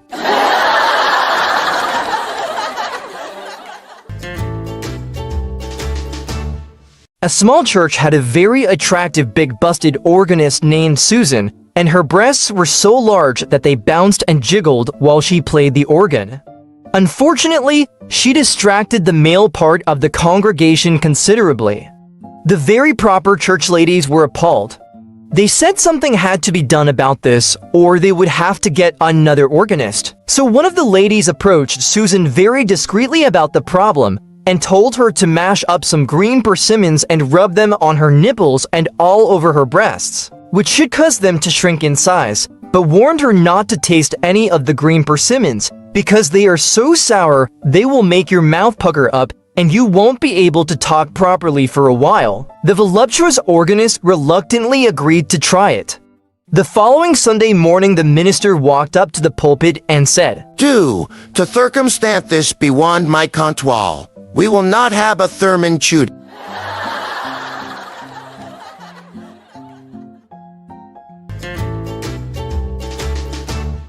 A woman was enjoying a good game of golf with her girlfriends. Oh no, look at the time. I have to rush home and fix dinner for my husband. He'll be so annoyed if it's not ready on time. When she got home, she opened a can of cat food, stirred in an egg, and garnished it with a lettuce leaf. She greeted her husband warmly when he came home, and then watched in horror as he sat down to his dinner. To her surprise, he seemed to be enjoying it. Darling, this is the best dinner you've made me in 40 years of marriage. You can make this for me any day. Needless to say, every golf day from then on, the woman made her husband the same dish. She told her golf partners about it, and they were all horrified. You're going to kill him! 2 months later, her husband died. The women were sitting around the clubhouse, and one of them said, You killed him! We told you that feeding him cat food every week would do him in! How can you just sit there so calmly knowing you murdered your husband? I didn't kill him. He fell off the windowsill while he was licking his ass.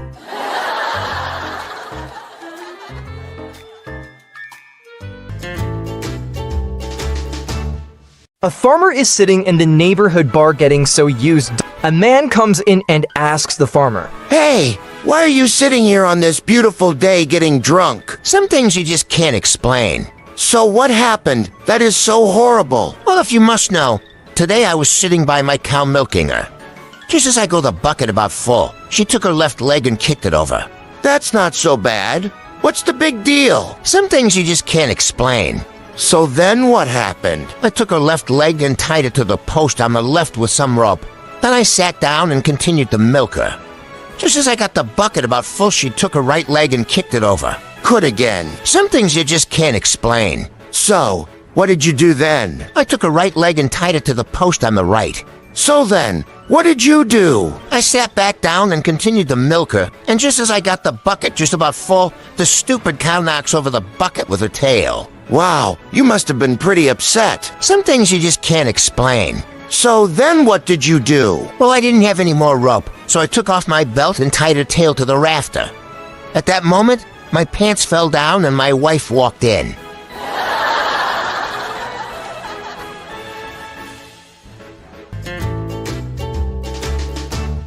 An elderly man went to the doctor's office to get a double dose of Viagra. The doctor told him that he couldn't allow him a double dose. Why not? Because it's not safe. But I need it really bad. Well, why do you need it so badly? My girlfriend is coming to town on Friday, my ex-wife will be here on Saturday, and my wife is coming home on Sunday. Can't you see? I must have a double dose. Okay, I'll give it to you, but you have to come in on Monday morning so that I can check you to see if there are any side effects. On Monday, the elderly man dragged himself in.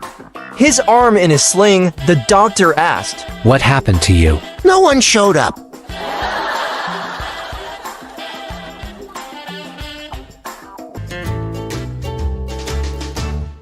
Farmer John once lived on a quiet rural highway, but as time went by, the traffic slowly built up and eventually got so heavy. And so fast that his free-range chickens were being run over at a rate of 3 to 6 a week. So Farmer John called the local police station to complain, "You've got to do something about all these people driving so fast and killing all my chickens," he said to the local police officer. "What do you want me to do?" asked the policeman. "I don't care, just do something about those crazy drivers." So the next day the policeman had the council erect a sign that said, "School crossing." 3 days later, Farmer John called the policeman and said, "You've still got to do something about these drivers."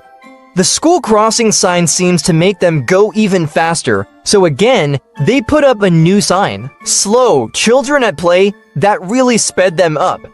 So Farmer John called and said, "Your signs are no good. Can I put up my own sign?" In order to get Farmer John off his back said, "Sure, put up your own sign."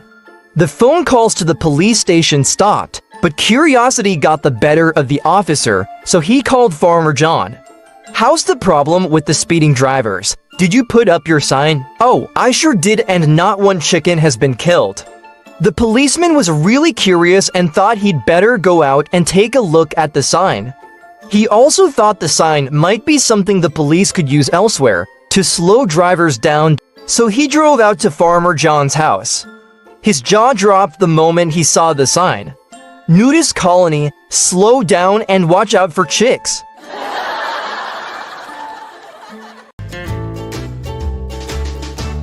Two elderly nuns, Sister Dulcie and Sister Andrea, are on their way back from the market one evening. It's already very late, and they have quite a distance left before reaching their convent. Suddenly, Sister Dulcie grabs hold of Sister Andrea's arm. "Is it just me?" she asks, "or is that man following us?" Sister Andrea glances over her shoulder, then whispers back, "I think he might be. Yes. What do you think he wants?" "Isn't it obvious?" asks Sister Andrea. "He's going to rape us. What should we do?" "I know," replies Sister Dulcie. "We'll split up. I'll take the left road to the convent, and you take the one on the right." The nuns part ways, and a few minutes later, Sister Dulcie arrives at the convent. She starts pacing in front of the door, worried that some terrible fate has befallen the other nun.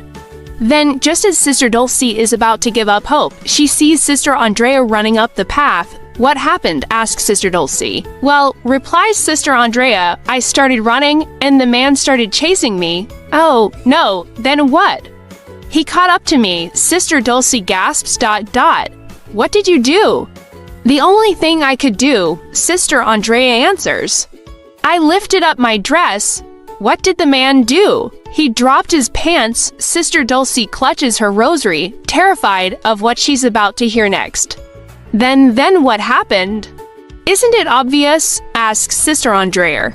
"A nun with her dress up runs faster than a man with his pants down."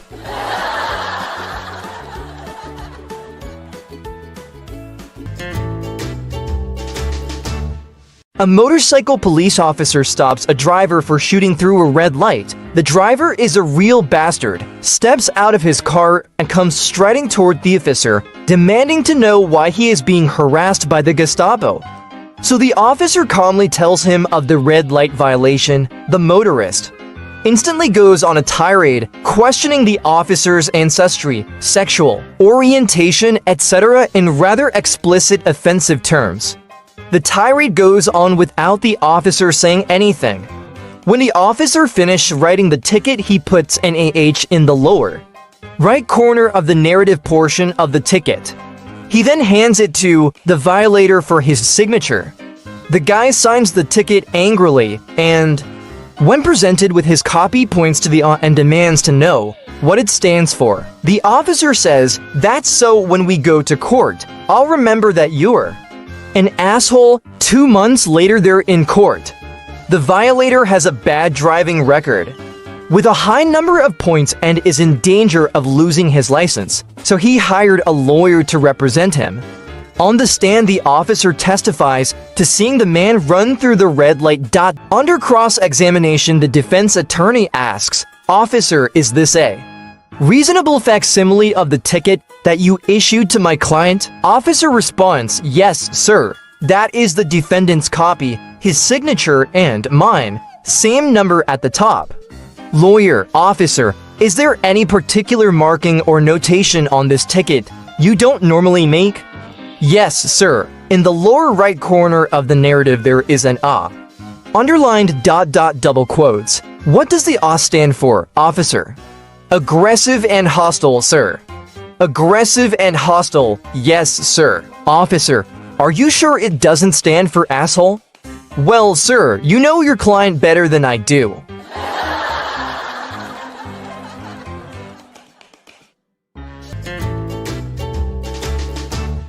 A group of Sydney bikers were riding west when they saw a girl about to jump off a bridge, so they stopped.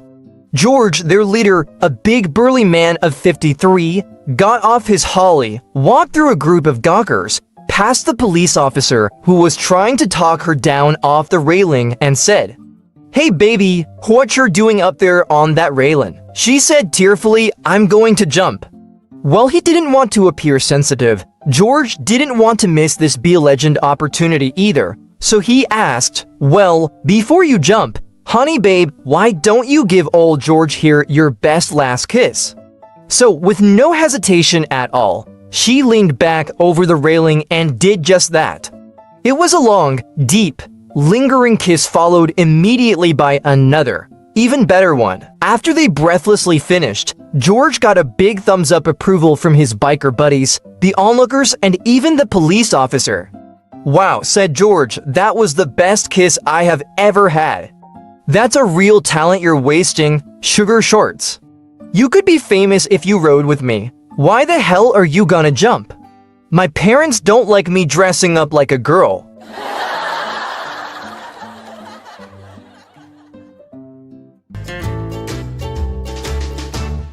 Sam died and left $50,000 in his will for an elaborate funeral.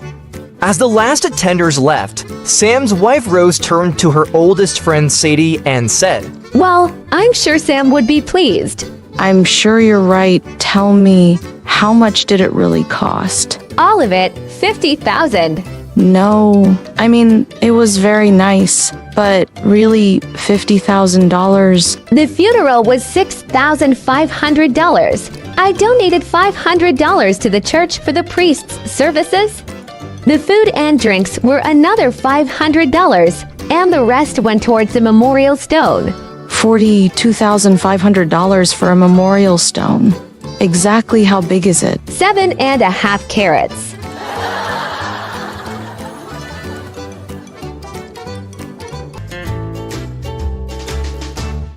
One, I talk to myself, because sometimes I need expert advice. 2, sometimes I roll my eyes out loud. 3, I don't need anger management. I need people to stop pissing me off. 4, my people skills are just fine. It's my tolerance of idiots that needs work. 5, the biggest lie I tell myself is, I don't need to write that down. I'll remember it.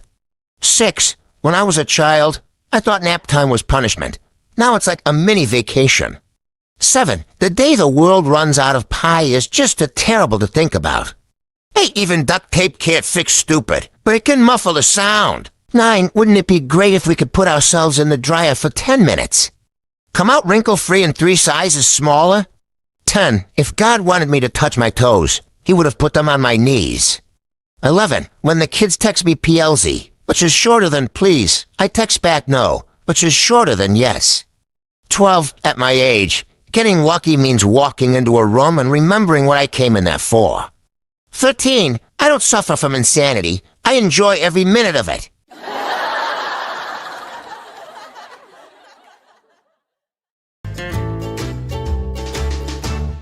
Two hillbillies walk into a restaurant. While having a bite to eat, they talk about their moonshine operation. Suddenly, a woman at a nearby table who is eating a sandwich begins to cough. After a minute or so, it becomes apparent that she is in real distress. One of the hillbillies looks at her and says, "Can you swallow?" The woman shakes her head no. Then he asks, "Can you breathe?" The woman begins to turn blue and shakes her head no. The hillbilly walks over to the woman, lifts up her dress, yanks down her drawers, and quickly gives her right but cheek a lick with his tongue. The woman is so shocked that she has a violent spasm, and the obstruction flies out of her mouth. As she begins to breathe again, the hillbilly walks slowly back to his table. His partner says, "You know, I'd heard of that there hind leg maneuver, but I ain't never seen nobody do it."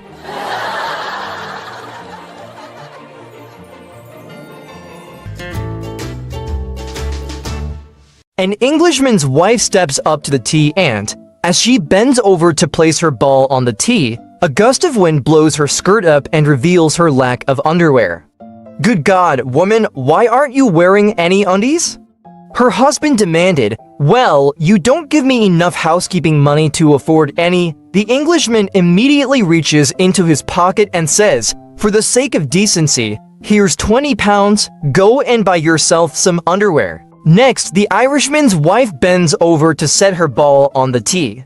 Her skirt also blows up to show that she too is wearing no undies. "Blessed Virgin Mary, woman, you've no undies, why not?" She replies, "I can't afford any on the money you give me." He reaches into his pocket and says, "For the sake of decency, here's 10 pounds, go and buy yourself some underwear." Lastly, the Scotsman's wife bends over. The wind also takes her skirt over her head to reveal that she, too, is naked under it. "Sweet Mother of Jesus, Aggie, where are your drawers?" She too explains, "You didn't give me enough money to be able to afford any." The Scotsman reaches into his pocket and says, "Well, for the love of Jesus, here's a comb, tidy yourself up a bit."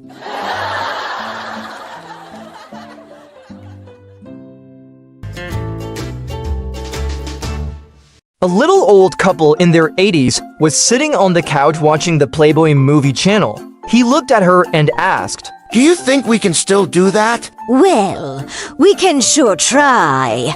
So they shuffled off to the bedroom. He went into the bathroom to get ready and she took off all her clothes in the bedroom. When he came out of the bathroom, he saw her standing on her head in the middle of the bedroom floor. "What are you doing, sweetheart?" Well, I thought if you couldn't get it up, maybe you could just drop it in.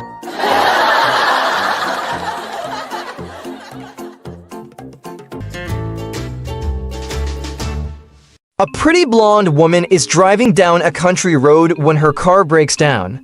She goes to the nearest farmhouse and knocks on the door. When the farmer answers, she says to him, "My car broke down, I don't know what to do.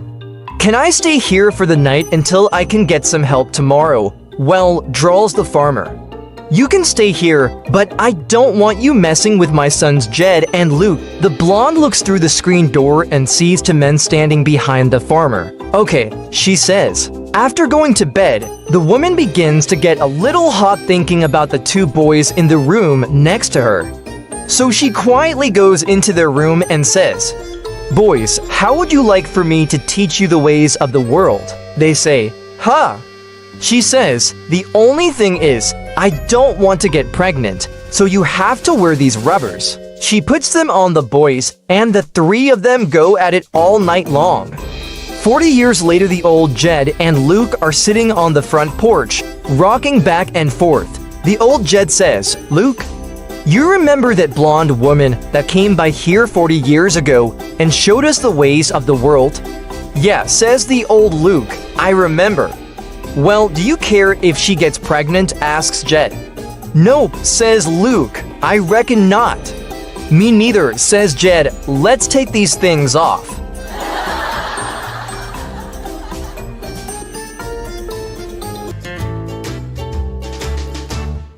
Three men died on Christmas Eve and were met by St. Peter at the pearly gates.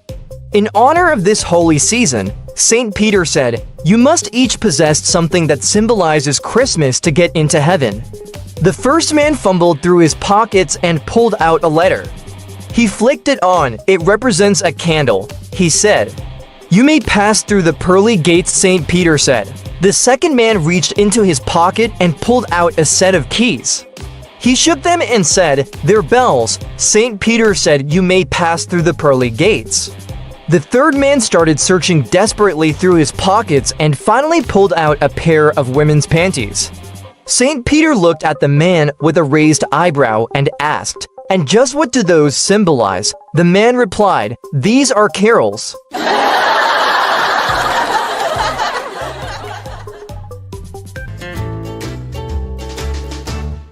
For married guys go fishing, after an hour, the following conversation took place. First guy, "You have no idea what I had to do to be able to come out fishing this weekend. I had to promise my wife that I will paint every room in the house next weekend." Second guy, "That's nothing. I had to promise my wife that I will build her a new deck for the pool." Third guy, "Man, you both have it easy. I had to promise my wife that I will remodel the kitchen for her." They continued to fish when they realized that the fourth guy has not said a word, so they asked him, "You haven't said anything about what you had to do to be able to come fishing this weekend. What's the deal?" I just set my alarm for 5:30 a.m. When it went off, I shut off my alarm, gave the wife a nudge and said, "Fishing or sex?" And she said, "Where's sunblock?"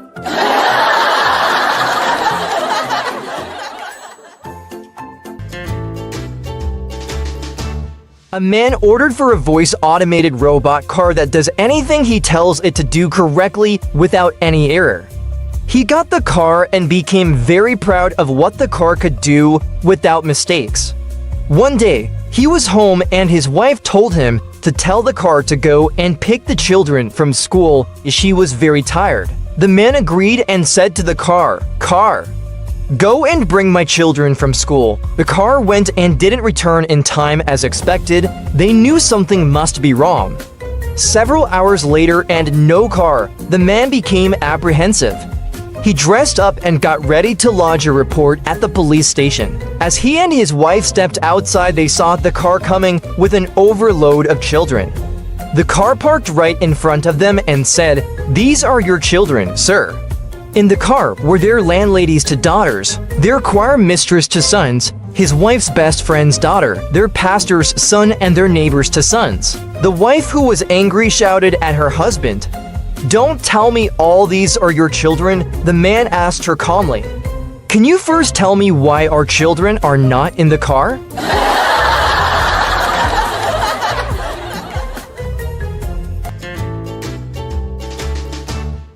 A big-shot businessman had to spend a couple of days in the hospital. He was a royal pain to the nurses because he bossed them around just like he did his employees. None of the hospital staff wanted to have anything to do with him. The head nurse was the only one who could stand up to him. She came into his room and announced, "I have to take your temperature." After complaining for several minutes, he finally settled down, crossed his arms, and opened his mouth. "No, I'm sorry," the nurse stated, "but for this reading, I cannot use an oral thermometer." This started another round of complaining, but eventually he rolled over and bared his rear end. After feeling the nurse insert the thermometer, he heard her announce, "I have to get something. Now you stay just like that until I get back." She left the door to his room open on her way out. He cursed it under his breath as he heard people walking past his door, laughing. After almost an hour, the man's doctor came into the room. "What's going on here?" asked the doctor. Angrily, the man answered, "What's the matter, doc? Haven't you ever seen someone having his temperature taken before?" After a pause, the doctor confessed with a suppressed laugh in his voice. "Well, no, I guess I haven't. Not with a carnation, anyway."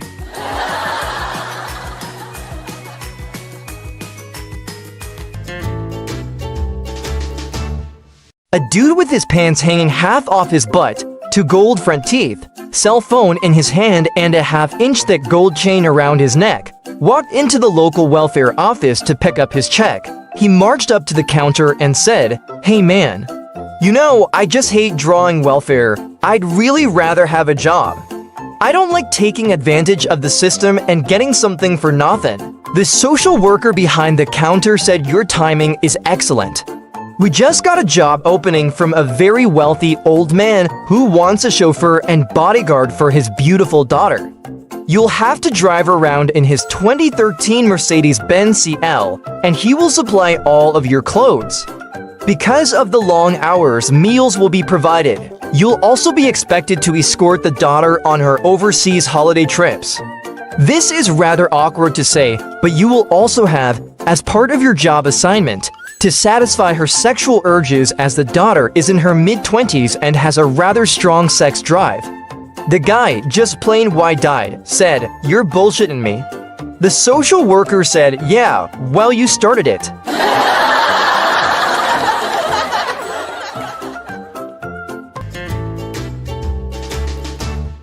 A woman was helping her computer-illiterate husband set up his computer.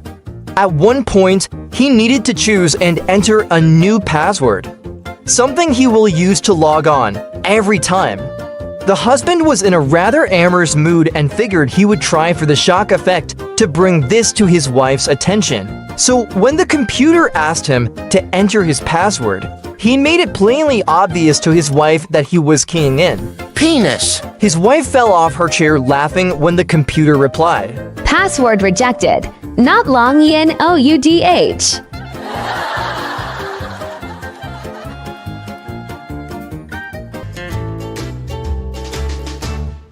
I had lunch with 2 of my unmarried friends. One is engaged, one is a mistress, and of course I have been married for 20 plus years. We were chatting about our relationships and decided to amaze our men by wearing a black leather bra, stiletto heels, and a mask over our eyes. We agreed to meet in a few days to exchange notes. Here's how it all went, my engaged friend. The other night, my boyfriend came over and found me with a black leather bodice, tall stilettos, and a mask. He saw me and said, "You are the woman of my dreams. I love you." Then we made love all night long. Me too. The other night I met my lover at his office and I was wearing the leather bodice, heels and mask over my eyes, and a raincoat. When I opened the raincoat, he didn't say a word, but we had wild sex all night. Then I had to share my story. When my husband came home, I was wearing the leather bodice, black stockings, stilettos, and a mask over my eyes. As soon as he came in the door and saw me, he said, "What's for dinner? Batman."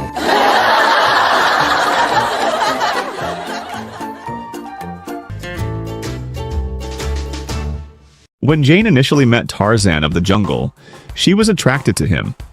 And during her questions about his life, she asked him how he had sex. "Tarzan not know sex." Jane explained to him what sex was. "Oh, Tarzan use hole in trunk of tree." "Tarzan, you have it all wrong, but I will show you how to do it properly." She took off her clothes and lay down on the ground. "Here! You must put it in here!" Tarzan removed his loincloth, stepped closer with his huge erection, and then gave her an almighty kick right between her legs. Jane rolled around in agony, but manages to gasp for air and screamed. "What did you do that for?" "Tarzan check for bees."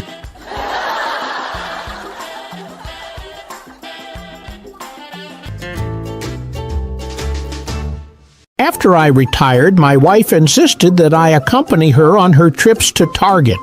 Unfortunately, like most men, I found shopping boring and preferred to get in and get out. Equally unfortunate, my wife is like most women. She loves to browse. Yesterday, my dear wife received the following letter from the local Target. Dear Mrs. Harris, over the past 6 months, your husband has caused quite a commotion in our store. We cannot tolerate this behavior and have been forced to ban both of you from the store. Our complaints against your husband, Mr. Harris, are listed below and are documented by our video surveillance cameras. First, June 15th. He took 24 boxes of condoms and randomly put them in other people's carts when they weren't looking. 2nd July 10th. Set all the alarm clocks in housewares to go off at 5-minute intervals. 3rd July 7th. He made a trail of tomato juice on the floor leading to the women's restroom. 4th July 1919. Walked up to an employee and told her in an official voice, Code 3 in housewares. Get on it right away. This caused the employee to leave her assigned station and receive a reprimand from her supervisor, which in turn resulted with a union grievance, causing management to lose time and costing the company money.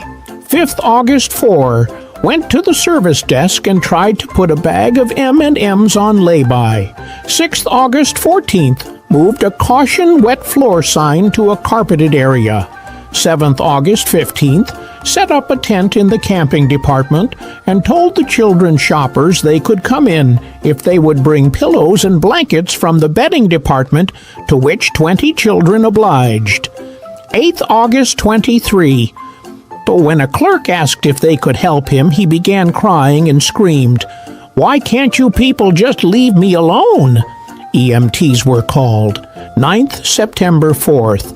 Looked right into the security camera and used it as a mirror while he picked his nose. 10th September 10th. While handling guns in the hunting department, he asked the clerk where the antidepressants were. 11th October 3rd. Darted around the store suspiciously while loudly humming the Mission Impossible theme. 12th October to 18th. Hid in a clothing rack and when people browsed through, yelled, "Pick me! Pick me!" 13th October 22. When an announcement came over the loudspeaker, he assumed the fetal position and screamed, "Oh no, it's those voices again!" 14th, took a box of condoms to the checkout clerk and asked, "Where is the fitting room?" And last, but not least, 15th October 23, went into a fitting room, shut the door, waited a while, and then yelled very loudly, "Hey, there's no toilet paper in here."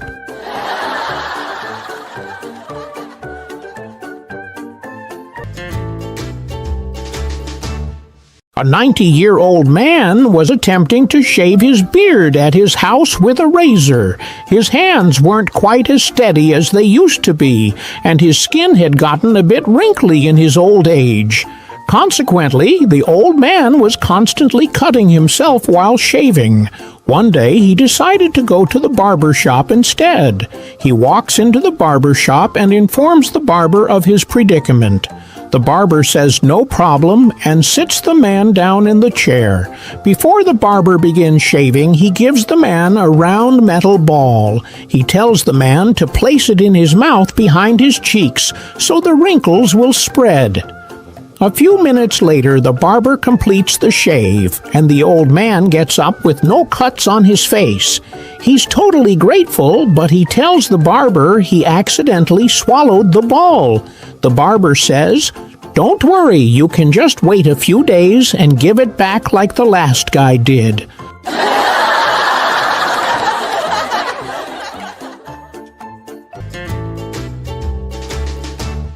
Little Johnny and his brother go ice fishing. Little Johnny starts drilling on the ice when a voice from above says, "Young man, there's no fish down there." Little Johnny asks his brother, "Who is that?" His brother replies, "I don't know." So Little Johnny starts to drill again, and the voice says, "For the second time, there's no fish down there." Little Johnny asks his brother, "Could that be God?" His brother replies, "I don't know." Little Johnny starts drilling again, and the voice says once more, "Young man, for the last time, I'm telling you there's no fish down there." Johnny looks up and asks, "Is that you, God?" The voice says, "No, I'm the manager, and the rink's closed."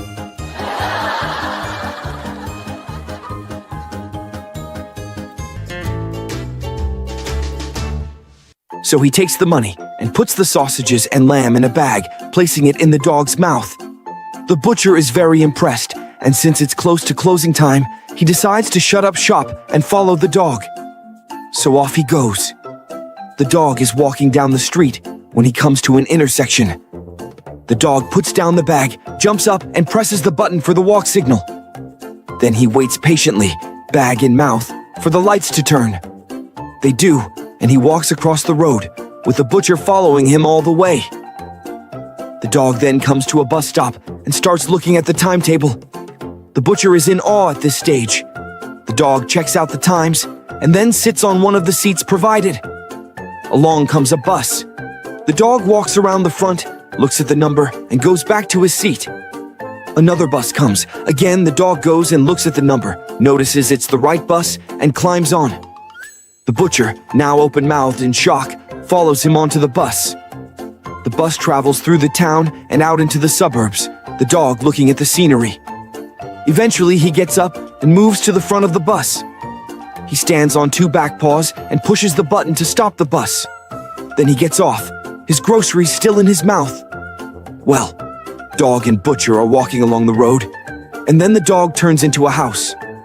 He walks up the path and drops the groceries on the step.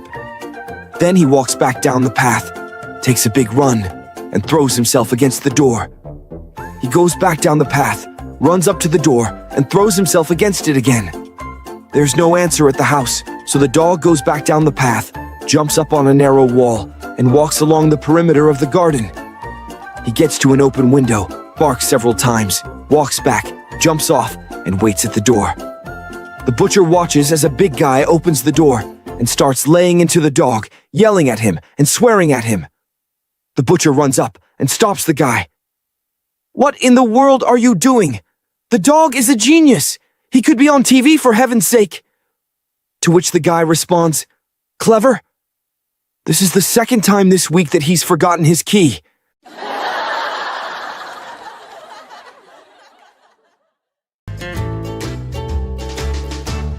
Ole and Sven go out squirrel hunting one afternoon. Ole needs to toss a whiz, so he steps behind a tree to take care of business. All of a sudden, Sven hears a bone-chilling cry. He checks on his best friend Ola, and there he is, lying on the ground. "Sven, a rattlesnake just bit me in the pecker. Please go get the doctor. I don't want to die." "Hold on, buddy." And Sven runs all the way back to the truck and flies the 10 miles to the hospital and runs up the stairs to find the doctor. "Doctor, my best friend Ole just got bit by a rattlesnake. You need to come to save him." "I'm sorry," says the doctor. "I have heart surgery in 5 minutes."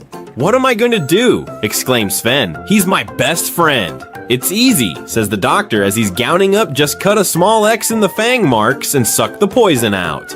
"Okay," says Sven, and he flies out the hospital and speeds back to the forest and runs back into the woods to find Ole. As he approaches, he hears his friend's tiny voice call out, "Sven, is that you? What did the doctor say?"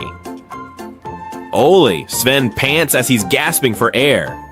"Doctor says to make you comfortable 'cause you're gonna die."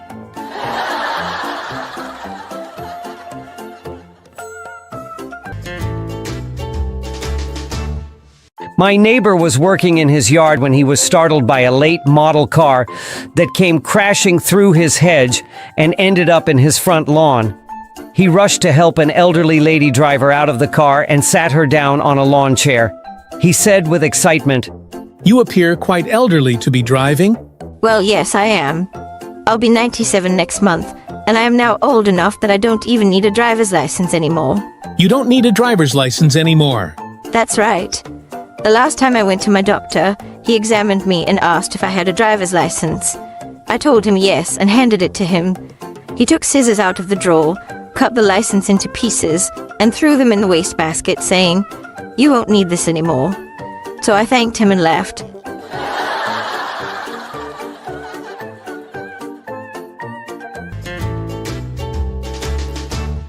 One Sunday, a pastor told his congregation that the church needed some extra money and asked the people to prayerfully consider giving a little extra in the offering plate. He said that whoever gave the most would be able to pick out 3 hymns. After the offering plates were passed, the pastor glanced down and noticed that someone had placed a $100 bill in offering. He was so excited that he immediately shared his joy with his congregation and said he'd like to personally thank the person who placed the money in the plate. And there sat our Rosie all the way in the back, shyly raised her hand. The pastor asked her to come to the front. Slowly, she made her way to the pastor. He told her how wonderful it was that she gave so much, and in thanksgiving asked her to pick out 3 hymns. Her eyes brightened as she looked over the congregation, pointed to the 3 most handsome men in the building, and said, I'll take him and him and him.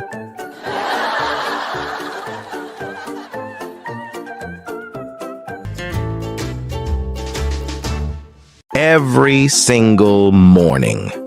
Just when I'm about to leave for work, my wife always finds something I've forgotten. Keys, phone, charger, documents, sanity maybe, and she never misses the chance to throw in a jab. You're getting old, losing your memory. Ugh. So I got smart. I made a list. Yup, I now write down everything I usually forget. This morning, I was ready. I checked my list, ticked every single box. I smiled. A champion. No sarcasm today, honey. I got in the car, proud and smug, and right on cue, my phone rings. It's her. I answer, all confident. Nice try. I didn't forget anything today. She just laughs. And then she says, come back inside, genius. Today's a public holiday. So, yeah. Maybe next time, I'll just write don't go to work at the top of the list.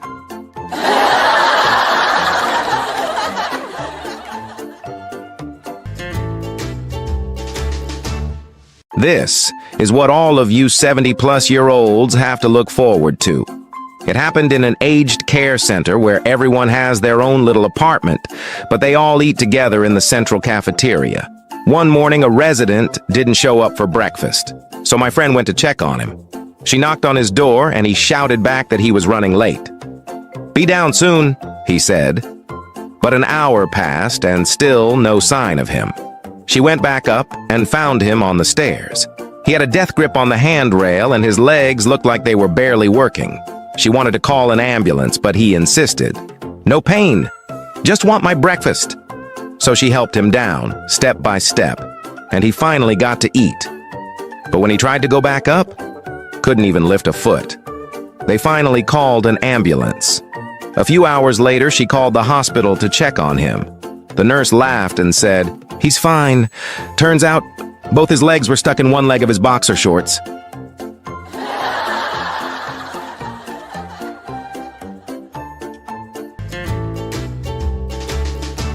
A big city lawyer was representing the railroad in a lawsuit filed by an old rancher. The rancher's prize bull was missing from the section through which the railroad passed. The rancher only wanted to be paid the fair value of the bull. The case was scheduled to be tried before the justice of the peace in the back room of the general store. The attorney for the railroad immediately cornered the rancher and tried to get him to settle out of court. The lawyer did his best selling job, and finally the rancher agreed to take half of what he was asking. After the rancher had signed the release and took the check, the young lawyer couldn't resist gloating a little over his success, telling the rancher, "You know, I hate to tell you this, old man, but I put one over on you in there. I couldn't have won the case. The engineer was asleep and the fireman was in the caboose when the train went through your ranch that morning. I didn't have one witness to put on the stand. I bluffed to you," the old rancher replied. "Well, I'll tell you, young feller, I was a little worried about winning that case myself because that darned bull came home this morning."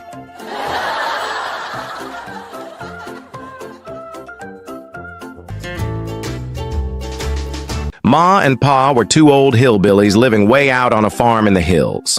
Now one day, Pa noticed the hole under the outhouse was completely full. Not just kind of full, I mean really full. So he heads inside and says, "Ma, I don't rightly know what to do with that outhouse." The hole's full up. Ma says, why don't you go ask that college graduate boy down the road? He ought to be smart enough. So Pa hops in his truck, drives down, and tells the young fella, my outhouse is full and I don't know how to empty it. The young man replies, easy. Get 2 sticks of dynamite, one with a short fuse and one with a long fuse. Put them both under the outhouse and light them at the same time. The first will launch it in the air, and the second will spread all that poop across your fields. Instant fertilizer.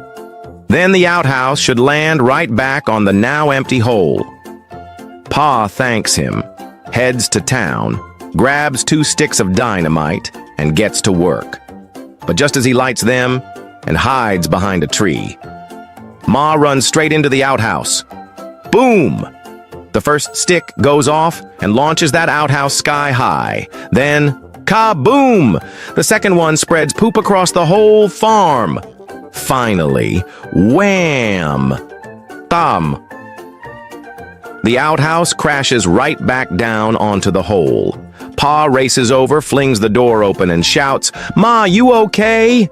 Ma pulls up her drawers and says, yeah, but I'm sure glad I didn't fart in the kitchen.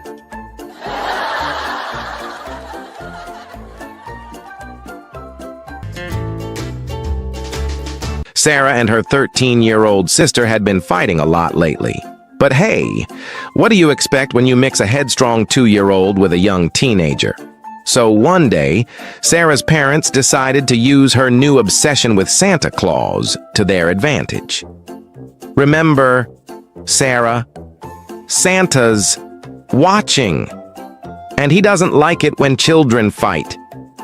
Yeah, that didn't do much. So Sarah's mom picked up the phone, gave her the serious parent look, and said, I guess I'll just have to tell Santa about this. She dialed a number. Sarah's eyes widened. Her mom asked Mrs. Claus, actually Sarah's aunt, if she could speak to Santa.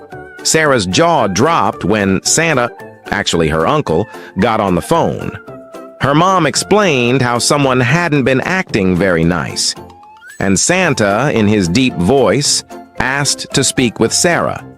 Very slowly, she took the phone. Santa warned her, no toys for children who fight with their sisters?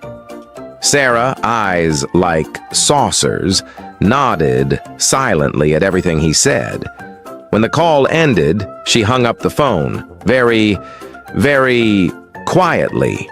After a long pause, her mom, hiding her laughter, asked, So what did Santa say to you, sweetheart? Sarah looked down and whispered, Unfortunately, Santa said he won't be bringing toys to my sister this year.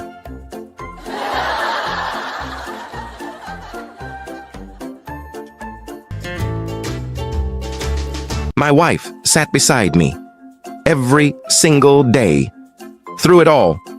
When I was fired, she was there. When my business collapsed, she stayed. When I got shot, yes, shot, she never left my side. We lost our house. Still, she stood by me. My health failed. She stayed strong. Pause. Today, I opened my eyes after months in a coma. I looked at her and whispered, You've been with me through everything. Every failure, every fall, every disaster. Pause, sincere tone. You know what? Beat. Shift to mischievous, confused tone. I think you're bad luck.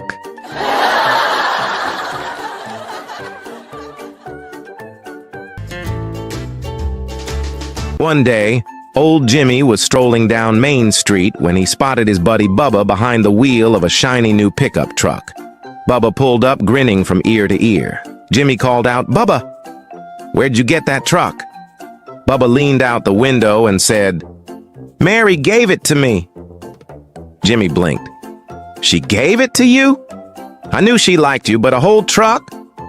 Bubba chuckled and said, Well, let me tell you what happened. We were out on County Road 6, middle of nowhere. Mary pulled off into the woods, put it in four-wheel drive, parked, and hopped out. Then she threw off all her clothes and said, Bubba, take whatever you want. So, I took the truck. Jimmy nodded.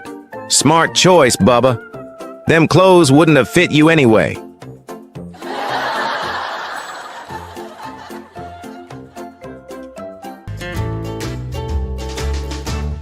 A group of tourists was visiting a crocodile farm, and they were in a floating structure in the middle of a crocodile lake. The owner of the farm shouted, "Whoever jumps into the water and swims to shore will receive $10 million. The silence was deafening. Suddenly a man jumped into the water. He was chased by crocodiles, but with great luck he was unharmed. The owner announced, "We have a winner." After receiving their reward, the man and his wife returned to the hotel room. The man tells his wife, "I did not jump in myself. Someone pushed me." His wife smiled and said coldly, "It was me." Morale of the story: behind every successful man, there is always a woman to give him a little push.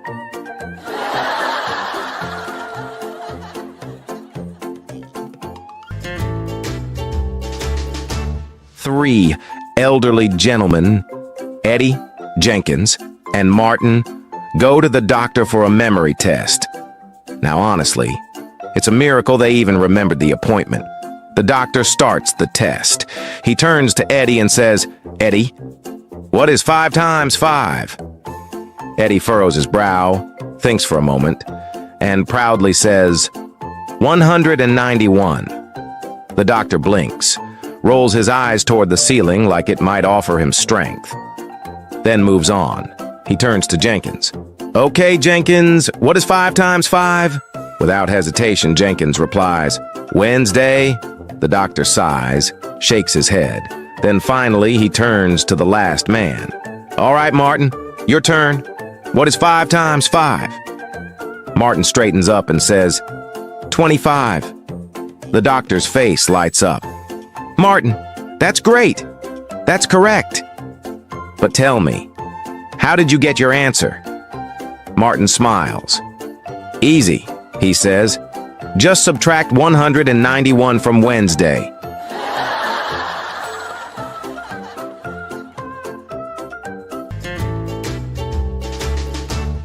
An Irishman is sitting in a bar, nursing a pint of Guinness.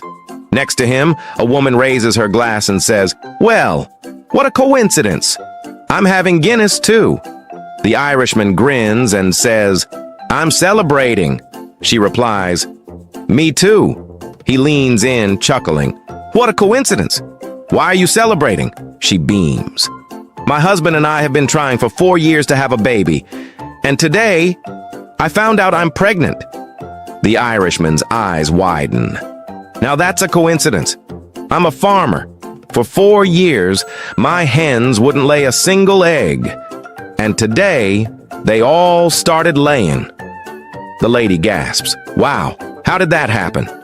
The Irishman raises an eyebrow, grins cheekily, and says, "I used a different cock." She raises her glass. "What? A coincidence!"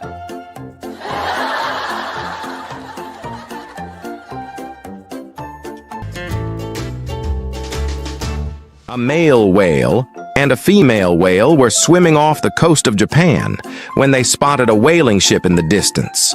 The male squinted and said, "Wait a minute, that's the same ship that harpooned my father." He looked at the female and said, "Let's swim under it and blow through our blowholes at the same time. If we're lucky, it'll flip and sink." She nodded, and together, whoosh. Sure enough, the ship capsized and sank, but then they noticed something else. The sailors had jumped overboard and were swimming to shore. The male whale growled, "No way they're getting away. Let's swim after them and gobble them up." But the female hesitated. He turned to her. "What's wrong?" She sighed and said, "Look, I went along with the blowjob, but I absolutely refused to swallow the semen."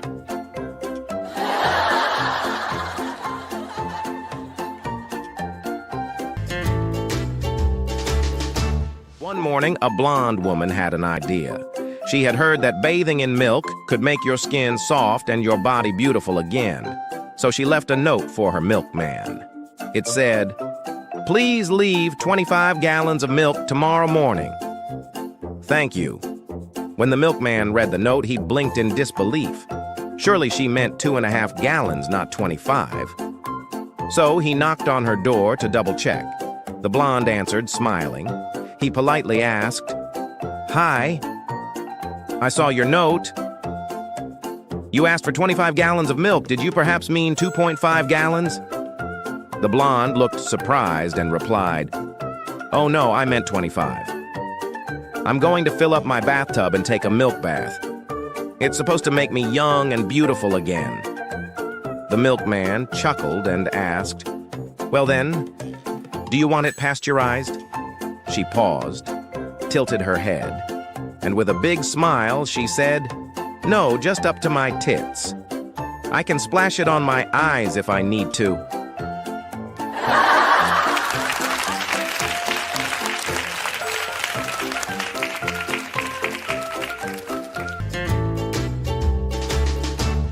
Two old buddies were heading to the Army Induction Center for their physicals. Neither wanted to go to war. One leaned over and whispered, "I heard if you don't have any teeth, they won't take you." So they made a detour to a dentist and had all their teeth pulled out. When they got to the induction center, there was a long line of men waiting. The first old guy said, "Let's not stand next to each other. Might look suspicious." So one went to the front, the other headed to the back. Just as the second guy got to the end of the line, a big old farm boy stepped in right in front of him. The line moved forward. The first toothless guy reached the doctor. The doc asked, "Anything wrong with you?" He opened his mouth and said, "Well, I don't have any teeth." The doctor ran his finger along his gums. "Sure enough, step over there." The line moved on. Then came the farm boy. "Anything wrong with you?" asked the doc. The boy said, "No, sir. Just a little case of the piles." The doctor sighed. "Bend over. Spread 'em. Let me take a look." He did. The doctor shoved a finger in, pulled it out, and examined it. "Yep, you too. Over there." Next up, the second toothless guy. Having just seen where that finger had been, the doctor asked, "Anything wrong with you?" He stood up straight and said, "Not a damn thing. Just give me a gun. I'm a fighting son of a bitch."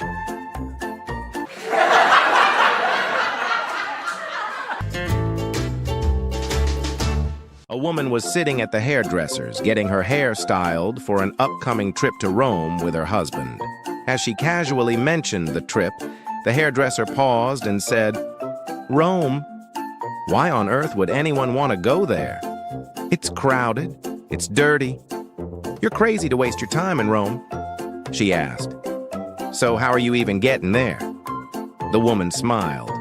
"We're flying BA. Got a great deal." The hairdresser rolled her eyes. "BA? That's a terrible airline. Their planes are old. The flight attendants are ugly. And they're always late. Where are you staying?" The woman replied, "A little boutique place on the Tiber River. It's called Teste." The hairdresser scoffed. "Oh, please. That dump? Everyone thinks it's exclusive, but it's a total letdown." The woman added, "We're planning to visit the Vatican, maybe even catch a glimpse of the Pope." The hairdresser laughed out loud. "Yeah, you and a million other people. You'll be lucky if he looks like an ant from where you'll be standing." Then she smirked. "Well, good luck on this disaster of a trip. You'll need it." A month later, the woman returned for another appointment. The hairdresser asked with a smug grin, "So, how was Rome?" The woman smiled. "It was amazing. BA put us on one of their brand new jets. The flight was overbooked, so we got upgraded to first class. The wine, the food, the service, perfect. My steward was a handsome 28-year-old who couldn't do enough for me. And the hotel? Recently renovated. £5 million upgrade. They were overbooked too, so they gave us the owner's suite, no charge. The hairdresser was speechless, then muttered, Well, at least you didn't see the Pope. The woman leaned in, grinning. Actually, we were visiting the Vatican when a Swiss guard tapped me on the shoulder. He said the Pope occasionally meets visitors, and would I mind waiting in his private room? 5 minutes later, the Pope himself walked in, shook my hand. The hairdresser gasped. Oh, really? What did he say? The woman smiled sweetly and replied, He said, Who the fuck did your hair?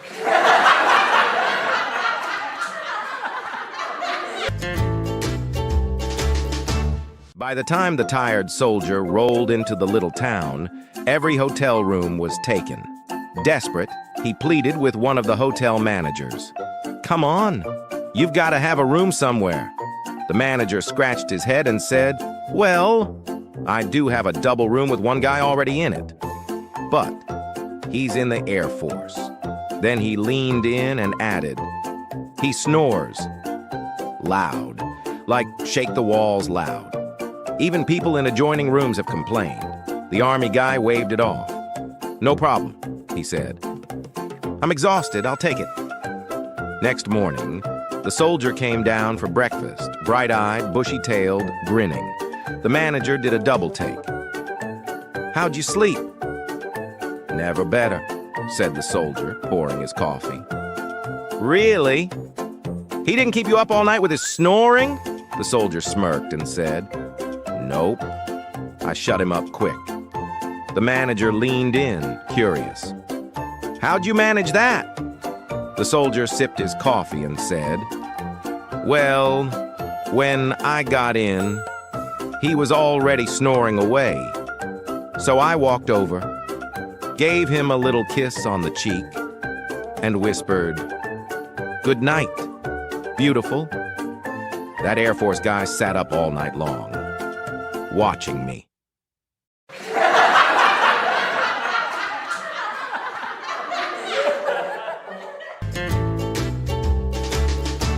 Late again. That's what Miss Russell said, stern as a fence post, when I walked in late to 3rd grade. But I told her straight up, it ain't my fault this time, Miss Russell. You can blame this one on my daddy.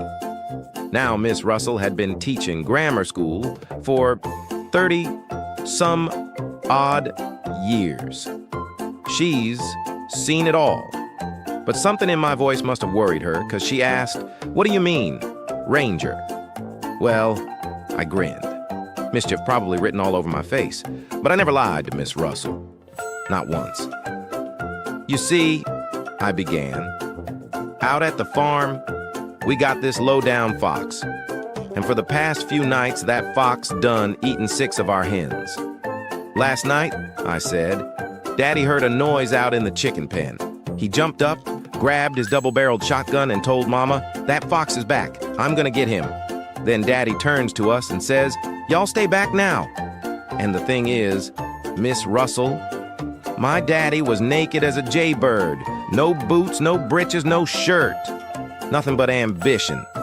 He crawled to that hen house like an Injun on the prowl, stuck that shotgun right through the window of the coop, eyes squinting into the dark. Now here's where it gets real bad. Old Rip, that's our hound dog, done woke up and snuck up behind Daddy. And just as Daddy was about to pull the trigger, Rip stuck his cold nose right in Daddy's crack. Yup. Miss Russell, we've been plucking chicken since 3 o'clock this morning.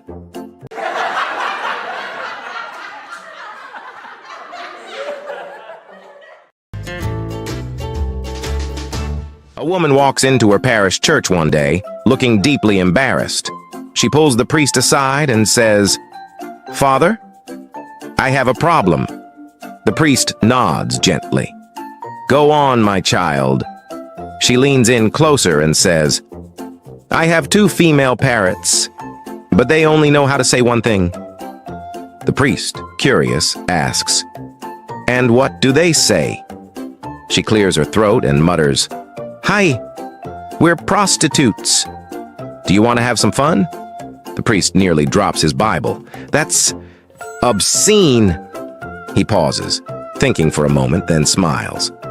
"Actually, I may have a solution. I have 2 male parrots, Francis and Job. They pray, they read the Bible. Maybe they can set your girls straight." The woman brightens up. "Oh, thank you, Father. That may just work." The next day, she brings the 2 female parrots to the rectory. Inside a large cage sit the priest's parrots, rosary beads in claw, heads bowed in solemn prayer. Impressed, the woman gently places her 2 parrots into the cage. Seconds later, both female parrots shout in perfect unison, "Hi, we're prostitutes. Do you want to have some fun?" There's a long, stunned silence. Then, one of the priest's parrots turns slowly to the other and says, "Put the beads away, Francis.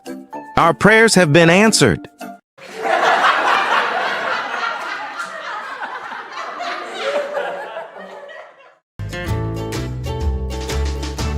When Susan heard that her elderly grandfather had passed away, she rushed to her grandparents' house to comfort her 95-year-old grandmother. Trying to be gentle, she asked, "Grandma, how did Grandpa die?" The old woman gave a soft, bittersweet smile and said, "He had a heart attack while we were making love on Sunday morning." Susan nearly fainted. "Making love? Grandma, at your age, you're both nearly 100? Her grandmother just chuckled and said, "Oh no, my dear. It's not as crazy as it sounds." She leaned in and explained, "Many years ago, we realized our hearts couldn't take much excitement, so we came up with a system. We only did it when the church bells rang on Sunday morning. The rhythm was perfect. Slow, steady, nothing too intense. In on the ding, out on the dong." She paused, wiped a tear from her eye, and whispered, "And if that damned ice cream truck hadn't come along, he'd still be alive today."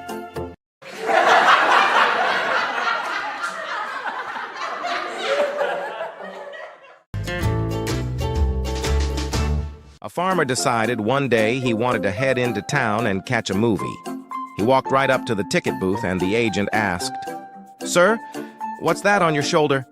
The old farmer replied proudly, "That's my pet rooster, Chuck. Wherever I go, Chuck goes." The agent frowned. "Sorry, sir, we don't allow animals in the theater." So the farmer stepped away, walked around the corner, and stuffed Chuck right down the front of his overalls. He came back, bought a ticket, walked in like nothing happened, and found a seat near 2 sweet old widows, Mildred and Marge, who were sitting together and chatting. The movie started. Chuck started to squirm, so the farmer casually unzipped his overalls to let Chuck poke his head out and watch the film. Mildred leaned over to Marge and whispered, "Marge, I think that guy near us is a pervert." Marge turned to look. "Why do you say that?" "Because he just unzipped his pants and has his thing out." Marge shrugged. "At our age, we've seen 'em all." Mildred blinked. "Yeah, me too. But this one's eating my popcorn."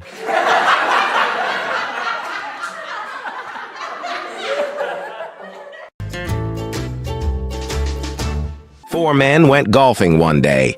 3 of them walked up to the first tee while the 4th headed into the clubhouse to settle the bill. As they waited, the 3 started bragging about their sons. The first man said, "My son's a home builder. He's doing so well. He just built a brand new house. For a friend. For free. Just gave it to him." The second man smiled and added, "That's nothing. My son sells cars. He owns multiple dealerships now. Just last week, He gave one of his friends a brand new Mercedes fully loaded. The third guy chimed in. My son's a stockbroker, killing it in the market. Gave his friend a full investment portfolio. A few minutes later, the fourth man returned and joined them on the tee. One of the guys said, "We were just talking about our sons. How's yours doing?" The fourth man scratched his head and said, "Well, my son's gay. He's a go-go dancer at a gay bar." The other three fell silent. He continued, I'm not thrilled about the dancing part, but he must be doing something right. His last three boyfriends gave him a house, a Mercedes, and a full stock portfolio.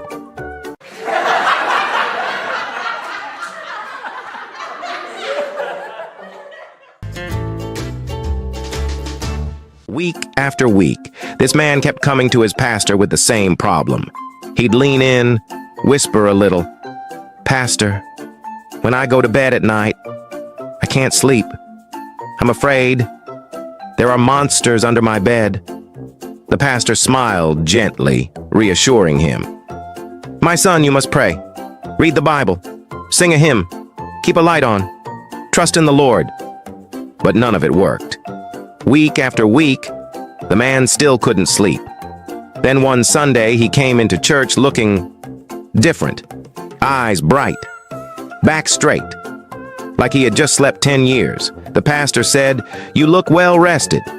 Did you finally find peace?" The man grinned and said, "I did, Pastor. My buddy, he's a carpenter, gave me the perfect solution." The pastor leaned in, curious. "What did he say?" The man chuckled. "He told me to cut the legs off the bed."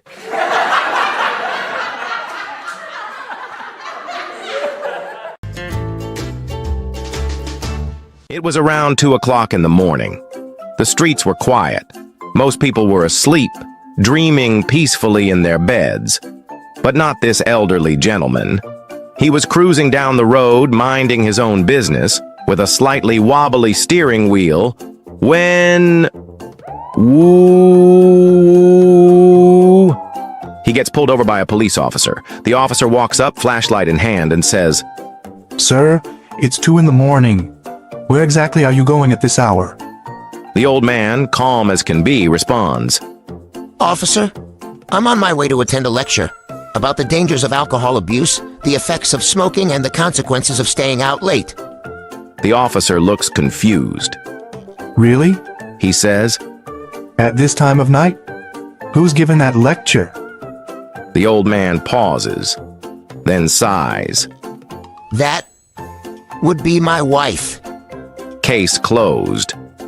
And you better believe he wasn't going to be late for that class.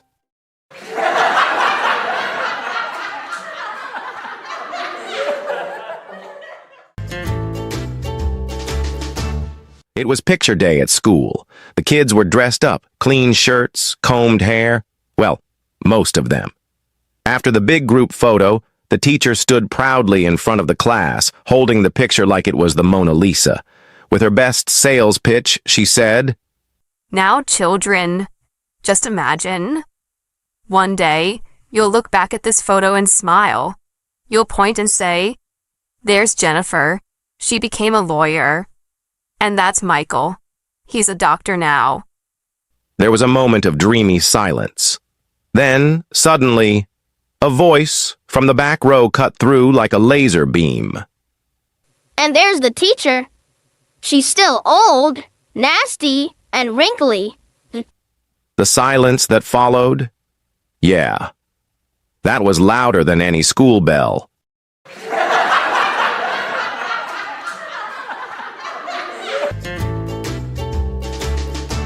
The auction was intense. The bidding? Fast. Furious. Paddle after paddle flew up. 100. 150. 200. Then, suddenly the auctioneer paused, raised his hand, and announced, "Ladies and gentlemen, a man in this room has lost a wallet. It holds $10,000. If returned, A reward of 2,000 will be paid.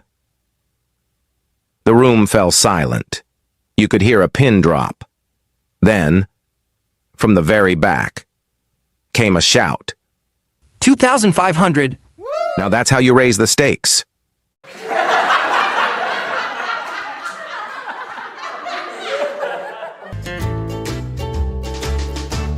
It was a beautiful spring afternoon. The kind of day where love is in the air and the snacks are free. A little girl, maybe 6 years old, was attending her very first wedding, wide-eyed, curious, and clutching her mother's hand. She looked up at the aisle, watched the bride float by in a glowing white dress, and then, in a soft whisper, asked, Mom, why is the bride dressed in white? Her mother smiled gently. Because white is the color of happiness, She explained. and today is the happiest day of her life. The little girl nodded, thinking hard, eyes squinting, gears turning. Then she looked up again, saw the groom standing there, stiff, awkward, in a pitch-black tuxedo, and asked, Then, why is the groom wearing black? Kids. They ask the real questions.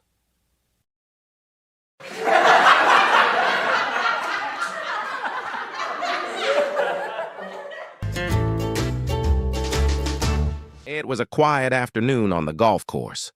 The birds were chirping, the grass was trimmed, and one guy was frozen over his tee shot. I mean, frozen. He stood there forever, looking up, looking down, measuring the distance, squinting into the wind like he was calculating for NASA. Meanwhile, his golf buddy was losing his mind. After minutes of this nonsense, the guy finally snapped, "What's taking so long? Just hit the blasted ball." The first guy didn't even look over. Calmly, he said, "My wife's up there in the clubhouse, watching me." "I want to make this a perfect shot." His friend shook his head and said, "Forget it, man. You don't stand a snowball's chance in hell of hitting her from here." Golf. A sport of skill, precision, and some very questionable motives.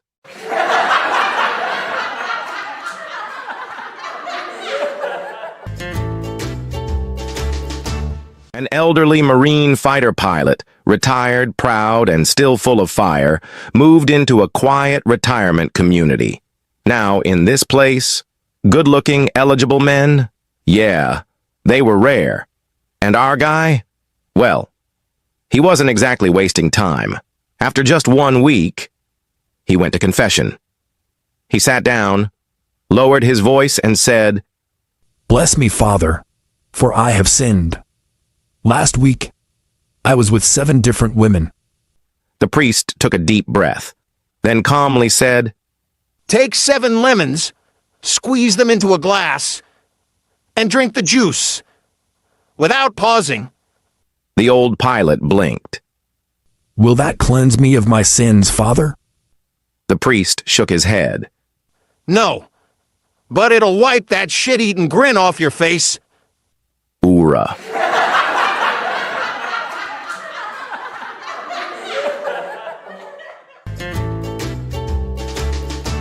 Three prisoners on death row. One by one, they're asked the same question.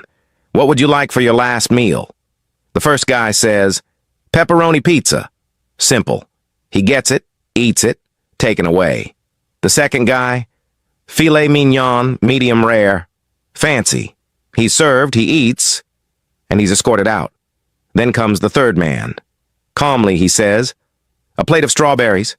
The guard blinks. Strawberries? Yes, strawberries. The guard frowns.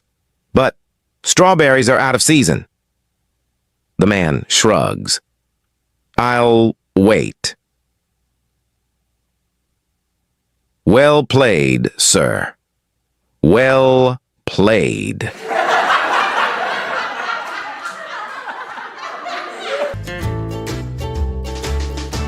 The teacher stood at the front of the classroom and gave a simple challenge. I want each of you to use the word fascinate in a sentence. Molly's hand shot up first. She smiled and said, "My family went to my granddad's farm and we all saw his pet sheep. It was fascinating." The teacher nodded. "Very nice, Molly. But the word was fascinate, not fascinating." Then Sally raised her hand.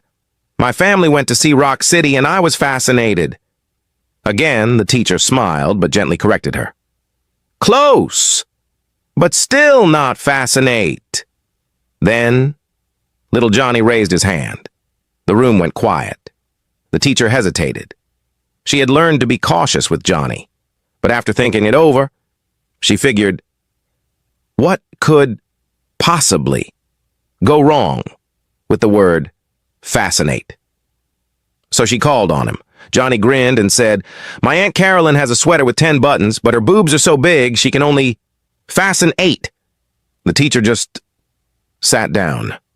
End of lesson.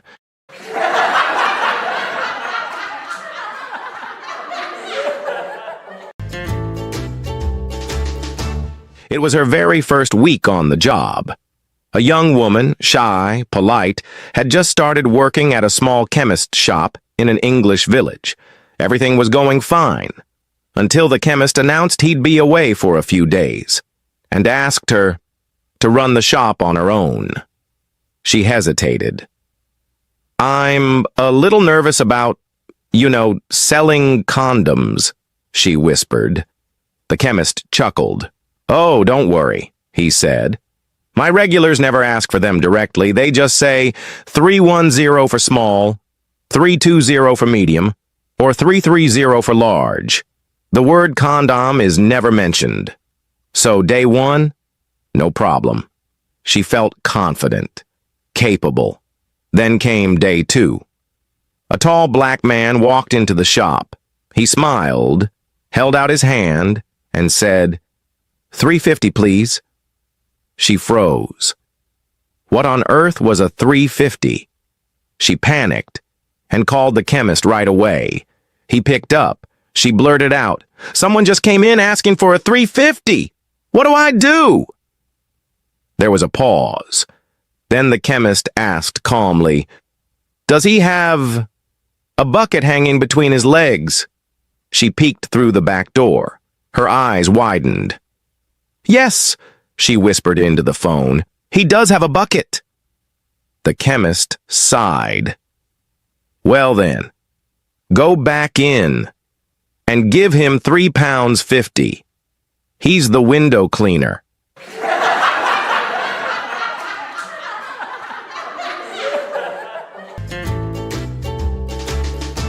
Doug Smith was on his deathbed. The end was near. By his side, his nurse, his loving wife, his daughter, and 2 sons. Doug asked for 2 witnesses and a camcorder to record his final wishes. Once everyone was in place, he began to speak. "Bernie, my son, I want you to take the Mayfair houses. Sybil, my daughter, you take the apartments over in the East End. Jamie, the offices in the city center, they're yours. And Sarah, my dear wife, please take all the residential buildings along the banks of the river." The nurse and witnesses stood there, stunned. No one had known the extent of Doug's holdings. As Doug slipped away peacefully, the nurse turned to his wife and whispered, "Mrs. Smith, your husband must have been such a hard-working man to have accumulated all this property." "Property? The asshole had a paper round."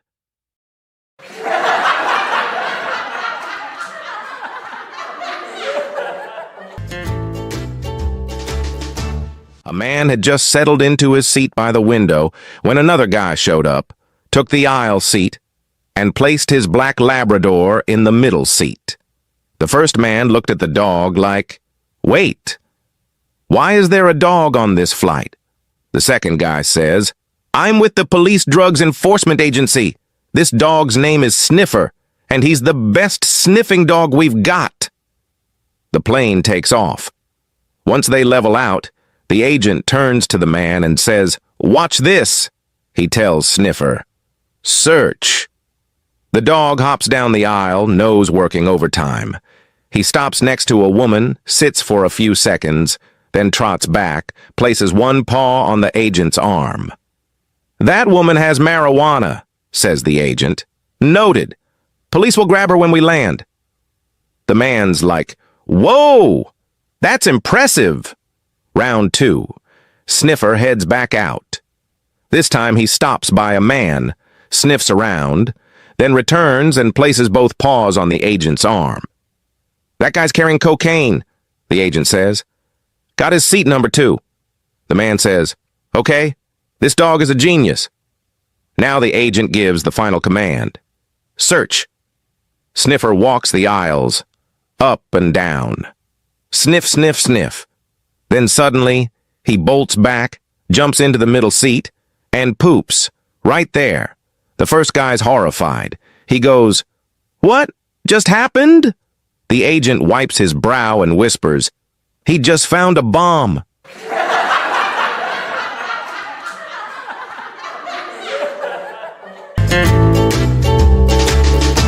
A Russian woman married a Scottish gentleman, and they lived happily ever after in Edinburgh.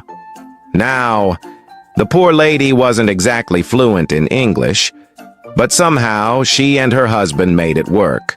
But the real trouble started whenever she had to buy groceries on her own. One day, she walked into a butcher shop. She wanted to buy chicken legs, but she had no idea how to ask for them. So what did she do? She clucked like a chicken and then lifted up her skirt to show her thighs. The butcher raised an eyebrow and gave her some chicken legs. Fair enough. The next day, she needed chicken breasts. Same problem. No words. So she walks in, clucks like a chicken again, and then unbuttons her blouse to show the butcher her breasts. And yep, he got the message. Gave her the chicken breasts. Then came the third day. She needed to buy sausages, so she brought her husband to the shop. Woo! What were you thinking? Her husband speaks English.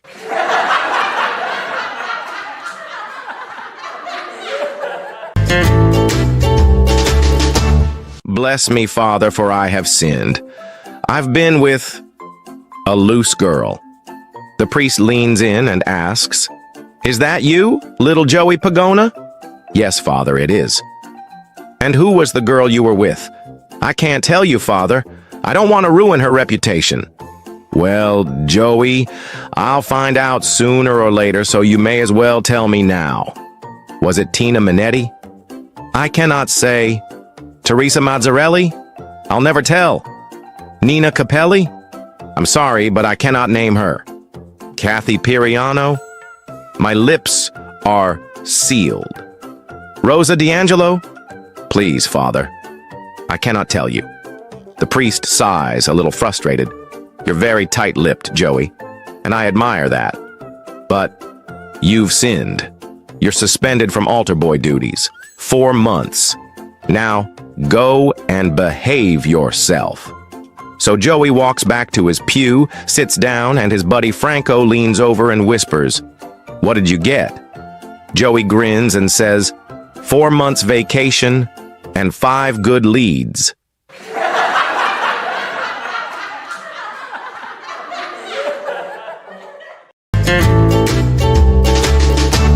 A married couple was in a terrible accident, and the man's face was severely burned. The doctor told the husband, "We can't graft any skin from your body. You're just too skinny." But then the wife, bless her heart, offered to donate some of her own skin. The only suitable skin, however, was from her buttocks. Yes, her buttocks. They both agreed to keep it a secret, and the doctor, being a true gentleman, promised not to tell a soul. After the surgery, everyone was amazed. The man looked more handsome than ever before. People couldn't stop talking about his baby face. One day, when they were alone, he looked at his wife. Overcome with emotion, he said, "Dear, how can I possibly repay you for this incredible gift?" She smiled and said, "My darling, I get all the thanks I need every time I see your mother kiss you on the cheek."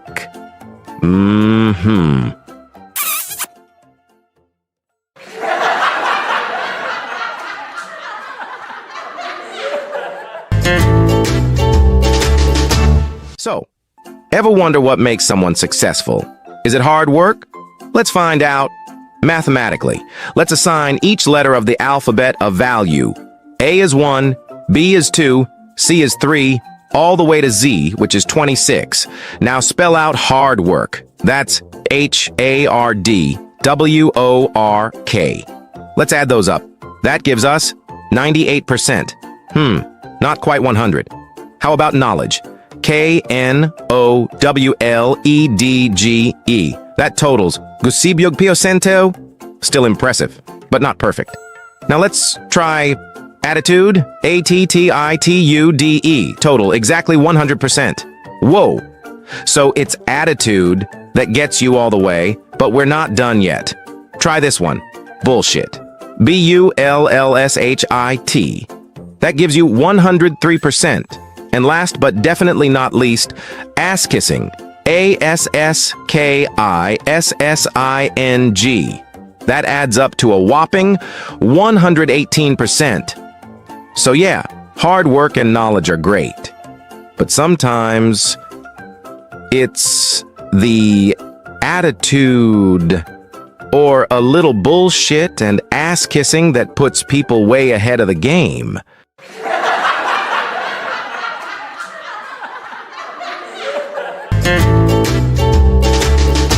So this Aussie truckie walks into a dusty Outback cafe.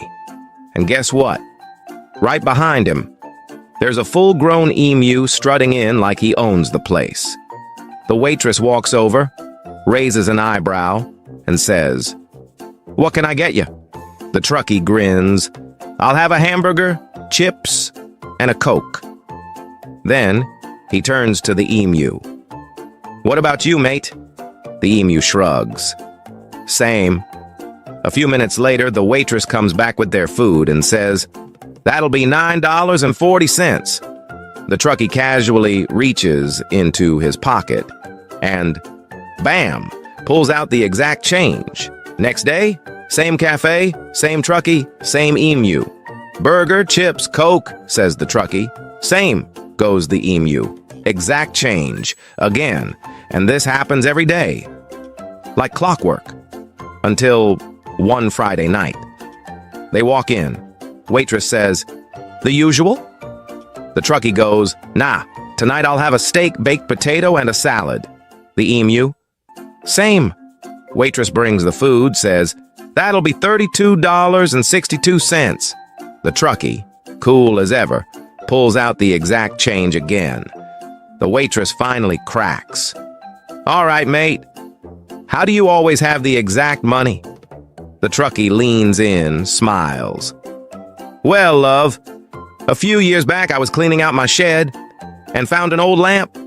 I gave it a rub, genie popped out, said I get 2 wishes.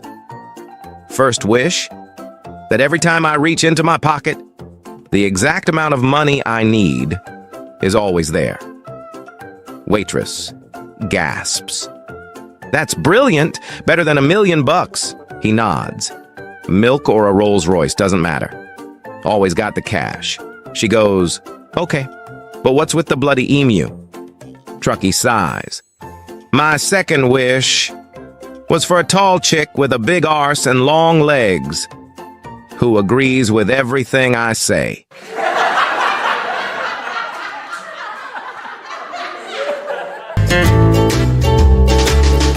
A man walks into the produce section of his local Sydney supermarket and says, "I'd like to buy half a head of lettuce." The kid working there goes, "Sorry, sir, we only sell whole heads." But the man insists. So the kid shrugs and heads to the back room to talk to the manager. And he says, "Hey, there's some old bastard out there who wants to buy half a head of lettuce." Then he turns around, and the guy is standing right behind him. So without missing a beat, the kid says, "This gentleman kindly offered to buy the other half." Manager approves. Man leaves happy. Later, the manager tells the kid, "Hey, I was impressed with how quick you were back there. We need people like you. Where are you from?" The kid goes, "New Zealand, sir." "Why'd you leave New Zealand?"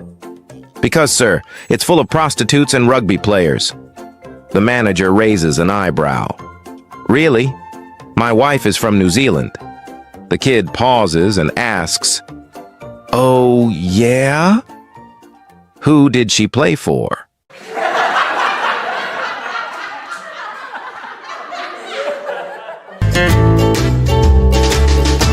Back in medieval times, all the noble knights were leaving for the Crusades. The mood was serious. Armor clanking, horses snorting, heroic music practically playing itself. But one knight, let's call him Sir Overshare, had something personal to settle first. He pulled his best friend aside and said, "My bride is, without a doubt, one of the most beautiful women in the world. It would be a terrible waste if no man ever got to be with her." "Okay, buddy, that's a weird thing to say out loud," he went on. "So, as my most trusted friend, I'm giving you the key to her chastity belt, just in case I don't return." Yeah, totally normal. Nothing awkward about this at all. So the knights rode off, flags flying, hooves pounding, destiny calling. They were barely a kilometer out of town, when suddenly, a cloud of dust behind them, someone galloping fast. The knights stopped. Could it be a messenger? An attack? Nope. It was the best friend. He pulled up next to the knight, red-faced, holding something in his hand, and shouted, "Hey, you gave me the wrong key." Huh? Oops. Trust issues? Activated. Marriage on the clock. The crusade can totally wait.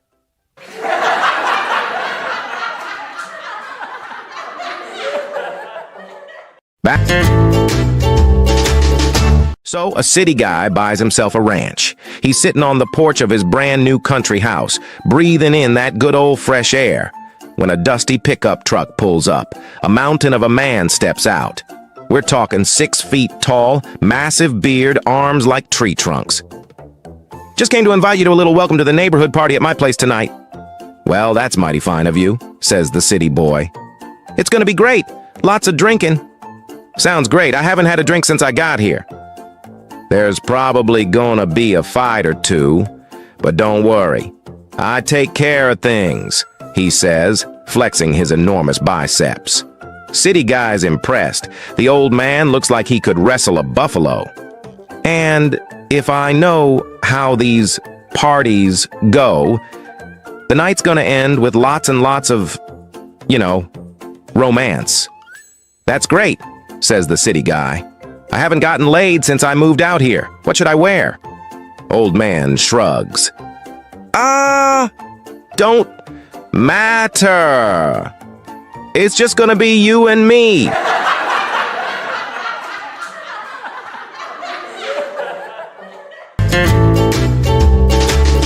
So, a vicar goes to the dentist to get a brand new set of false teeth. First Sunday after that, he gives his sermon, only 8 minutes long. Quickest church service in history. Second Sunday, he stretches it to 10 minutes. Still short. People start liking this new, efficient version of him. But then, third Sunday hits, and the man preaches for 2 hours and 48 minutes straight. No water, no breaks, no mercy. The congregation literally had to drag him down from the pulpit. Someone finally asks, "What on earth happened today, Father?" And the vicar says, "Well, first week, my gums hurt so bad I couldn't talk more than 8 minutes. Second week, still sore. 10 minutes was my limit. But this week, I accidentally put in my wife's teeth. and I just couldn't shut up.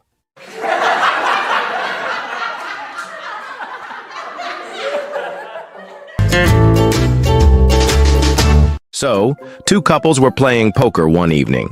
John accidentally drops some cards on the floor.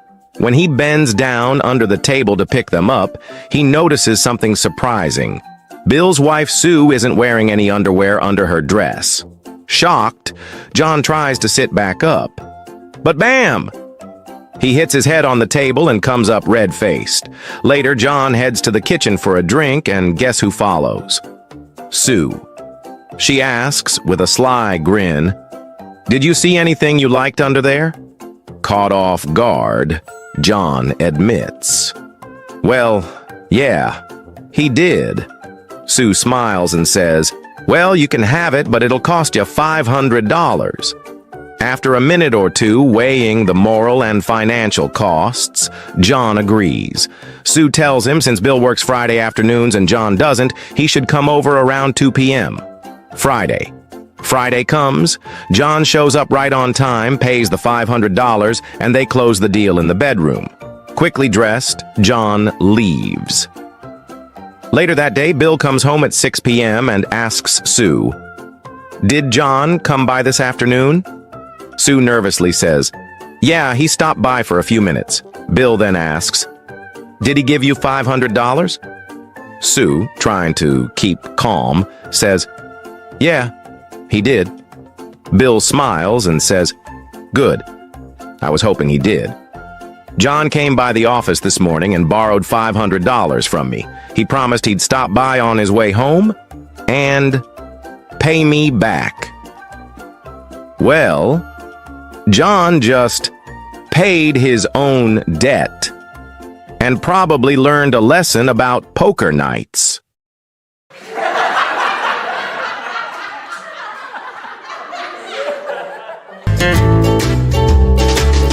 So, a married couple is cruising down the highway doing a steady 40 miles an hour. Husband's behind the wheel, calm, focused, and the wife suddenly turns to him and says, "I want a divorce." Just like that, cold as ice. Now, does the man freak out? Nope. He just tightens his grip on the wheel and goes from 40 to 45. Then she says, "Don't try to stop me. I've been seeing your best friend." And let's just say, he's way better in bed. Still, the man says nothing. But the speed? It climbs to 55. Quietly. Methodically. Now she's feeling bold. "I want the house," she says. 60 miles an hour. The car too. 65. "Oh, and I'll take the bank accounts, the credit cards, and the boat." The car slowly starts drifting toward a concrete bridge. She's getting nervous now. She blurts out, "Aren't you gonna say anything? Don't you want anything?" And finally, he speaks. Calm, ice cold. "Nope. I've got everything I need," she sneers. "Oh yeah? Like what?" He turns to her and smiles. "The airbag."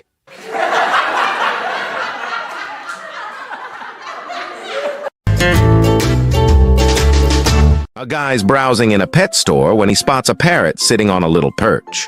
But the parrot has no feet. The guy blurts out, "Whoa! What happened to this parrot?" The parrot replies, "I was born this way. I'm a defective parrot." The guy jumps back. "Wait! You can talk?" "Understood every word," says the parrot. "I'm highly intelligent and extremely well educated." The guy's still in shock. "Okay, smart bird. How do you stay on that perch without feet?" The parrot leans in. This is a little embarrassing, but I wrap my weenie around the perch like a tiny hook. You can't see it through the feathers." The guy stares. "Wow, you really can talk." "Oh, absolutely. I can discuss politics, religion, sports, physics. I'm especially sharp in ornithology. Honestly, you should buy me. I'd be the best companion you've ever had." The guy looks at the price tag. $200. Oof, sorry, buddy, that's a bit much. The parrot whispers, "Psst, I'm defective. No one wants a footless bird. Offer him $20, he'll take it." The guy does and walks out with the parrot. Weeks pass. The parrot is amazing. Smart, funny, a great listener. The guy is thrilled. One day, he comes home from work. The parrot whispers, "Psst, not sure I should tell you this, but it's about your wife and the UPS guy." The guy freezes. "What? What about them?" The parrot continues. "She greeted him wearing a sheer black nightie." "What?" Then he came inside, lifted the nightie, and started petting her. "No way. And she let him?" "Oh, yeah." Then he undressed her, got down on his knees, and started kissing her all over. The guy screams, "And then what?" The parrot shrugs. "I don't know. I got aroused and fell off the perch."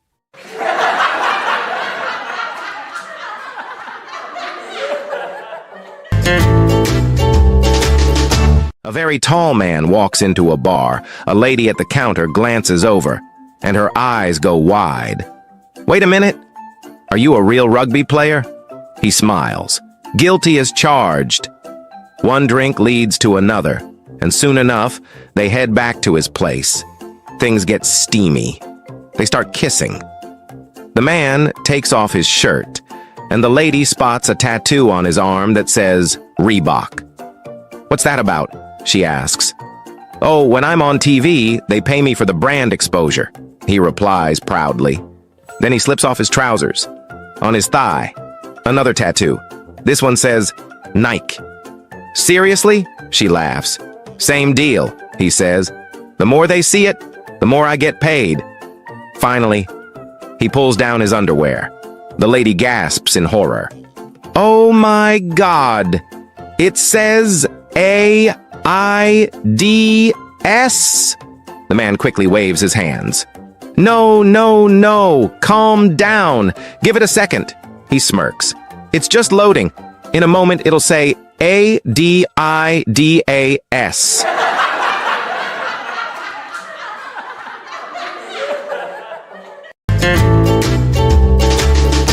There were these two old geezers living out in the backwoods of the Ozarks, Rufus and Clarence.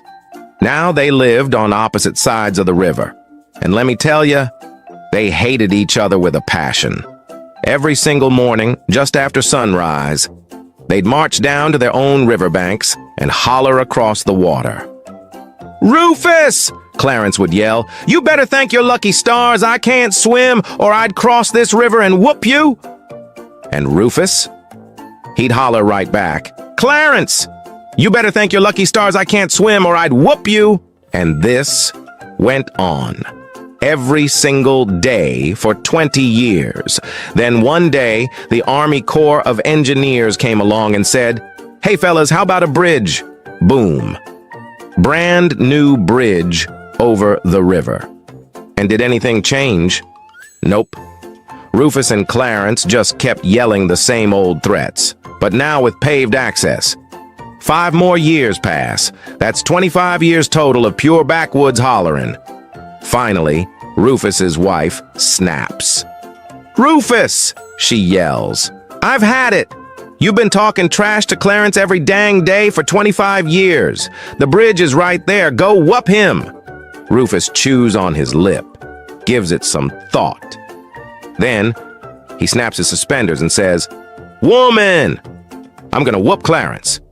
He storms out the door, marches down to the bridge, walks halfway across, and suddenly, he stops, turns around, screams, runs all the way back to the house, slams the door, bolts the windows, grabs his shotgun, and dives under the bed. "Rufus!" his wife shouts. "I thought you were gonna whoop Clarence!" Rufus whispers, terrified. "I was, woman! I was." "Well, what happened?" He gulps and says, "I got halfway across that bridge, and I saw a sign. It said, Clearance, 13 feet, 6 inches. I swear he ain't never looked that big from the other side of the river.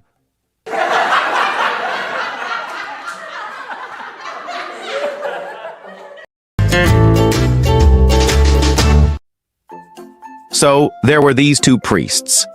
Decided to go on vacation to Hawaii, but not just any vacation. They wanted to really blend in, you know? No collars, no robes, nothing that screams priest. So, the moment their plane touched down, they rushed to the nearest store and bought the craziest outfits you can imagine. Bright, outrageous shorts, wild shirts, sandals, and those oversized tourist sunglasses. Next morning, decked out in their totally not clergy looks, they're chilling on the beach chairs, soaking up the sun, sipping drinks, feeling like real tourists. Then, out of nowhere, this drop-dead gorgeous topless blonde strolls right up to them. They both just stare, mouths slightly open, totally stunned.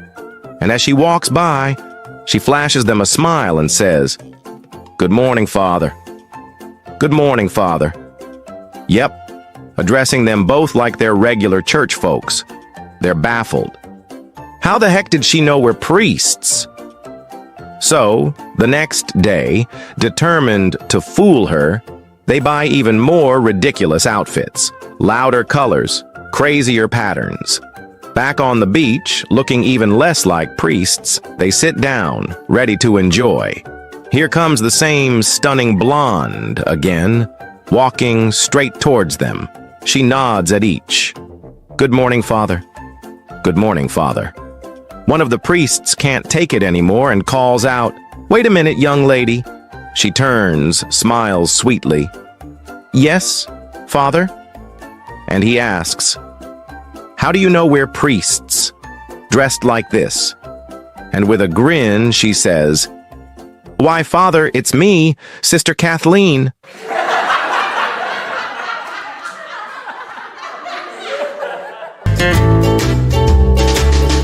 So, I was just walking down the street, minding my own business, when this incredibly scruffy homeless guy jumps out in front of me. He says, "Hey man, can I get a couple bucks for dinner?" Now, I'm a generous guy, but I'm also curious. So I pull out 10 bucks and ask, "Hey, if I give you this, are you gonna spend it on beer instead of dinner?" He looks at me and says, "Nope, I quit drinking years ago." "All right then. How about fishing? Gonna buy some gear?" He frowns. "No way, I don't waste time fishing. I'm just trying to stay alive out here." Okay. "What about hunting stuff?" He throws his hands up like I'm crazy. "Are you nuts? I haven't hunted in 20 years. So I say, "All right, I'm not giving you the money." He looks confused. Then I go, "I'm taking you home. You're getting a hot shower and a delicious dinner, cooked by my wife." Now he looks shocked. He goes, "Wait, your wife's not gonna be mad?" And I say, "Oh, she'll be fine. It's about time she sees what a man looks like after he's given up drinking, fishing, and hunting."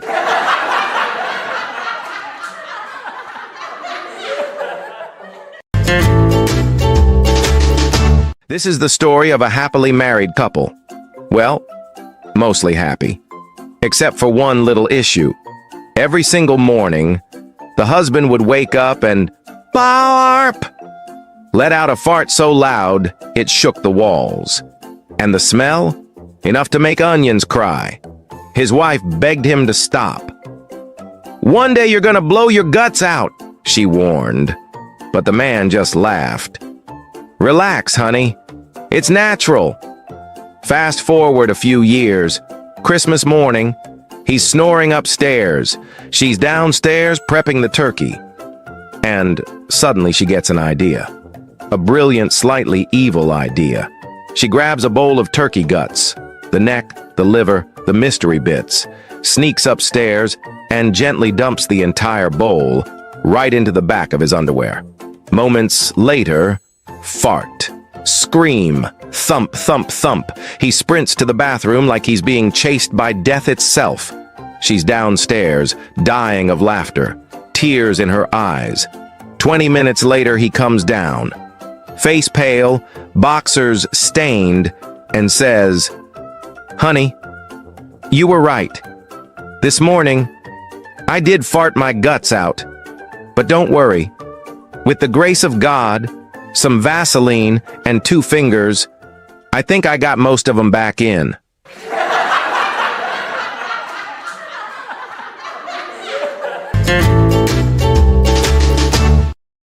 So Bluey decides to hit up an outdoor show. And what does he win? A tinny, a small boat out here in the middle of nowhere. He drags it home, all proud of himself, and his wife just stares at it. She goes, "Bluey, what in God's name are you gonna do with that? The nearest water deep enough to float a boat is like 160 kilometers away." Bluey doesn't blink. He goes, "I won it, and I'm keeping it." Couple days later, his brother drops by. He looks around and asks, "Where's Bluey?" Wife points out back and says, "He's out in the tinny." The brother squints. "The paddock?" He walks out, and sure enough, there's Bluey. Right in the middle of a dry, dusty field, sitting in the boat, fishing rod in hand. Not a drop of water in sight. The brother shouts, "Bluey, what the hell are you doing?" Bluey shouts back, "I'm fishing. What's it look like I'm doing?" His brother throws up his hands and yells, "It's blokes like you that give us country folk a bad name. If I could swim, I'd come out there and kick your ass."